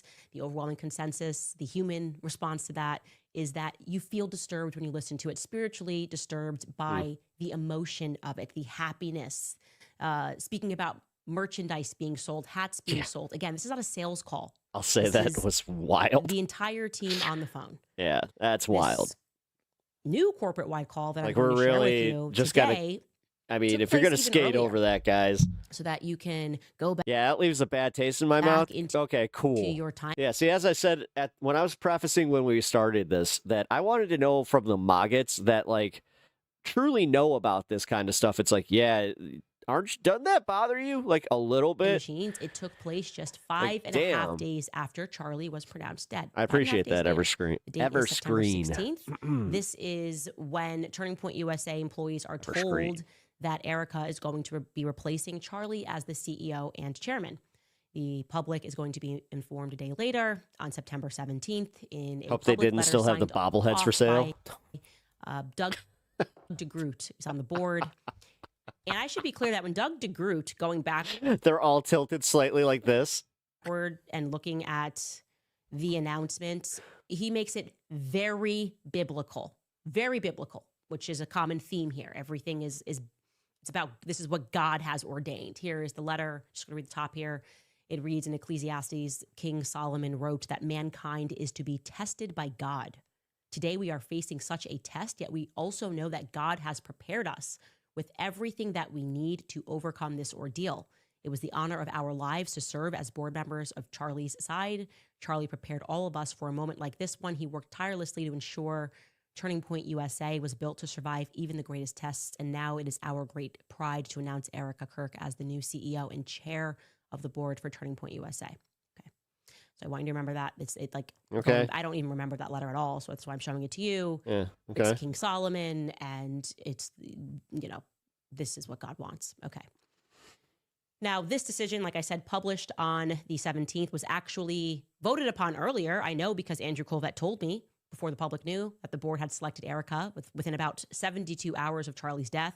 I was crying on the phone with him, already concerned by the obvious attempt from people who hated Charlie previously, now committing themselves publicly to taking over his legacy, filling in his boots, picking up his bloody mic.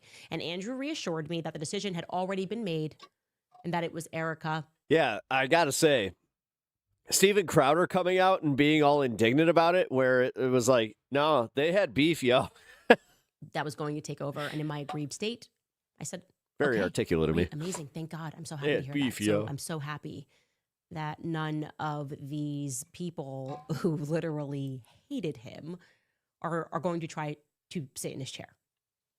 Now, in hindsight, practically speaking, this means that within a space of about 72 hours, someone approached ERIKA and thought that the right thing to ask or say was, hey, I know you're going through a lot right now, but is it okay if we put your name up for the position of CEO? And can we put that to a board vote today? Are you willing? This is ERIKA KIRK we're talking about. WWE would be a much better fit. Able to take over as the chairman and the CEO in Charlie's stead? To which ERIKA had to have replied, yes, she had to give her consent for that to go up for a board vote.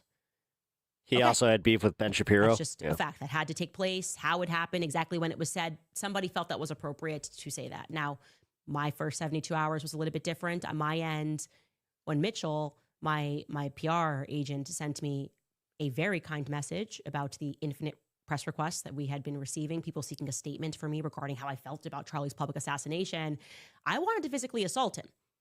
He did nothing wrong. He actually did his job with the utmost professionalism and care. And still, I kind of wanted to kick Mitchell. I'm sorry, Mitchell. That's how I felt at that time because everything just felt so intrusive. Like to even think about the world going on felt wrong. I didn't think anything of her appointment at that time or beyond it other than what I stated publicly, which was that Turning Point USA should have waited and instead appointed an interim CEO to allow ERIKA the time that she needed to grieve, rather than her having to deal with everyone questioning her moves as a CEO.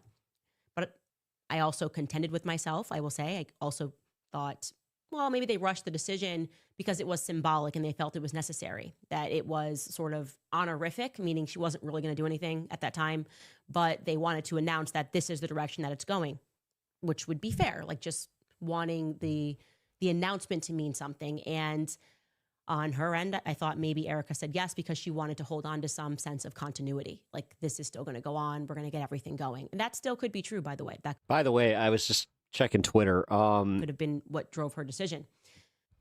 I think that I might have understated how much this is tearing MAGA apart right now. But I didn't see anybody like on the left in the comment section, dude. This is a whole bunch of like, I would call them like the Groiper side. It seems like they're the more hardcore ones, so they seem to be flogging her comment section right now. Of course, looking in It's not though. retrospect, it is stunning to me that ERIKA chose not to bring a Well, no, because you're right. It's the Turning Point crowd. single member of her actual. All right, yeah, family you're with her to right. Utah. I got that backwards. Something that I just sort of missed. I at will the time. retract that.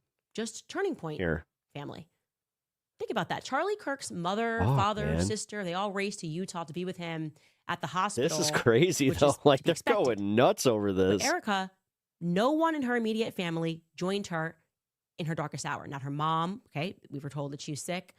Dad also lives in Scottsdale. Sister, yes, she does have one. Cousins, friends from high school. After all, she grew up in Arizona, right? That's where she went to school. That's where she went to high school. Instead, she was joined by Stacey Sheridan, who was playing the part of her mother.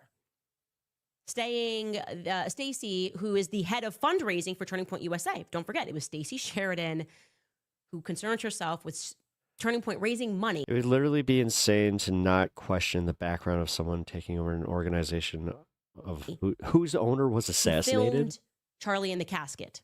It is Stacey Sheridan, who traveled with ERIKA. She's Hey, the dummy, one it's who's his holding wife. ERIKA, Man, yeah, okay, so they're holding her hand as Charlie's casket was coming off. Yeah, of we got Air a double Force Two. 420 today. That was Stacey Sheridan standing next to her recording.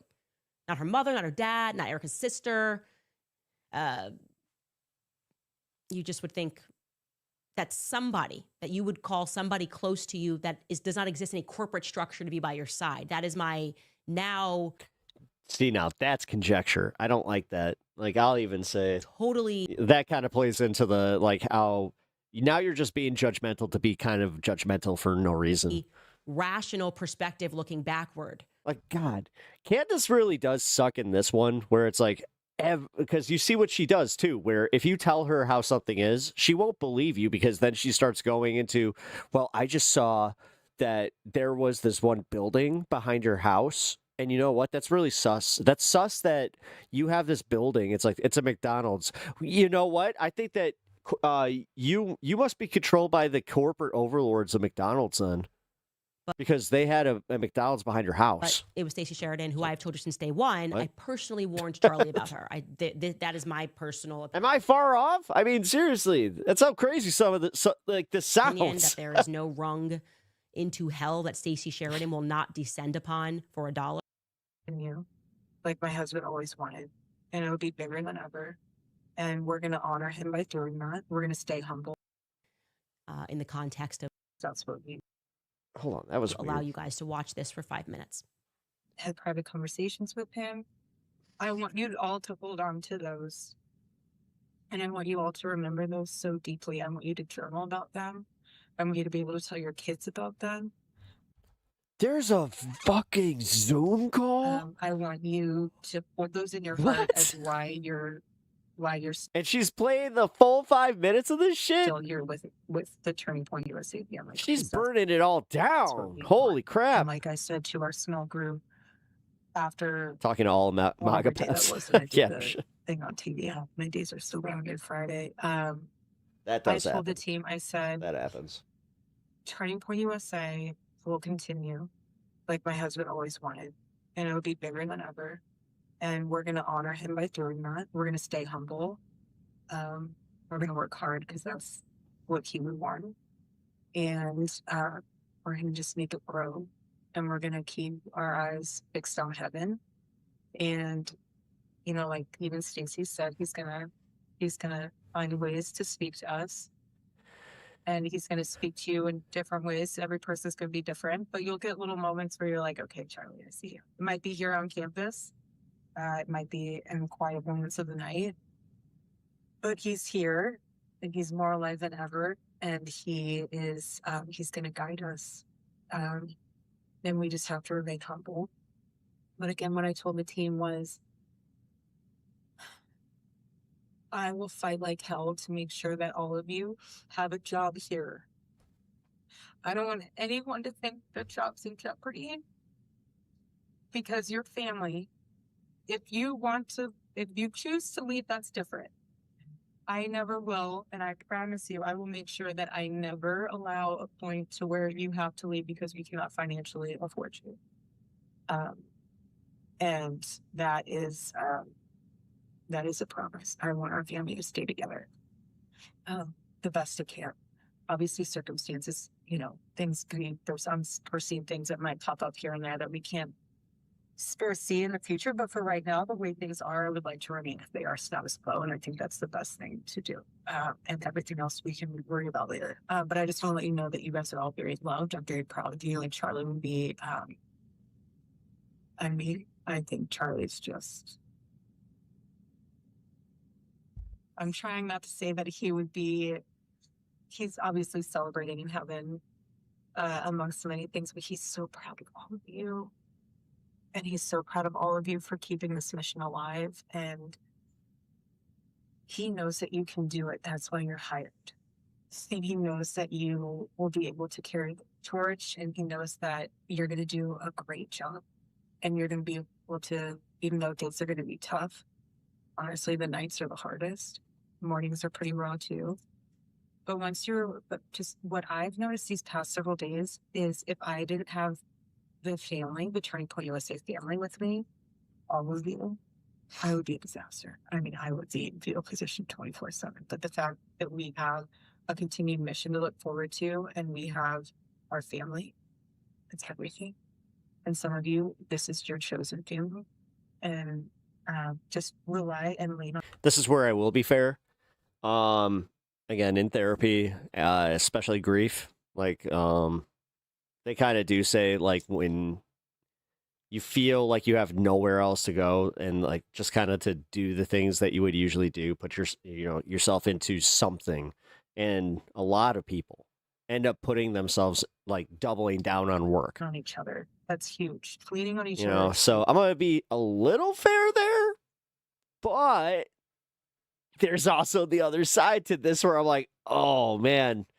But this is a little too calculated. Again, because there's the other side to grief where it's like, it makes it really hard to do these things in a way that's like, and this was fucking days after he died. This wasn't even a full week after he got shot.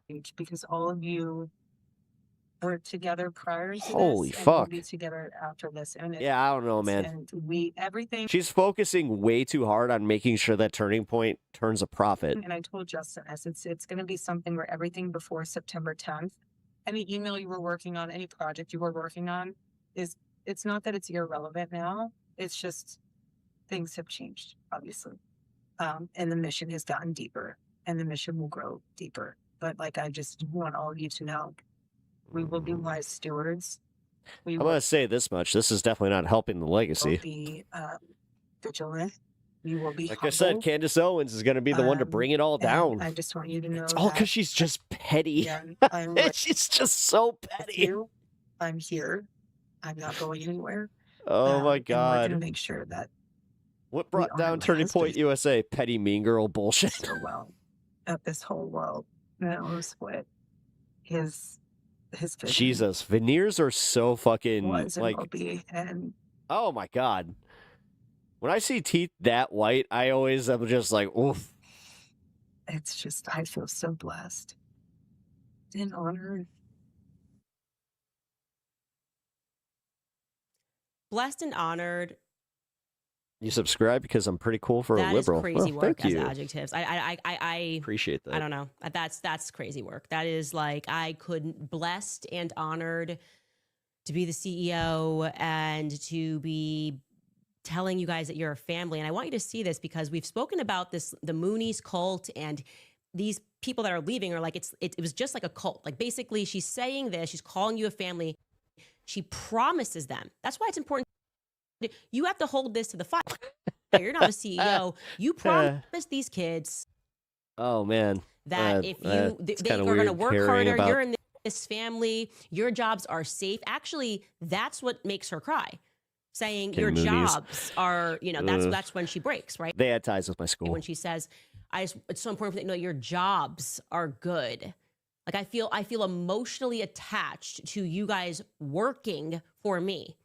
God. And then you attach that. It really is weird to think that if I was like 5, I think what is it, 5 or 6 years younger? That's what we showed you. I would have probably known Charlie Kirk. Of a young woman. It's like he was part of like the same types of Christian circles that I was. Who, like I said, on everything. Thank God. I never we missed that one. She never leaked anything. She never spoke to me, nothing. Gets fired. And for asking a simple Already question. got the fucking like, literally, degree of separation with Tim Pool. Fucking A. Why am I fired? We've been working like 25 Later, guys, hours. this is sad. Get out.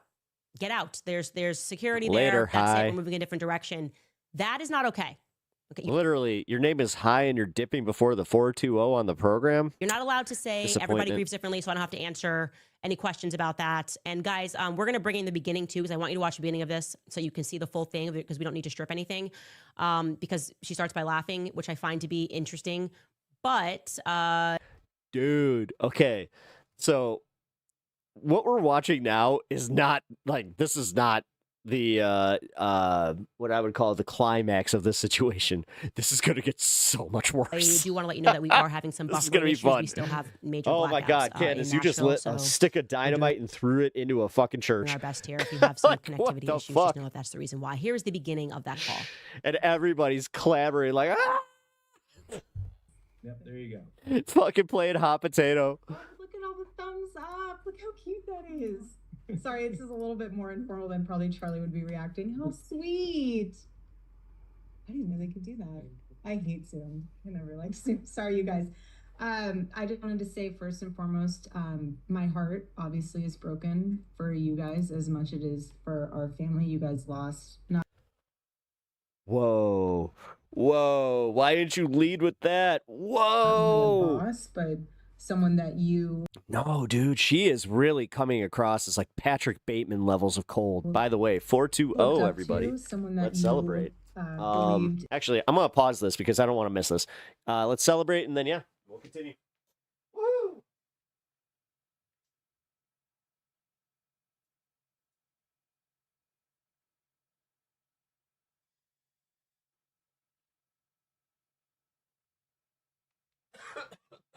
Oh, my West Coasters. Happy 420. If it's not your 420, happy time zone.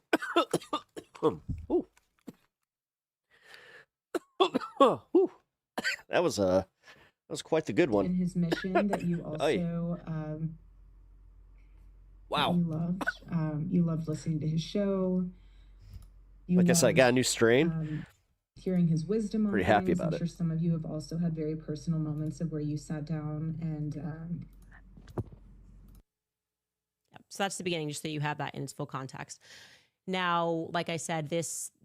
Well, the full context, to be fair, full context would have, excuse me, full context would have been playing that in its entirety from that point and then on. It's definitely something. But- It feels to me a bit like the psychological phenomenon known as trauma bonding, Man. right? They had just suffered a very real trauma. That's not a trauma that most You're gonna people wait another hour go to through in smoke? their entire Cool. lives. Sign up for a company. Charlie Kirk is leader of that company. You sign up, majority of these people, to work for this organization because they believe in Charlie Kirk. They believe in what he is doing on college campuses. And then you watch him get live assassinated. And now management is going to try to establish your Thank you for the raid there. Loyalty. Everybody from Jake's stream, I appreciate you stopping on by. using all sorts of tactics. What did we learn on what you can do with our pal Jake? But essentially what they're creating here is an emotional dependence, right? We are a family. We have lived through this. This is a family. And we're learning about the drama that's going on with Turning Point USA with Candace Owens and ERIKA Kirk. And that's a hell of a pause face. that very may not have been ERIKA's intent. But hearing her I took a chance today, or yesterday. sound like she's about to cry when she discusses Got 2 new strains, and you know what? specifically them keeping Both their of them are jobs, hitting. not Charlie, but Charlie having been assassinated in front of the world, but the prospect of their I've been liking Bananaconda, but I needed to get away from it because it was definitely getting a little, we do not have to I imagine was getting too used to it. If she meant that sincerely, because she didn't. She did not mean that sincerely. After working them all like horses, wrapping them in this way, she's going to fire a boatload of them without cause or even conversation. That's actually traumatic. See it from the employee's viewpoint. For those of you wondering, they just must feel like they just got punched in the face. You had to watch him die. Then you get brought in on this emotional, we're a family, I never would do this. And it's like, get out. Don't let the door hit you on the way back. Yeah, we raised $250 million. You're not even going to get a bonus. Now we're going to keep letting this play out because you are going to hear her actually be the first person to say an expression that has been used a lot. She's going to remind people that everybody grieves differently. 5.5 days after Charlie was announced dead at the hospital. Take a listen. And we will do our best to continue to make Turning Point USA the behemoth that he wanted it to be, this massive thing. And it is, and that's why we have to stay humble. But I just want you guys to stay in prayer. And if you guys do need anything, please reach out to whoever you know to reach out to. And pray with one another, be there with one another, be soft with one another. Everyone grieves differently. So if someone's acting weird, don't read into that. Weddings and funerals Nice. bring out the weirdest side. Actually, that was my when I did my last grow. That's what I had. Anyone who's been married knows Mr. that. Hermit. So don't read into that. Just love on each other. And if there's anything or anyone who tries to divide your team or you, or that's just the enemy, and just rebuke it and know that there's a bigger mission at hand. And dude, again, you guys are all very loved, and I feel very honored, and I'm grateful for all of you. So I just wanted to take some time to hop on and share with you my condolences. I wish I could help all of you, but again, the fact that there's a lot of them in the office on today, the fact that a lot of you guys are here in office, that's what you. It's the mission. He doesn't want you to just be sitting on the couch alone in your room. He wants you to, obviously, we will all mourn, but he would want you to build. And so that's what we'll do.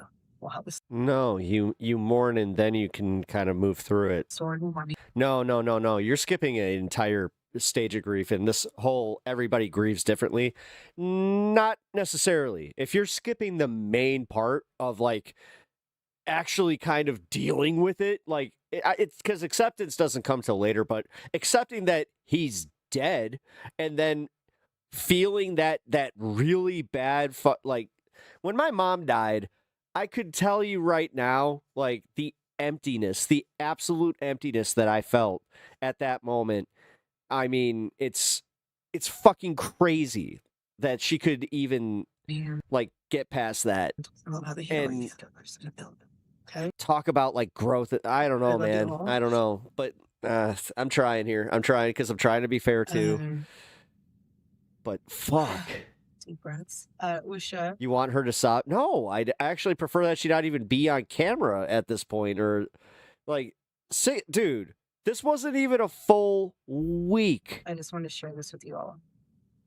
I asked her when we were on the tarmac. I said, and honestly, she's doing it to herself, man. Like, no, like she's putting this out there. She's the one who's making this public. How to get through this. So. Back to work. And she said, bear dog. You know, when you're on an airplane, and some of you have kids will really relate to this. Others that don't, you've been on a plane with kids, so you can also relate to this. But she said, when you're on an airplane and you're 15 minutes before landing and the kids are going crazy and you have 15 minutes left on the plane and they're throwing their toys and they're screaming and you're thinking to yourself, am I going to make it through these next 15 minutes? And then the plane lands. And Usha said, you're going to make it through those next 15 minutes. And the next 15 minutes. And so I just want to share that with you because it was a very private moment. But it gave me some peace to know that we can just do this 15 minutes at a time. So if that means at work when you're feeling a little bit stop, take those 15 minutes, and you'll be okay. We're all gonna be okay. Yes, I love you. that is guys. actually good advice, but the way that you kind of just did that thing too, where it's like, take that 15 minutes, but I'm not going to. Have a great meeting.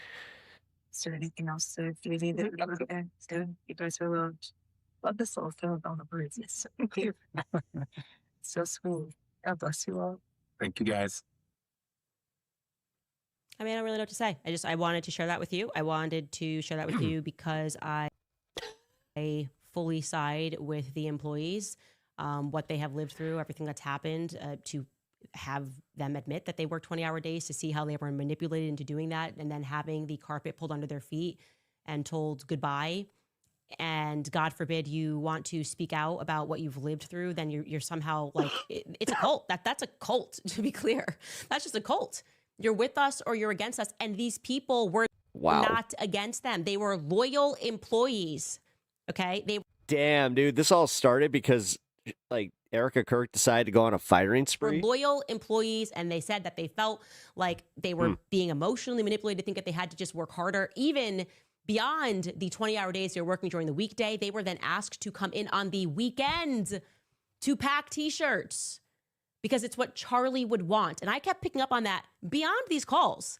I kept saying, why does it feel like they're using the ghost of Charlie to sort of guilt people into Did she just say that this is a cult? doing things? This is this is wild. Like, this is what Charlie would want. I'm telling you guys, this is the start of like something way bigger. He'd want your money. This is is what gonna Charlie be would want. going He for would a want while. your kid's college fund. This is what Charlie would want. Oh, He wants this'll be grandma's fun. will. This is what Charlie's dancing. He's dancing in heaven. He is. I don't want to say the word happy. Maybe he's not happy. He just got assassinated. Maybe he's not happy that he's never going to see his children again or put them to bed. But yeah, it's gonna be it's gonna be an entertaining week. That's for sure. dancing unhappily or something. What? Okay, so what's all right. Who's gonna reply though? I don't think it's gonna be ERIKA. Okay, like, Does she make a public statement? Do you think, or do you think that's like gonna be like Jack Posobiec or like one of the guys from Turning Point? I don't know what this is. Like I said, fully side with the employees. I do believe, dude, I just realized how much she keeps alienating herself too. With all of the new information, Alex Jones hates her. Fucking now Turning Point hates her. that I'm getting. Ben Shapiro hates her. And it is a lot that she has been orchestrating this. Tim Pool hates her. Entire PR campaign. Wait a minute. Back and pretending that Andrew Colvett was problematic. Maybe some credit to Andrew Colvett for being enough of a gentleman to absorb all of that, to allow people to think that it was just him acting rogue when it wasn't. It factually was not. We were lied to. And I don't know what the purpose is of that lie. That's what troubles me. What is the purpose of that lie? And by the way, just going back to that end of the timeline that we have put together, it's actually stunning to consider that when they opted to have the three-way call with the doctor, okay, when they hurried and called the surgeon, because I did an episode and I was like, hey, something's really weird that you guys should know is that, the bullet didn't go through. There was no blood in the back of Charlie. And then ERIKA and Andrew got on the phone with the surgeon. That was on the day of Charlie's actual funeral mass. Like, that was a priority for them to have something to issue as a statement onto X to try to explain away why a 30-06 didn't go through. Like, that doesn't seem like the proper day for that, but that's when it happened. That's when it factually, that phone call took place. We know because Andrew said just got off the phone with And that's when the Superman neck thing came out. So we don't have to imagine when that was. The day after my episode, when people were going, what do you mean there's no blood in the back? What do you mean the 30-06? Why lie about that? Why are we being lied to? And we're supposed to accept that they have enough money. Sorry, guys. I hope none of you think that I'm sitting here like, yeah, she's got some good points.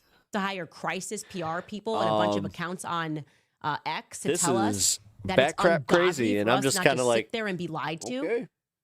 That God's mandate means you can't question this. You can't question why kids are being treated like this. Like, this is Charlie's vision. He's dancing in heaven, watching how kids that a bunch of students that slaved for him 20-hour days to put together the memorial events are being let go for no reason other than loyalty tests that are being conducted by Marina, the COO, who's talking to Uber drivers for the tea. Hey, have you heard anything about Turning Point USA? Well, I heard that this Uber driver said that you may have said something. Bring her into the room. She may have critiqued ERIKA. Not allowed. Candace starts a fire and wonders why the fire department shows What up. is this? I mean, honestly, guys, you know where this is going. That's what I mean. Like, so there's gonna be a response, and then she's gonna take it out of context, like way out of context. It's severe manipulation, and it's not okay. I don't side with any of these D-bags, so this is just objectively funny to watch. It's not okay at all. And what is guiding that, though? What is guiding the lies? That's what I'm interested in. I don't like when people lie to my face. I really don't like when people lie to my face. And then I don't like when they send me cease and desist because I told it. Oh, that's what it was. You got C and D. Truth. So she got fucking, oh my God. She takes it to just the pettiest of petty. Like, a personal trigger of mine. Anyway, we're going to take a brief break. My and God. Get into some My more God. Oh my people God, moving King. Oh my differently God. in the Candace form Owens of coming in with the former- steel chair. Overwhelming for a lot of people.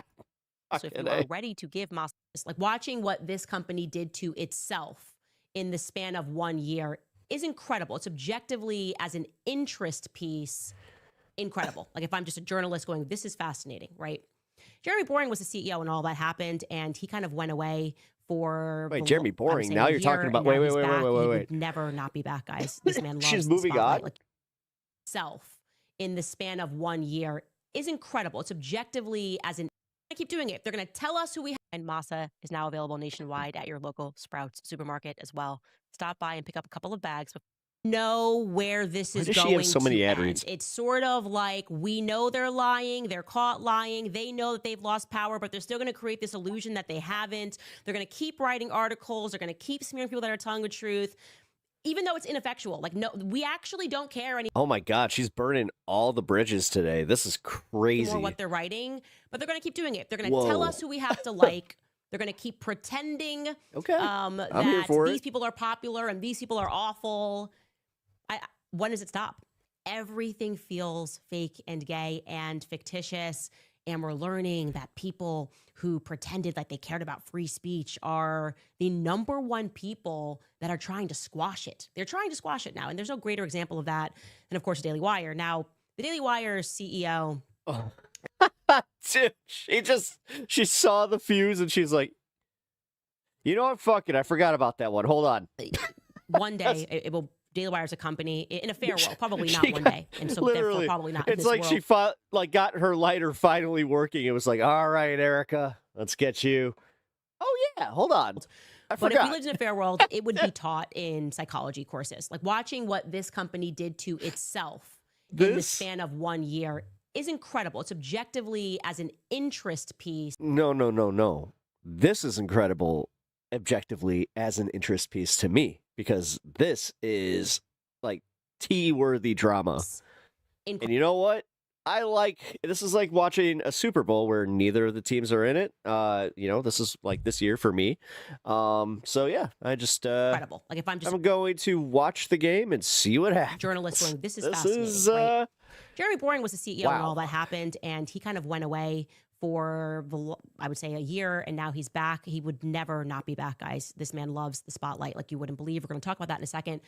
But he goes on to a podcast and decides to open up about me, of course, and what I did wrong, saying next to your man, Caleb. Essentially, things were fine until they if we can lock down that D weren't fine. Yeah.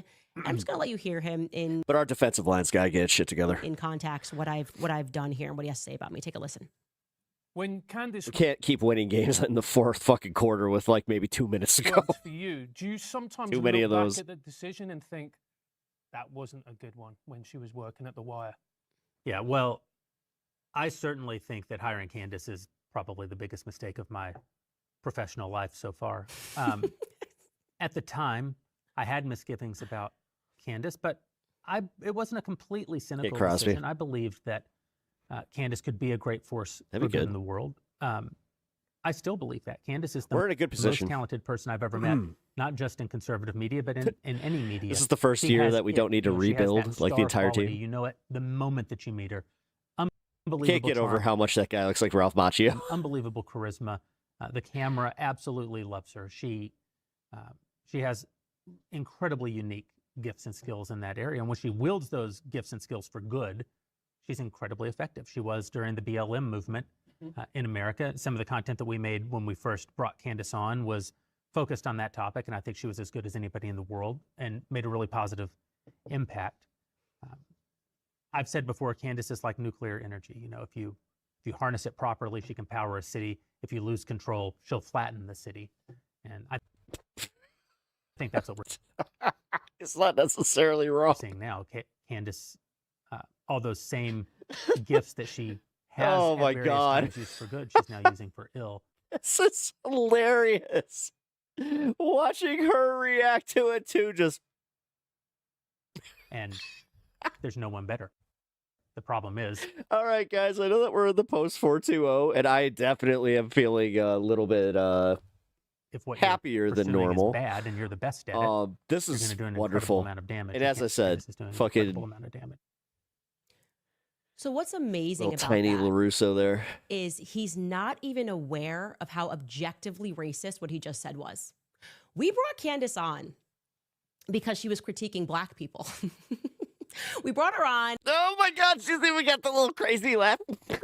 They brought me on because I was criticizing Black people. It's funny, right? Because it was nice to have a Black person that was willing to call out Black Lives the Matter. gift that That's keeps largely why on I brought her giving. on. That's why we did, and she was doing great. We did the documentary, and she talked about how Black Lives Matter. Is this how most people watch her? Like, if this is what we're doing here, if this is how people watch her, I kind of get it. Had grown into really what it was a Black supremacy movement where they were no longer fighting for equality. Actually, what they wanted was special treatment. That's crazy. Not what he I said. believe that. I stand by that. I have not shifted my viewpoints on BLM. Are you telling me that she did she hear something completely different that's like turn it into essentially a conspiracy? And the fact that it was going to ultimately backfire on Black America like it did, burn down Black American cities. But then oh my gosh, when she then noticed that she doing? Israel. I want to know what happened. It has to be Charlie's death. Because this dude. She was already like a little loopy, and obviously like she had audience share, and I know that she got like caught on with that Justin Baldoni bullshit. But fucking A.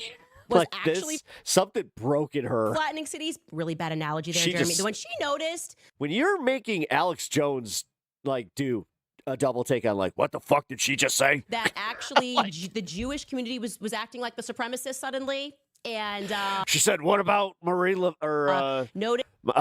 McCrone? Wait a minute. That they were this is my acting exceptionally. They wanted to be treated exceptionally, and they were God. coming after speech. That's when I realized that this energy... Candace is against racism now? This energy couldn't be harnessed. That's when we realized we had a problem. Oh, it could do great damage. It could flatten a city like Bibi Netanyahu did to Gaza. That's when... Oh, man, she was a talent when I could teach her to go after Black people. But then when she sort of noticed that Jewish people were not behaving correctly and were making demands in a similar fashion and coming after people's lives and livelihood, that's when, we had to draw the line. Nuclear energy. It's very bad. It's amazing. And then he's going to correlate my show to pornography. Take a listen. You say people tell you that they listen to Candace. I had a guy tell me recently, he said, what should I say to my wife? She keeps telling me about things that she hears Candace say, and I don't even know how to respond to them. I said, well, I would just respond by telling her fun things that you saw in some porno video that you watched.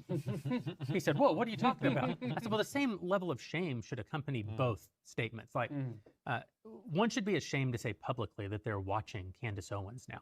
And Candace Owens, who... Wait, did he not know that she was going to watch this? The widow of her purported best friend, Charlie Kirk. This is so far beyond the pale. Is Jeremy Boring still with the Daily Wire? People can say with a straight face, I thought he left. What do you make of what Candace said? What I make of it is that it is a kind of pornography. That's weird as fuck. It is rhetorical pornography. It does the same thing that regular pornography does. It titillates, it stimulates, it's slightly naughty. It's great for getting clicks, and it makes tons of money on the internet. What? And you shouldn't be able to look at it if you're under 18. Or Now I remind you that one of the reasons I got fired is I said we should look into the history of pornography. Don't ask him that question. Don't ask him about real pornography and where it comes from. Don't do that. Don't you dare, because then you would be the kind of nuclear energy that we can't harness correctly. Now, when you talk about pornography, you should talk about real pornography. You should talk about podcasts. What? People are getting educated and recognizing that there are double standards. Am I? What? I'm obviously a little lifted right now. What? And that you cannot use. Are you guys getting what she's saying? Use emotional arguments like BLM did, and like we are seeing Israel do today. To go, you can't talk about the facts. George Floyd died, and we can't talk about any more facts. And this is crazy. And This we're all right-wing sad, and host we can't brains are just slime. discuss things rationally. Same thing. Israel post. As I said, I was talking about this earlier in the show. I watch more right-wing content than most fucking people who are right-wingers. October 7th, he is arguing It's like a leftist. an unfortunate but fact. the moment where you really recognize that, I had hoped that he checked into treatment. This is to be honest with crazy, you. though. I have to But be he honest. has Like, this zero is nuts. self-awareness is when Jeremy accuses me of being self-aggrandizing. Take a listen. I wasn't prepared for a double whammy where she is just like, you know what? I'm going to burn it all down in one episode. Because she started with TPUSA and she moved on to Turning Point USA and then Daily Wire. As I see it, This Candace is engaged in a project of self-aggrandizement. podcasts are I've kind of asked corn. Candace on two separate occasions. I got to be honest. What do you Yeah, I've been actually finding believe? myself And not on listening to both occasions, podcasts as she much. told me, I believe what the people believe. I am the voice of the Again, look at him. people. Put him in a potty bag, Johnny. Never mind that that's a completely amoral statement. Never mind that Oh, God. I don't know who the people are in this conversation.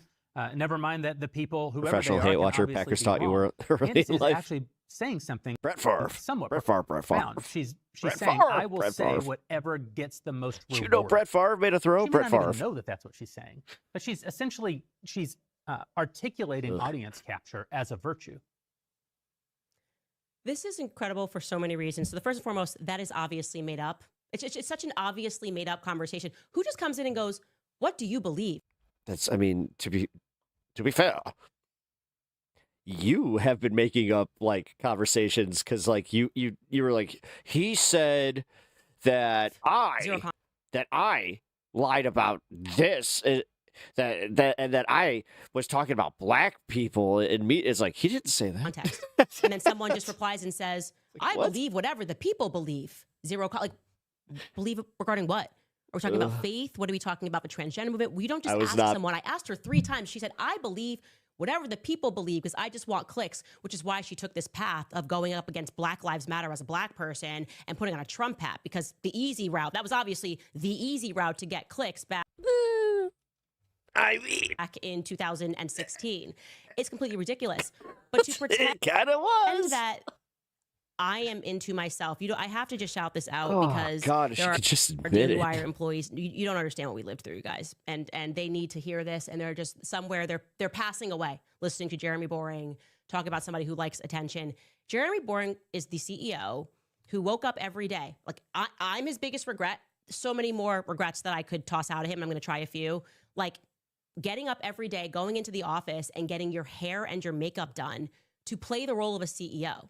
Making talent, people who had shows wait I was literally just like, more tea? outside while you close the room, had people wash your hair, do your We've been sipping so much tea. I'm about to turn British. makeup, and style you. Hundreds of Great tea there, Candace. Great tea. Jolly good. Jolly good. thousands of dollars on a clothing rack so you could go sit in the office and take phone calls like a CEO.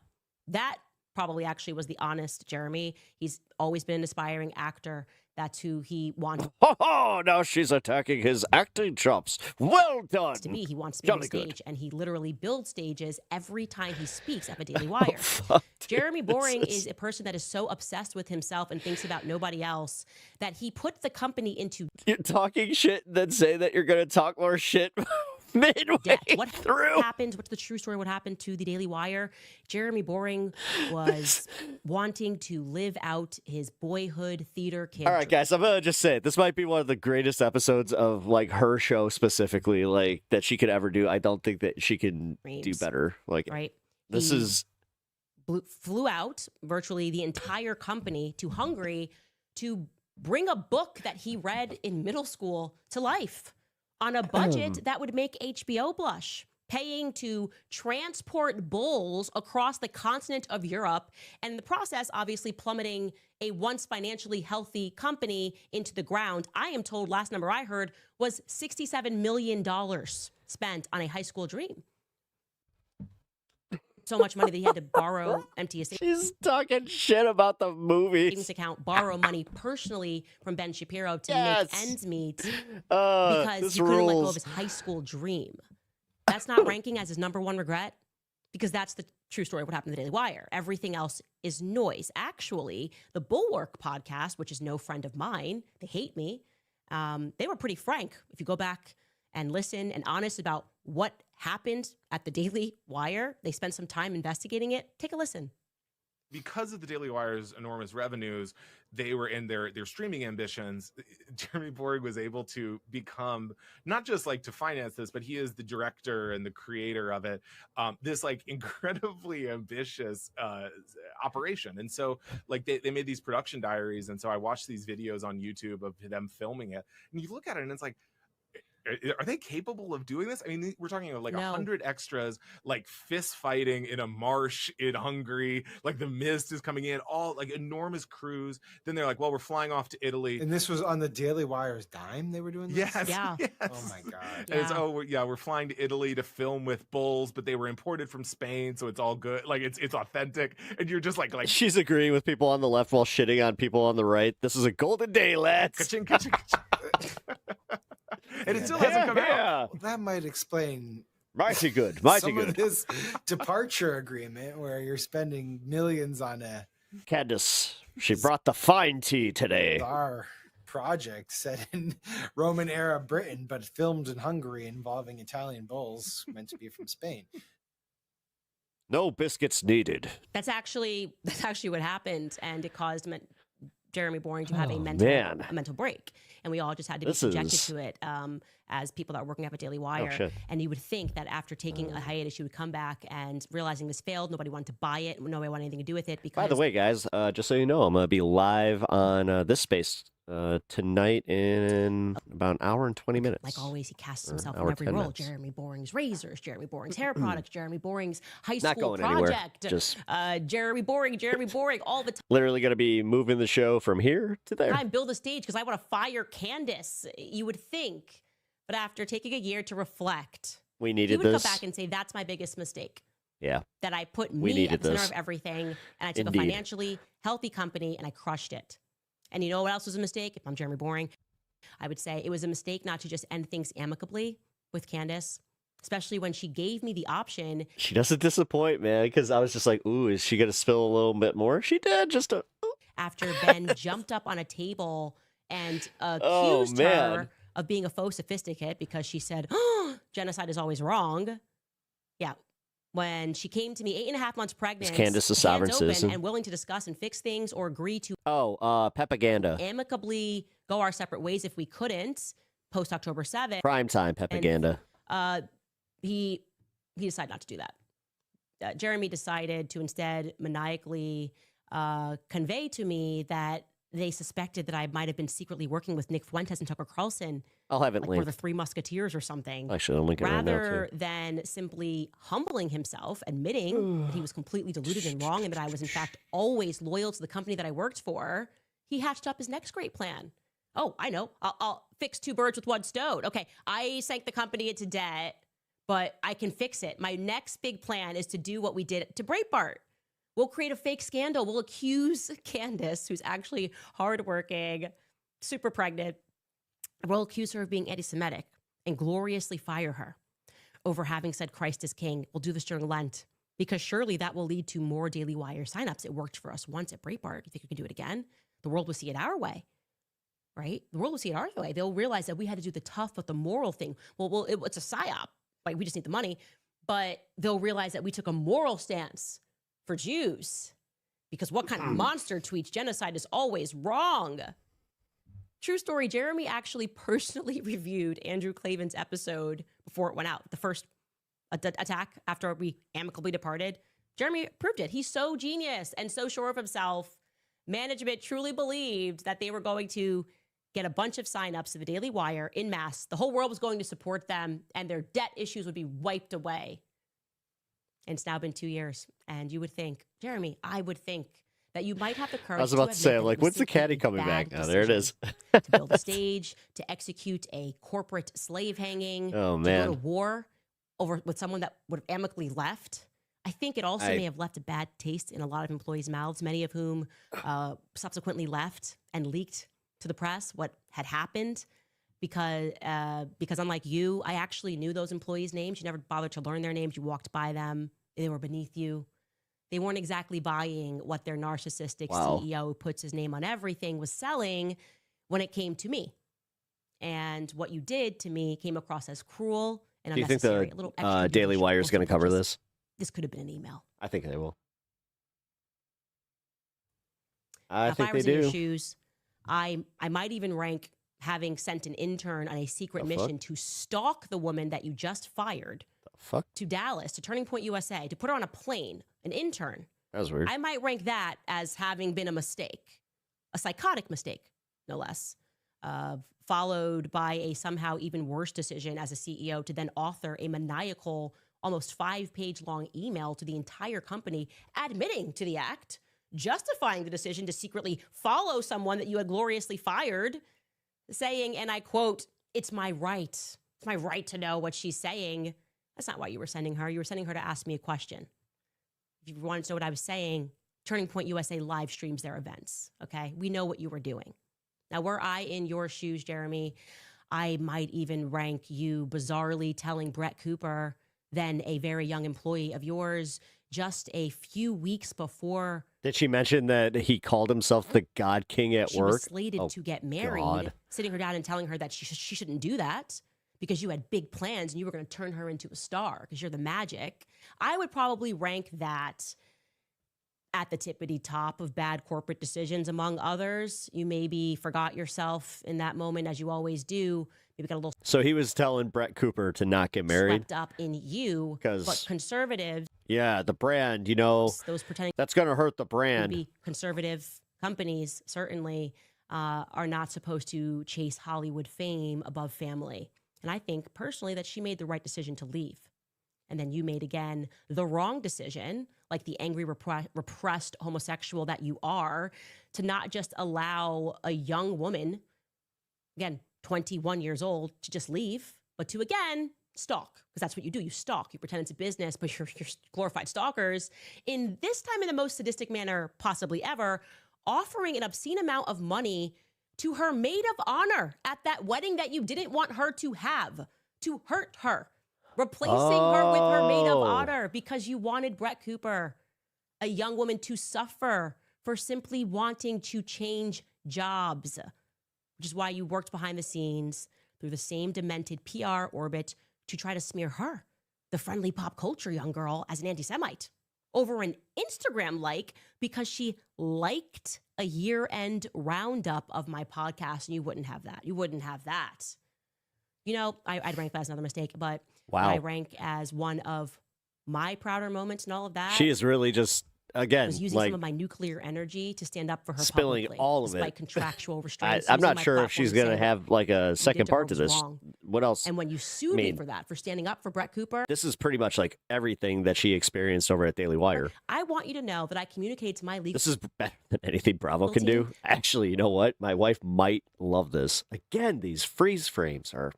But I would accept that. I would accept the penalty of hundreds of thousands of dollars, which you wanted to impart upon me, for me doing the right thing and standing up for someone who didn't deserve what you were putting her through. You did put me through it, and you were trying to put her through it. And I told my husband that I would gladly pay that money. I said, if the judge came back in your favor, I wouldn't lie. I would admit that I consciously stood up for somebody who didn't deserve to be smeared. I'm proud of that. In fact, I would have hung it up on a wall and showed my kids that money isn't everything. Doing the right thing is. So maybe all of that could rank somewhere as your Every once in a while, she'll say something that's like agreeable. ranking It's like, worst decisions that you've ever made. No, probably I'll not, give you that right? one. Probably not, because you are just a malignant narcissist. You admitted to me that you had a mental break in Hungary. They didn't sleep for days, and you never really, Jeremy, have admitted to yourself that you haven't come back from it. You really have not come back from it. You are not okay. Your plan here to redeem yourself was to try to destroy my life. You blame me for what you did. In the process, honestly, the only thing that you've been successful at is ruining your own life. So what I think that you're actually suited for, Jeremy, He is to return objectively back to kind of did. Texas, where you grew up, that key you wear around your neck, that bent key that you wear as a necklace every day. She's someone's mom. Those of you who Oh don't know, my fucking that God. key, which the company is named after, Bent Key Ventures, is a key that he's kept around his neck for 28 years from his hometown, and it unlocks a Playhouse theater where he once performed on stage. I think that's where he should return. He's best suited to go back to Texas, to quit playing pretend in the real world. Wow. And to resume his Playhouse. I didn't know that. I was wondering what the bent key was. How's that? I assumed it was like his first place that they opened for the Daily Wire, but All right, you guys, very quickly. okay. Holy fuck. All right, let's see. Does she continue this shit? I can't see her moving on to another I forgot that she has a book called Make Him a Sandwich. You just can't make this shit up. We're living in just this is such a fucking weird timeline. Okay. And everything I'm learning from the employees right now, like, she was very much involved in a lot of the PR stuff. I assumed everyone was just doing things and she was gathering herself when she was like at home in the fetal condition. Nope, she was in the office every day. And she was making informed decisions alongside Stacey Sheridan and this Marina Minas, who I need to take time to look into, who apparently, by the way, ironically, watches my show every day in the office. Turning Point USA watches this show live in the office and then fired someone Okay, for so now she's back to Turning Point. screenshotting. Okay, the I was show about to in say, the it sounds office. like I she was don't talking about even- Erika again. I don't comprehend that. I'm going to be honest with you. AI wishes it could come up with the shit. Okay, let's get into some of your comments from today's episode. I'm telling you, Bear Dog, I have said this. The Cubs were not supposed to win the World Series. Kiki writes, Candace, The world went to shit after what that. do you mean Erika said she was Yeah, watching your show No, for real. I'm glad you agree. in the beginning and learning? Her husband was just I murdered said that and she was right, waiting to like, tune into right your when next Trump episode. won. I was like, I don't think the Cubs were supposed to win. So she did not call and ask you for every detail. Be for real, Erika. She thinks we are dumb. Again, yes, in retrospect, I realize and have since learned that she did tell me a lot of fibs during our sit down. And the biggest one for me is just the consistent throwing Andrew Colvett under the bus, and then me learning that Andrew told the truth There we from go. other people. I was getting played. And I will own the fact that I was not in a position emotionally to contend with her acting in that manner at all. Obviously, I knew Charlie personally, so I was not, look, this story was not objective for me. This has been a subjective story. I was genuinely in grief, and my sister was correct when she said you have suffered a trauma. I couldn't eat. I couldn't sleep. When I went to Wyoming, I was starting to go through the phase of Yeah, because you were in love with him. I don't think his wife was. bargaining and hoping that Charlie really was alive, like trying to find the pocket of the internet that would tell me that he was actually secretly alive. And I realized that's not a good place to be in, and I need to take a break and to deal and get to the stage of acceptance. And I don't regret that it took me a while to even look at what other people were saying. I think I needed to believe that these were his real friends and that everything in his life was, I don't know what I needed to believe. I was going through my own process. I wasn't ready, and I am ready now because I don't like when people lie to my face, and I don't like when people use a lot of money and PR agents, and I just feel foolish, to be honest with you. And then send me a cease and desist is MAGA love. I mean, crazy. I've been saying that since day one. Yeah. Like, you don't have a right to investigate what happened to Charlie. You don't have a right to ask questions about his murder because our contract covers everybody and their mamas. Goodbye. Again, unconscionable. Something I could not have known when I signed that agreement to tour with Charlie Kirk is that he was going to be publicly assassinated, and the people at the organization that he built, okay, many nights of no sleep, were going to be colluding. Yes, she said that Charlie Kirk is a time traveler and he went to a gifted kids school because street lights would go out when he would walk with her. So he might have been like an X-Man. To obscure things from the public. That's a pretty strong thing that I could not have known. There's too much. It's a lot. It's a lot. It's fake. It's gay. It's over. We left it in 2025. Okay. The lawsuit stuff to basically say I'm allowed to be immoral because you signed a contract and didn't perceive how I could be immoral is just done. You're welcome. It's over. It's done. And the people that do this should just be called out at all times. Honor no contracts where people are trying to make it so that they can treat you immorally. Honor no contracts. There's no way a contract can be written that says I'm allowed to be a jerk, an asshole. I'm allowed to lie, and I'm allowed to abuse you because you signed a dotted line. Why do I catch it? I got this feeling that when someone works with Candace, they have to sign a contract. Blow them up. I'm going out on a limb. I'm sorry.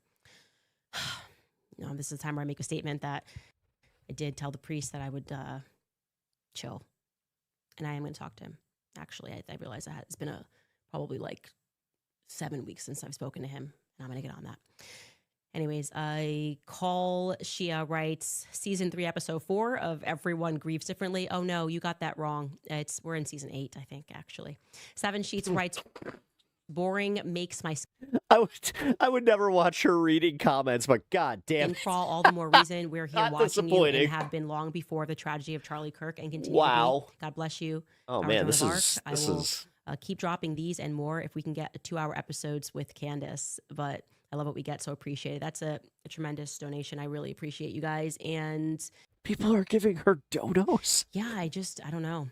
Maybe what something did break inside of me with this whole Charlie Kirk thing, but it is the audacity of all of it. He's married to a bill. Oh my god. Oh my god. Oh my god. This is literally America right here. Married to a billionaire, 100 times millionaire. Yeah, here, take my hard-earned money. Bad people. Jesus. That's what I want you to know. They're such bad people. I have not even told you 10% of what Jeremy.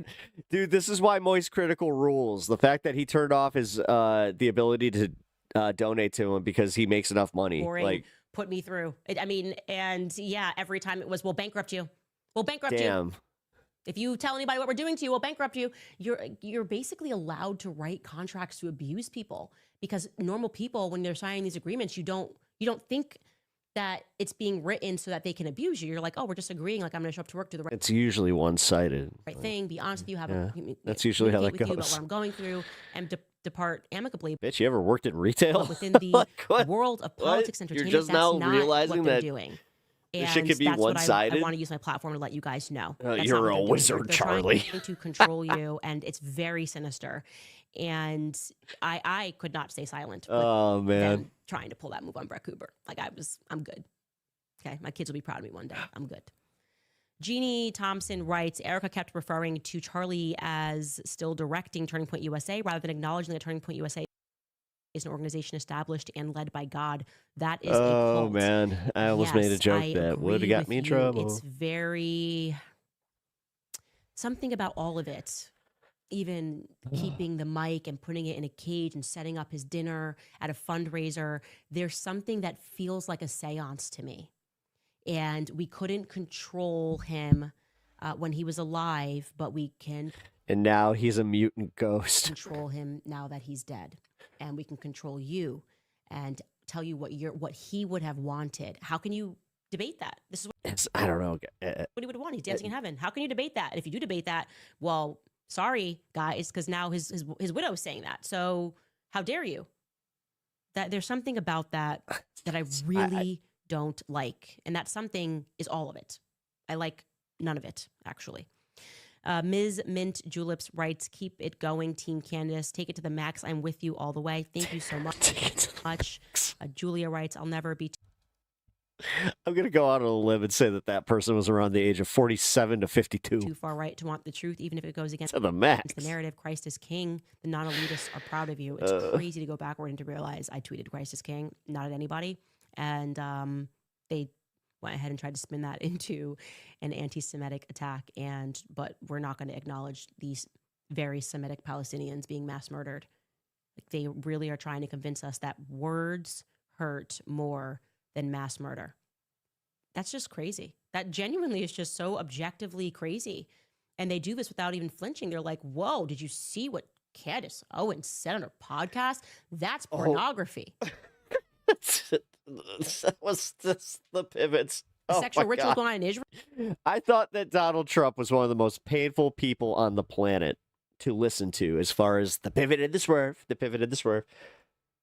Real, the people that are standing up in Knesset I present you Candace talking about how Owens. they're being raped and the politicians are all in on it. Israel blackmailing people, using sexual blackmail. The mass murder of the children, that is not pornography. No, not pornography at all. Israel, once upon a time, what was it, in 2002, taking over the television sets in Gaza and blaring out pornography to use it as a spiritual weapon against them. That's... What the fuck is she talking about? That's God. What? That's what God mandated. That's what he wanted. Crazy.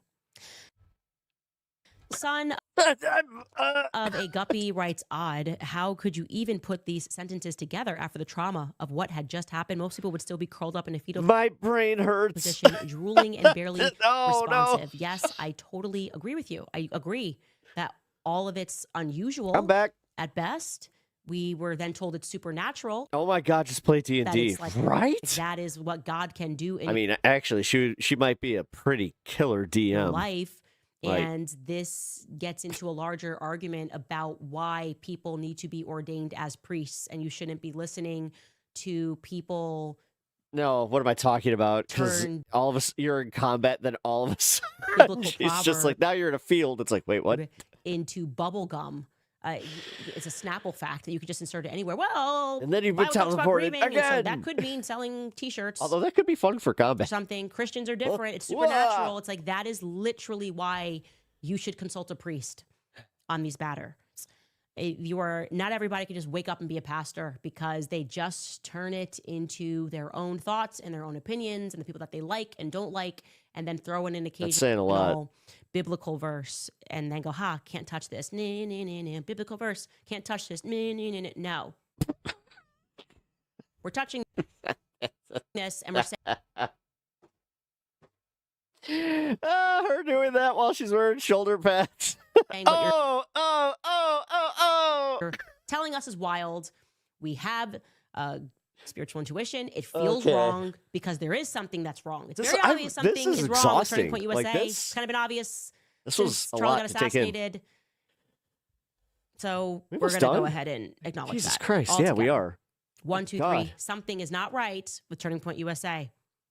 Okay, I'm glad we did that. It feels like the first step of many. Anyways, tomorrow, speaking of Palestinian I don't know. Tomorrow, if you're not covering more of this, wow. All right. Anybody else need like a palate cleanser? Because this was a treat. Yeah. Jesus Christ. That was a lot. That was a lot. Okay. Well, what else is on? My brain is just, oh my God, it's fucking pudding. That was so much. Norton. Edward Norton. Okay. Here we go. Status quo's live. Let's go check. Beautiful. Who was Amanda Gorman? Oh, right. Okay. Would you... All right. I'm likely going to be covering some of this on the space show, so I might as well just start it now. and then I have Noor Tamimi here, who also wants to say a few words. Hello everyone, thank you all for coming together to support our nurses, to support our community. This is what's all about. Yes, thank you. Hi everyone, thank you for all being here. My name is Noor Tamimi. I am a registered nurse at Regents Hospital. I am also an immigrant that came to America from Lebanon. I have been living in fear lately, looking over my shoulders, having to walk around with my passport. Yeah, the Preddy Memorial. What brought me in here today is exactly this, our community. It encouraged me to speak up.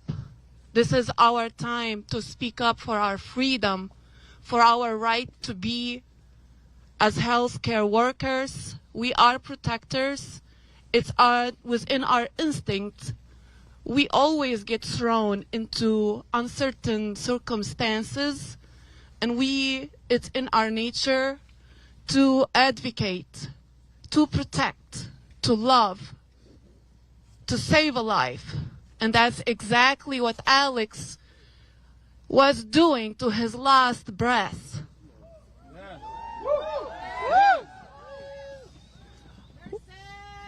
We are here grieving tonight. We are here supporting one another in a community. And as we all grieve together, we need to come together. We need to take Alex's journey and carry it in our heart. The sound? This is carry really his good. compassion within us and give from him to our patients, to our community, to our family, and to each other. This will not break us. Alex's name will never be forgotten. Alex will live among us. I take him in with me. I took him in with me to the hospital when I went to work. I drank my coffee and I remembered him. I had a piece of chocolate. I did not know Alex, but I know a lot of nurses. We all work together. We all show love. We show caring. Do no matter what comes our way. Keep doing what you're doing and carry Alex's love, Alex's journey. Go out on bike rides. Do not give up.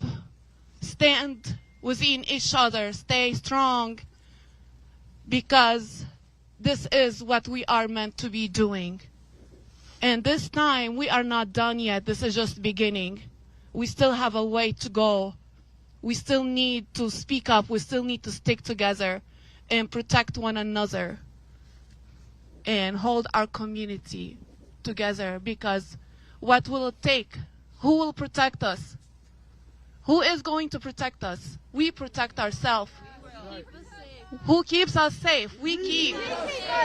Who keeps us safe? We keep us safe. Who keeps us safe? We keep us safe. Say his name. Alex Preddy. Say his name. Alex Preddy. Say his name. Alex Preddy. I like that she doesn't Alex, have to thank you for your service. That was kind of for caring for all your patients, for saving so many lives. This has brought out some of the best. Curing and caring with compassion to your very last breath.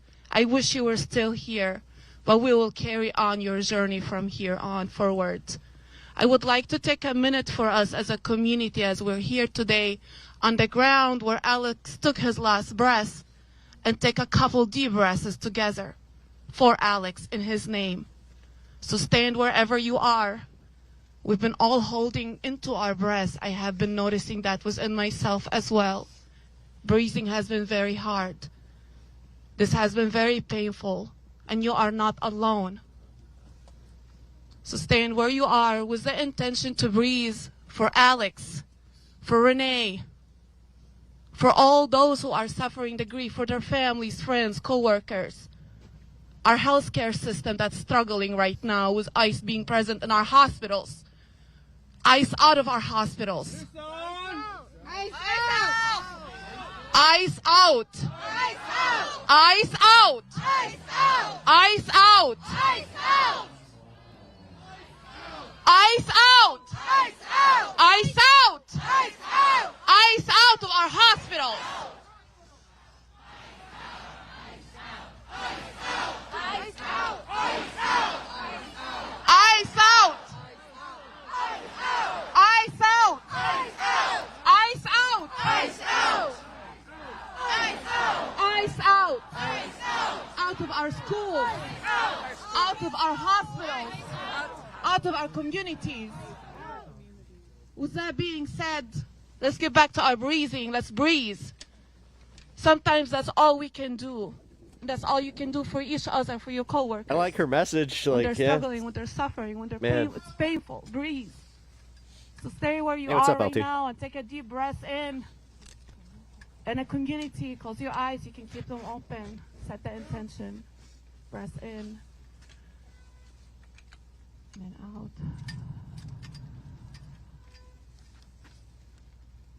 Let's do this again a couple more times. Breath in. Hold it. And breath out. Hey, I like a good breathing exercise. Breath in.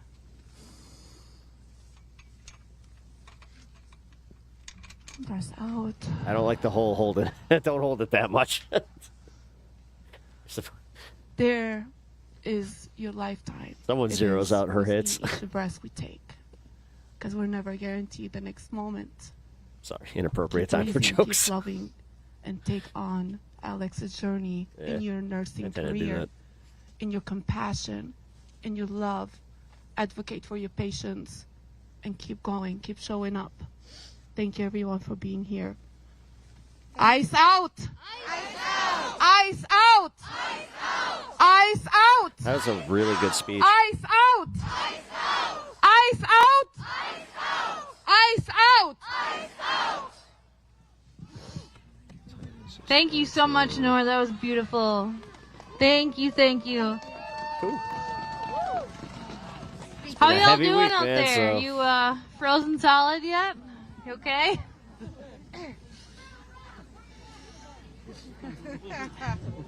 I am.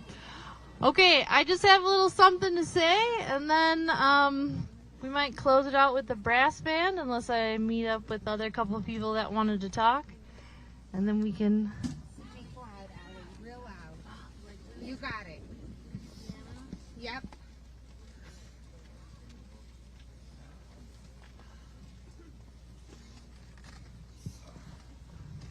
All right.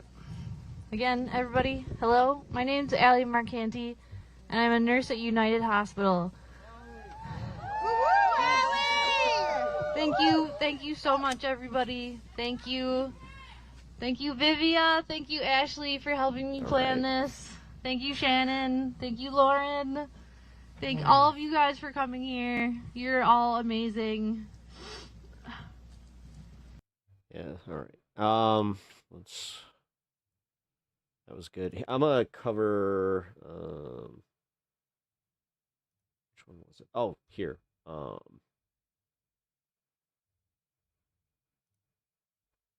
Here we go. The Donald Trump Justice Department will do a whole lot to protect freedom of religion. We are going to protect houses of worship. We're coming after you. But they'll do even more for the memes. This is a government for the content creators, by the content creators. So when a group of protesters disrupted a church service in there Minnesota with a music this whole prominent time? journalist in tow, Hold on. as usual, and the justice Ah, shit. I think there is. willfully obstructed. Oh no, it's just the beginning. Okay. I was like, what the fuck? The government couldn't perp walk Don Lemon on TV, and the Justice Department spent an Let's entire hope that's not week racing copywritten. from courtroom to courtroom, demanding to speak to the manager, but off the record, because they were so confident in their work, they didn't want anyone else to see it. So, what's under all those sealed filings? Let's see if we can post through it. Okay, let's There we go. start with exactly what happened on the morning of Sunday, January 18th. We have a pretty good idea of what went down because Don Lemon, an independent journalist familiar to most Americans from his years at CNN, live streamed the whole thing. The video begins in a snowy parking lot of a dollar store where protesters have gathered to plan what they call Operation Pull-Up. They are ready. Yeah. Lemon interviewed Nakima Levy Armstrong, a prominent civil rights activist, lawyer, and former head of the Minnesota chapter of the NAACP. You know, we shit. protest and do That's the third time that I hit 21. activism in all kinds of ways. This is Operation Pull Up, more of a clandestine operation. We show up somewhere that is a key location.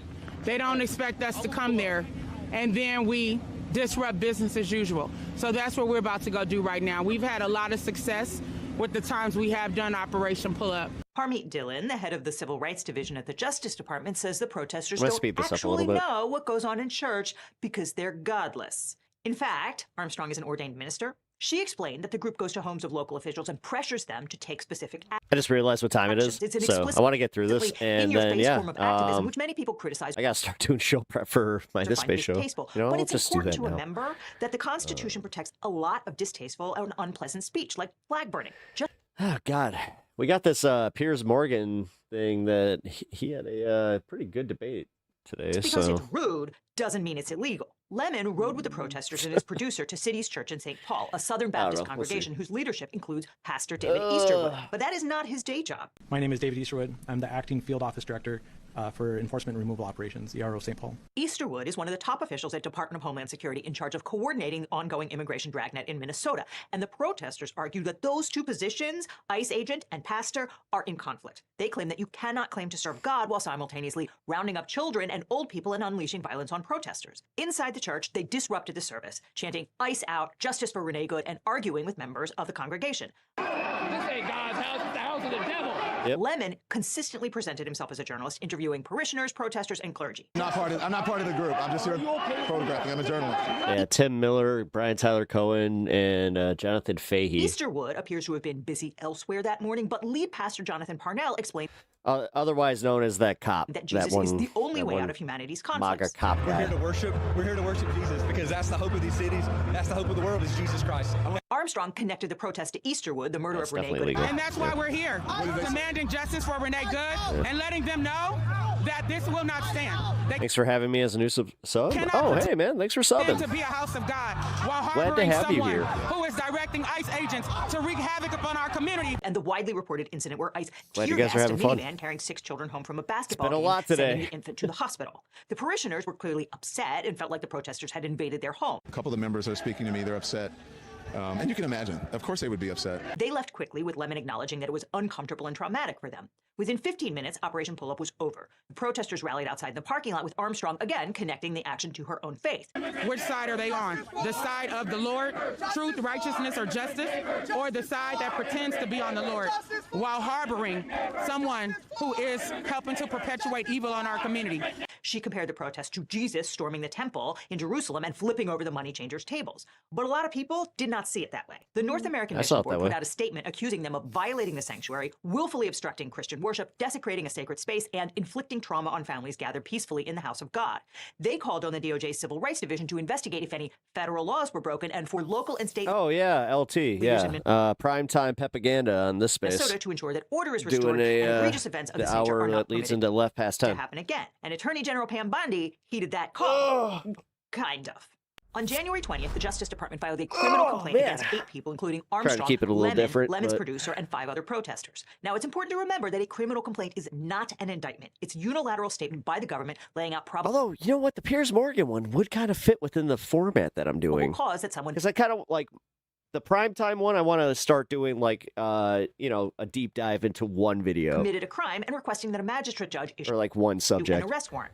A complaint starts Kind of like I do on my Tuesday show, except that's, usually news a based. 30-day clock for the Justice Department to get in front of a grand jury and convince them to vote for an indictment. Until 2025, the Justice Department really only used criminal complaints for dangerous people who needed to be taken off the streets right away.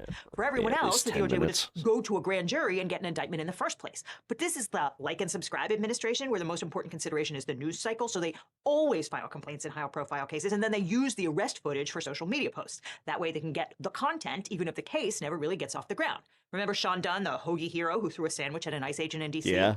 DOJ filed a complaint against him for felony Love that assault, guy. and then the Department of Homeland Security sent an entire SWAT team to arrest this dude with a camera crew in tow, of course. Strike like snakes.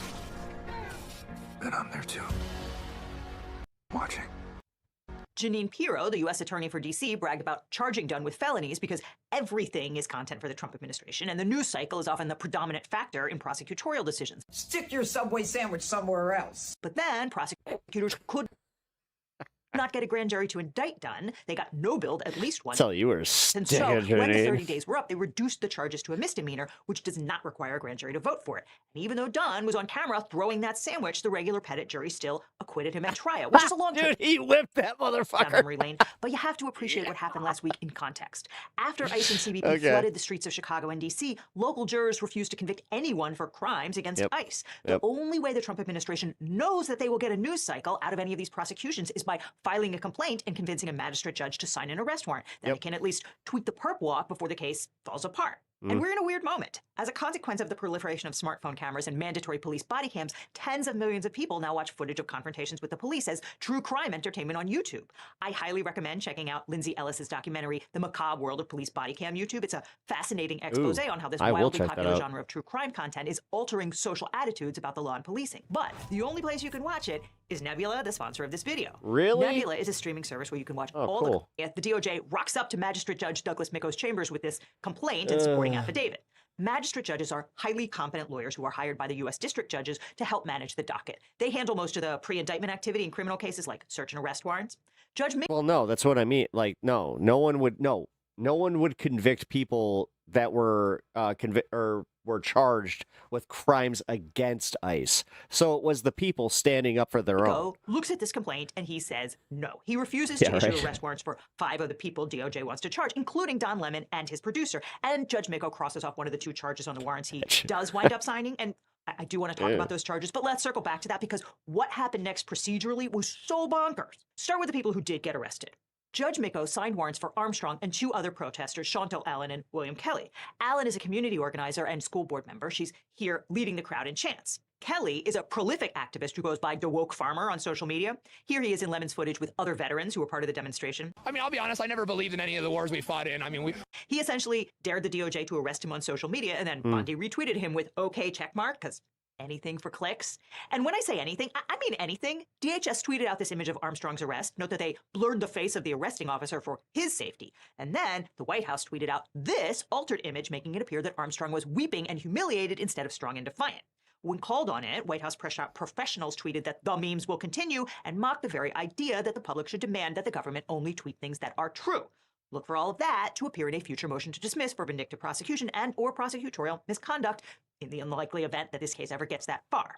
Bondi tweeted out the arrests of Armstrong, Allen, and Kelly and vowed, "We do not tolerate attacks on places of worship." But behind the scenes, things were going haywire because Judge Micko refused to hold Armstrong and Allen in custody. Thanks to the Bail Reform Act of 1984, defendants can only be detained if they're charged with crimes of violence or if they're unlikely to appear in court, neither of which applied here, so Judge Micko ordered them to be released.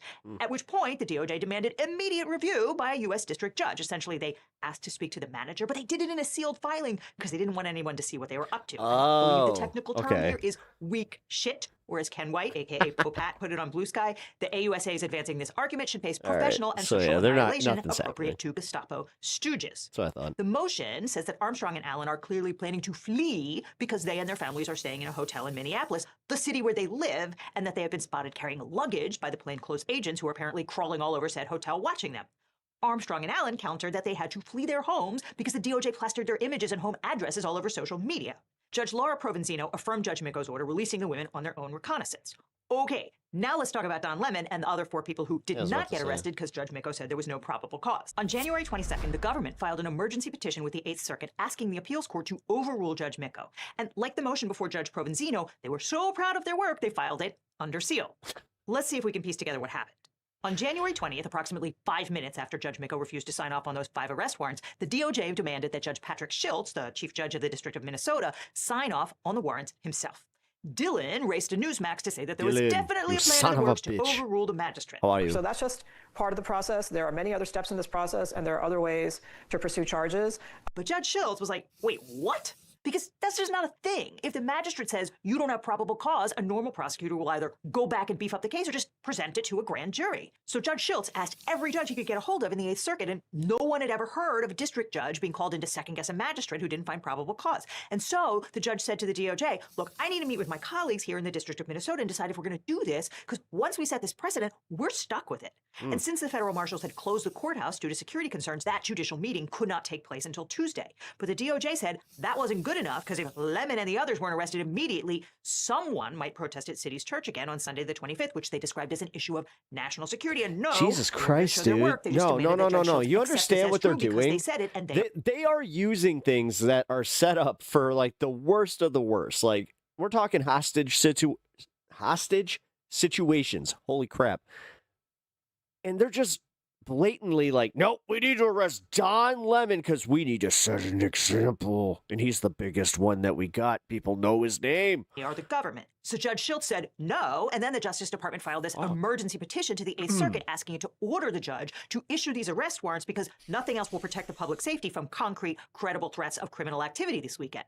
Now, the DOJ didn't tell Judge Schultz that they were planning to file this petition. He actually didn't know anything about it until he got an order from the clerk at 11:34 a.m. inviting him to respond by 2 o'clock to a document he'd never seen and wasn't allowed to look at because, say it with me now, the DOJ filed it under seal. But Judge Schultz has a pretty good idea what that's about, so he responds by saying, in essence, this is all crazy. The 5 people whom the government seeks to arrest are accused of entering a church, and the worst behavior alleged about any of them is yelling horrible things at the members of the church. None committed any acts of violence. The leaders of the group have been arrested, and their arrests have received widespread publicity. There is absolutely no emergency. The government could have sought indictments from a grand jury on Tuesday, January 20th, Wednesday, January 21st, or Thursday, January 22nd, but chose not to do so. The government can still take its case to a grand jury anytime it wishes. Instead, the government is insisting that I do something that, as best I can tell, no district judge in the history of the 8th Circuit has done, and he called the government's position frivolous. It's hard to explain just how nuts this is. The government says it's vital to perp walk Don Lemon immediately, or else somebody somewhere might It's all for the social media. Church again, but they're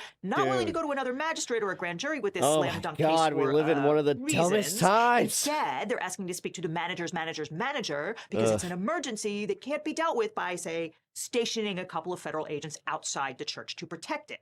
So weird that they don't want anyone to see this stuff, huh? Unsurprisingly, the 8th Circuit denied the DOJ's petition. The 3-judge panel was unanimous, although Judge Stephen Graz noted that he personally believes that the magistrate should have issued all 5 warrants. Of course, signing arrest warrants isn't his actual job. His job is to be an appeals court judge, despite the fact that the American Bar Association concluded that he was unqualified because of temperament issues, particularly bias and lack of open-mindedness. Then Trump, the meme maker in chief, posted that the 8th Circuit found evidence to charge Lemon, despite the fact that Judge Graz did not speak for the majority of the panel. In any event, the repeat protest at Sadie's church never materialized. Instead, ICE agents murdered ICU agent Alex Preddy in the street. Okay, now, at long last, let's talk about the charges. Because the complaint says that all 8 defendants conspired to injure, oppress, threaten, and intimidate the free exercise of religion at a place of religious worship under 18 U.S. Code Sections 241 and 248A2.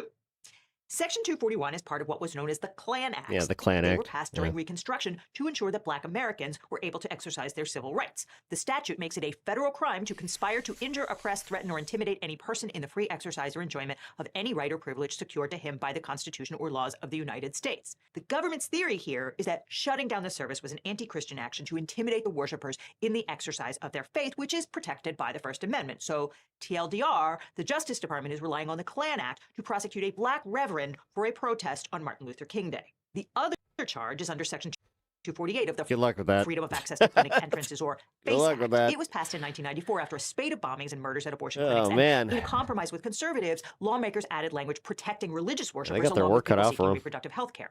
Trump supporters do not like this law and have been trying to get it repealed for decades. In fact, one of the first things Trump did when he got Yeah, sworn they in all the left second in the middle time of the service. was to Yeah. pardon 24 anti-abortion activists, 21 of whom had been convicted under the FACE Act. But now the DOJ wants to use this law to prosecute anti-ICE protesters for shouting in church. That is the second count, the one that Magistrate Miko crossed out because he said there was no probable cause to support it. And I don't know exactly what his reasoning was, but I would guess that it's because the statute requires the use of force, threat of force, or physical obstruction, and there's no evidence in the record to support that. Charlie Stein, hey. Yelling justice for Renee Good and shaming congregants because their pastor worked How are you?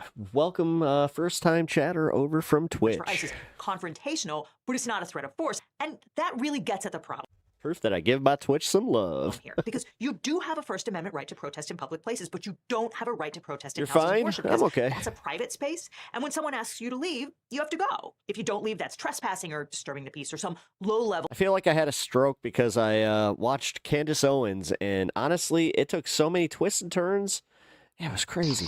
Or misdemeanor. Oh, is this about ICE? It's a hot topic. State Yeah. crime, and there's a long tradition of activists doing For just the that, follow. protesting Appreciate in that. private spaces and getting arrested and paying the fine or whatever. In 1989, protesters chained themselves to pews in St. Patrick's Cathedral in New York to protest the Catholic Church's stance on abortion, homosexuality, and AIDS. That protest was co-sponsored by the AIDS Coalition. It was hard to follow. It was a lot. Power, better known as ACT UP. At that time, AIDS was associated My brain with gay men, and a lot of religious leaders considered it to be a punishment from God. So ACT Because you're a left winger.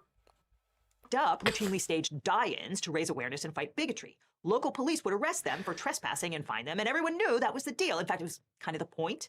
Protesters knew they'd be arrested and probably manhandled, and that would make the news and raise awareness of their issue. So I guess in a sense, they were also doing it for the memes. And if the Minnesota Police Department had treated the Operation Pull Up protesters like the ACT UP protesters and arrested them for trespassing, this wouldn't have blown up into a huge story. But trespassing isn't a federal crime, and it wouldn't have allowed Pam Bondi and Christine Noem to tweet Yeah, no, the protesters are 100% in the right. about it. So the Trump administration is trying to turn a state-level misdemeanor into a major civil rights violation with serious It's actually a miracle that the protests have been as peaceful as they are. jail time by co-opting Like, as I said, there was a few broken windows at a hotel, and like the ICE vehicles getting, essentially like fucked in up. the FACE but Act, or I mean, I guess they're pretending to. They're certainly not in a hurry Cry me a river over that shit. to road test this spiffy new theory with a grand jury. They want to go on podcasts and put out press releases, and most of all, they want to post it on social. And for that, they need a perp walk of Don Lemon. They'll never convict him, but it'll be worth it for the memes. Now, all this highlights why it's so important. All right. Oh, God, perfect timing. Okay, so what I'm going to do here. Oh, fuck. So I want the audience to carry with me. Crap. 'Cause I need a break. I need to reset before my next show and get that all going. So let's see. How can I do this? How do I want to do this?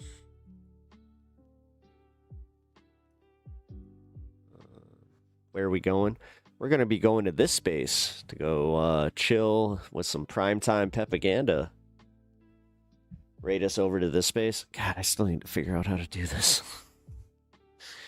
I have it turned on. I don't know where the fucking option is in my studio. Give me a second. It says it's in my settings.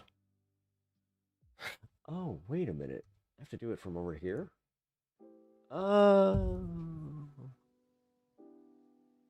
Yes, Matt made a PowerPoint. Yeah. I know. Here, let me get that. Bear with me, folks. Raid coordination. There we go. And here's the PowerPoint. This is how we do it.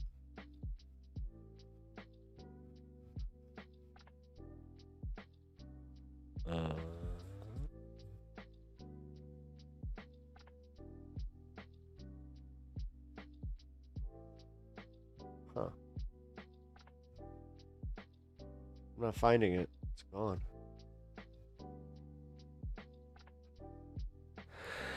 So what do I think will happen with Minnesota? I think that ICE is going to end up leaving. They're in over their skis on this one, and public perception is already turned enough to where them sending in this new guy, Tom Homan, he's going to end up leaving. Like they've already started getting rid of the ones that are the problems. 2,000 ICE agents went with Pavino. I've been theorizing that it's because those are the new guys that have been really like trigger happy, and they're the problem. Even though they have proven that the people that have shot these protesters are actually like long-time ICE officers. So finish this risotto and pork loin. Oh, damn. Good night, Mitch. And Vito needs to be in jail. Yes, he does. He very much does. Okay, hold on. You know what? I'll just do it this way.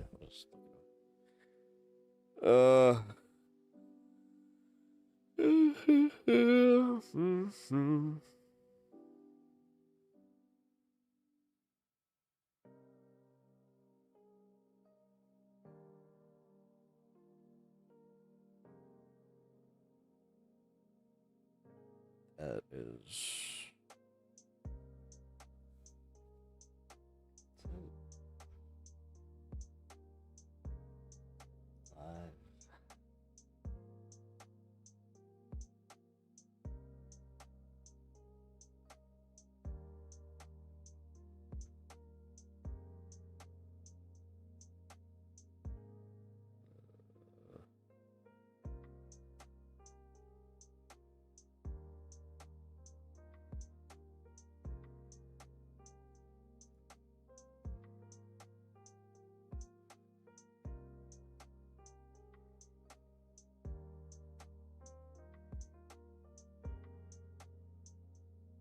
fuck?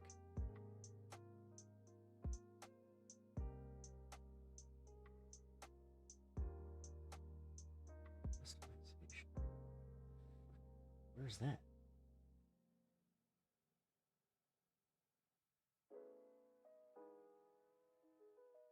All right, hold on, guys. I'm trying here, but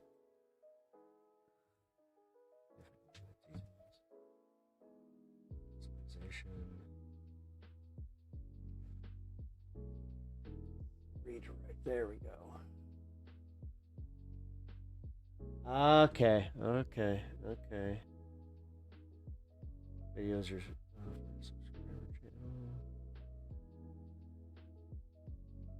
Wait, so that'd be Candace.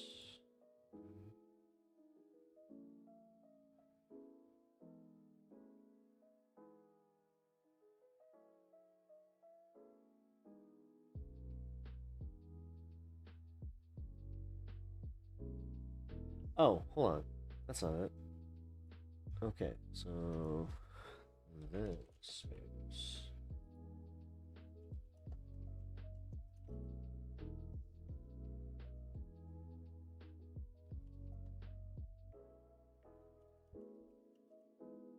There we go. Figured it out. All right, cool. Thank you for bearing with me through that. Alrighty, so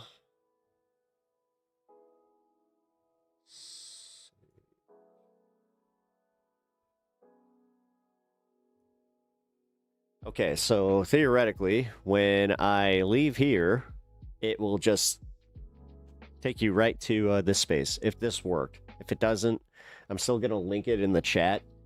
What do you think will happen if ICE doesn't leave? Listen, I'm not trying to doom her, because I know that people want to, like, they're already going to this is going to lead to the riots, which will then lead to the Insurrection Act. I don't know. I have been saying that it's obvious that Trump wants the Insurrection Act. I'm not sure if he actually does. I think that Stephen Miller wants the Insurrection Act, and Trump is kind of like, I don't know about that, because he understands that, like, no matter what, if he does that, then he has to deal with the consequences the day after and for the rest of the fucking time that he's president. So I don't think he wants to rule over that kind of, dissension, or I don't even know. Fuck. Okay. Yeah, I'm kind of cooked. All right. So I need to get like a cup of coffee or something before I start my stream on this space. It's now weekend at Trump's now that he's a puppet. I mean, dude, seriously, it's everything that they were accusing Biden of doing. It's insane how all that projection turned into that. For making the switch to this space, please hit the like, share, and subscribe. Become a member of Pep Talks. Yes. Please, let's see, where are we at tonight? Man. Damn. Okay. We're making our way. Thank you for everybody for subbing tonight. I appreciate that. And also, I appreciate you guys hanging out tonight. I always appreciate you guys hanging out. I already did that. Maybe I'll do this $1 thing. Shit themselves. No, let's not do that. Give me 1 second.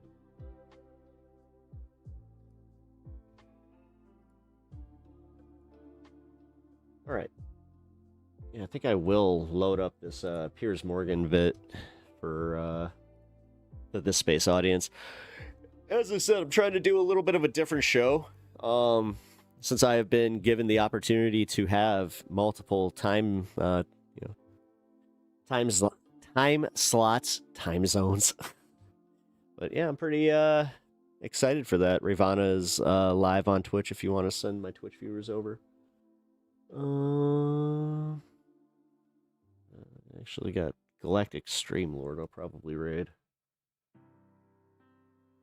Yeah, I'll probably do him.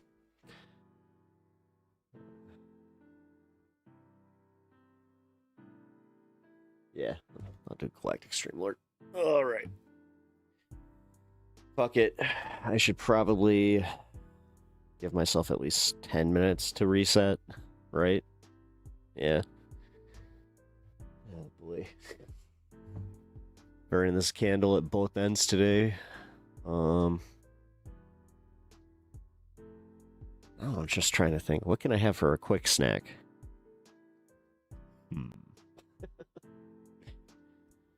Oh, crap. You know what? I could probably just do a protein shake. Yeah, that'll do it. See a pep recharge. Yeah, I know, but 10 minutes should be enough. Wait, to which space are we going? This space. You're going to this space. Let me get the live link for it. There we go.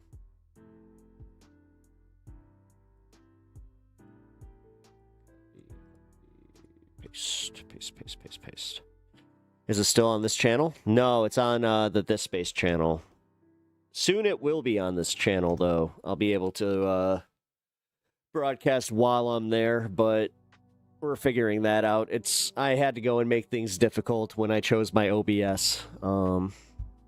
So, you know, I had to just be a pain in the ass. Which, had I known that they were going to use StreamYards, I would have probably done that. But, whatever. Gotta hydrate, get some snackies, and a quick potty break before the next show. Yeah, I do. So, here, let me load up the outro. I appreciate you guys hanging out today. Let's see what the final tally is. I know that you guys aren't always necessarily interested in this, but, oh, damn.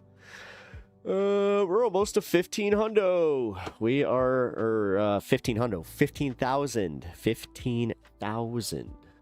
We're at 14 hundo, 856.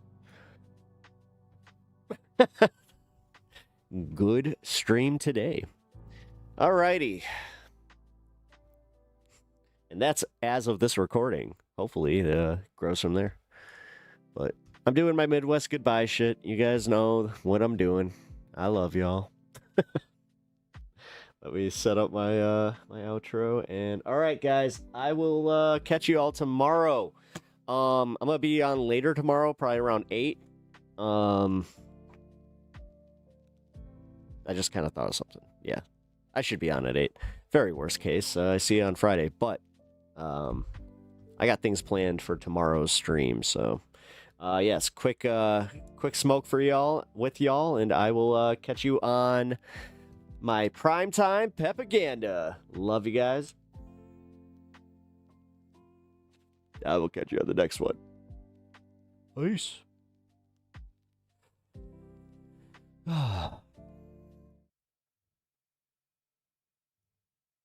Who the heck is Pep Talks? I'm not gay, but I fantasize about Marco Rubio. Pep Talks. Pep Talks. Pep Talks. Let's eradicate the Kung Flu. I'm literally coming. Pep Talks. Pep Talks. Who the heck is Pep Talk? They want our women.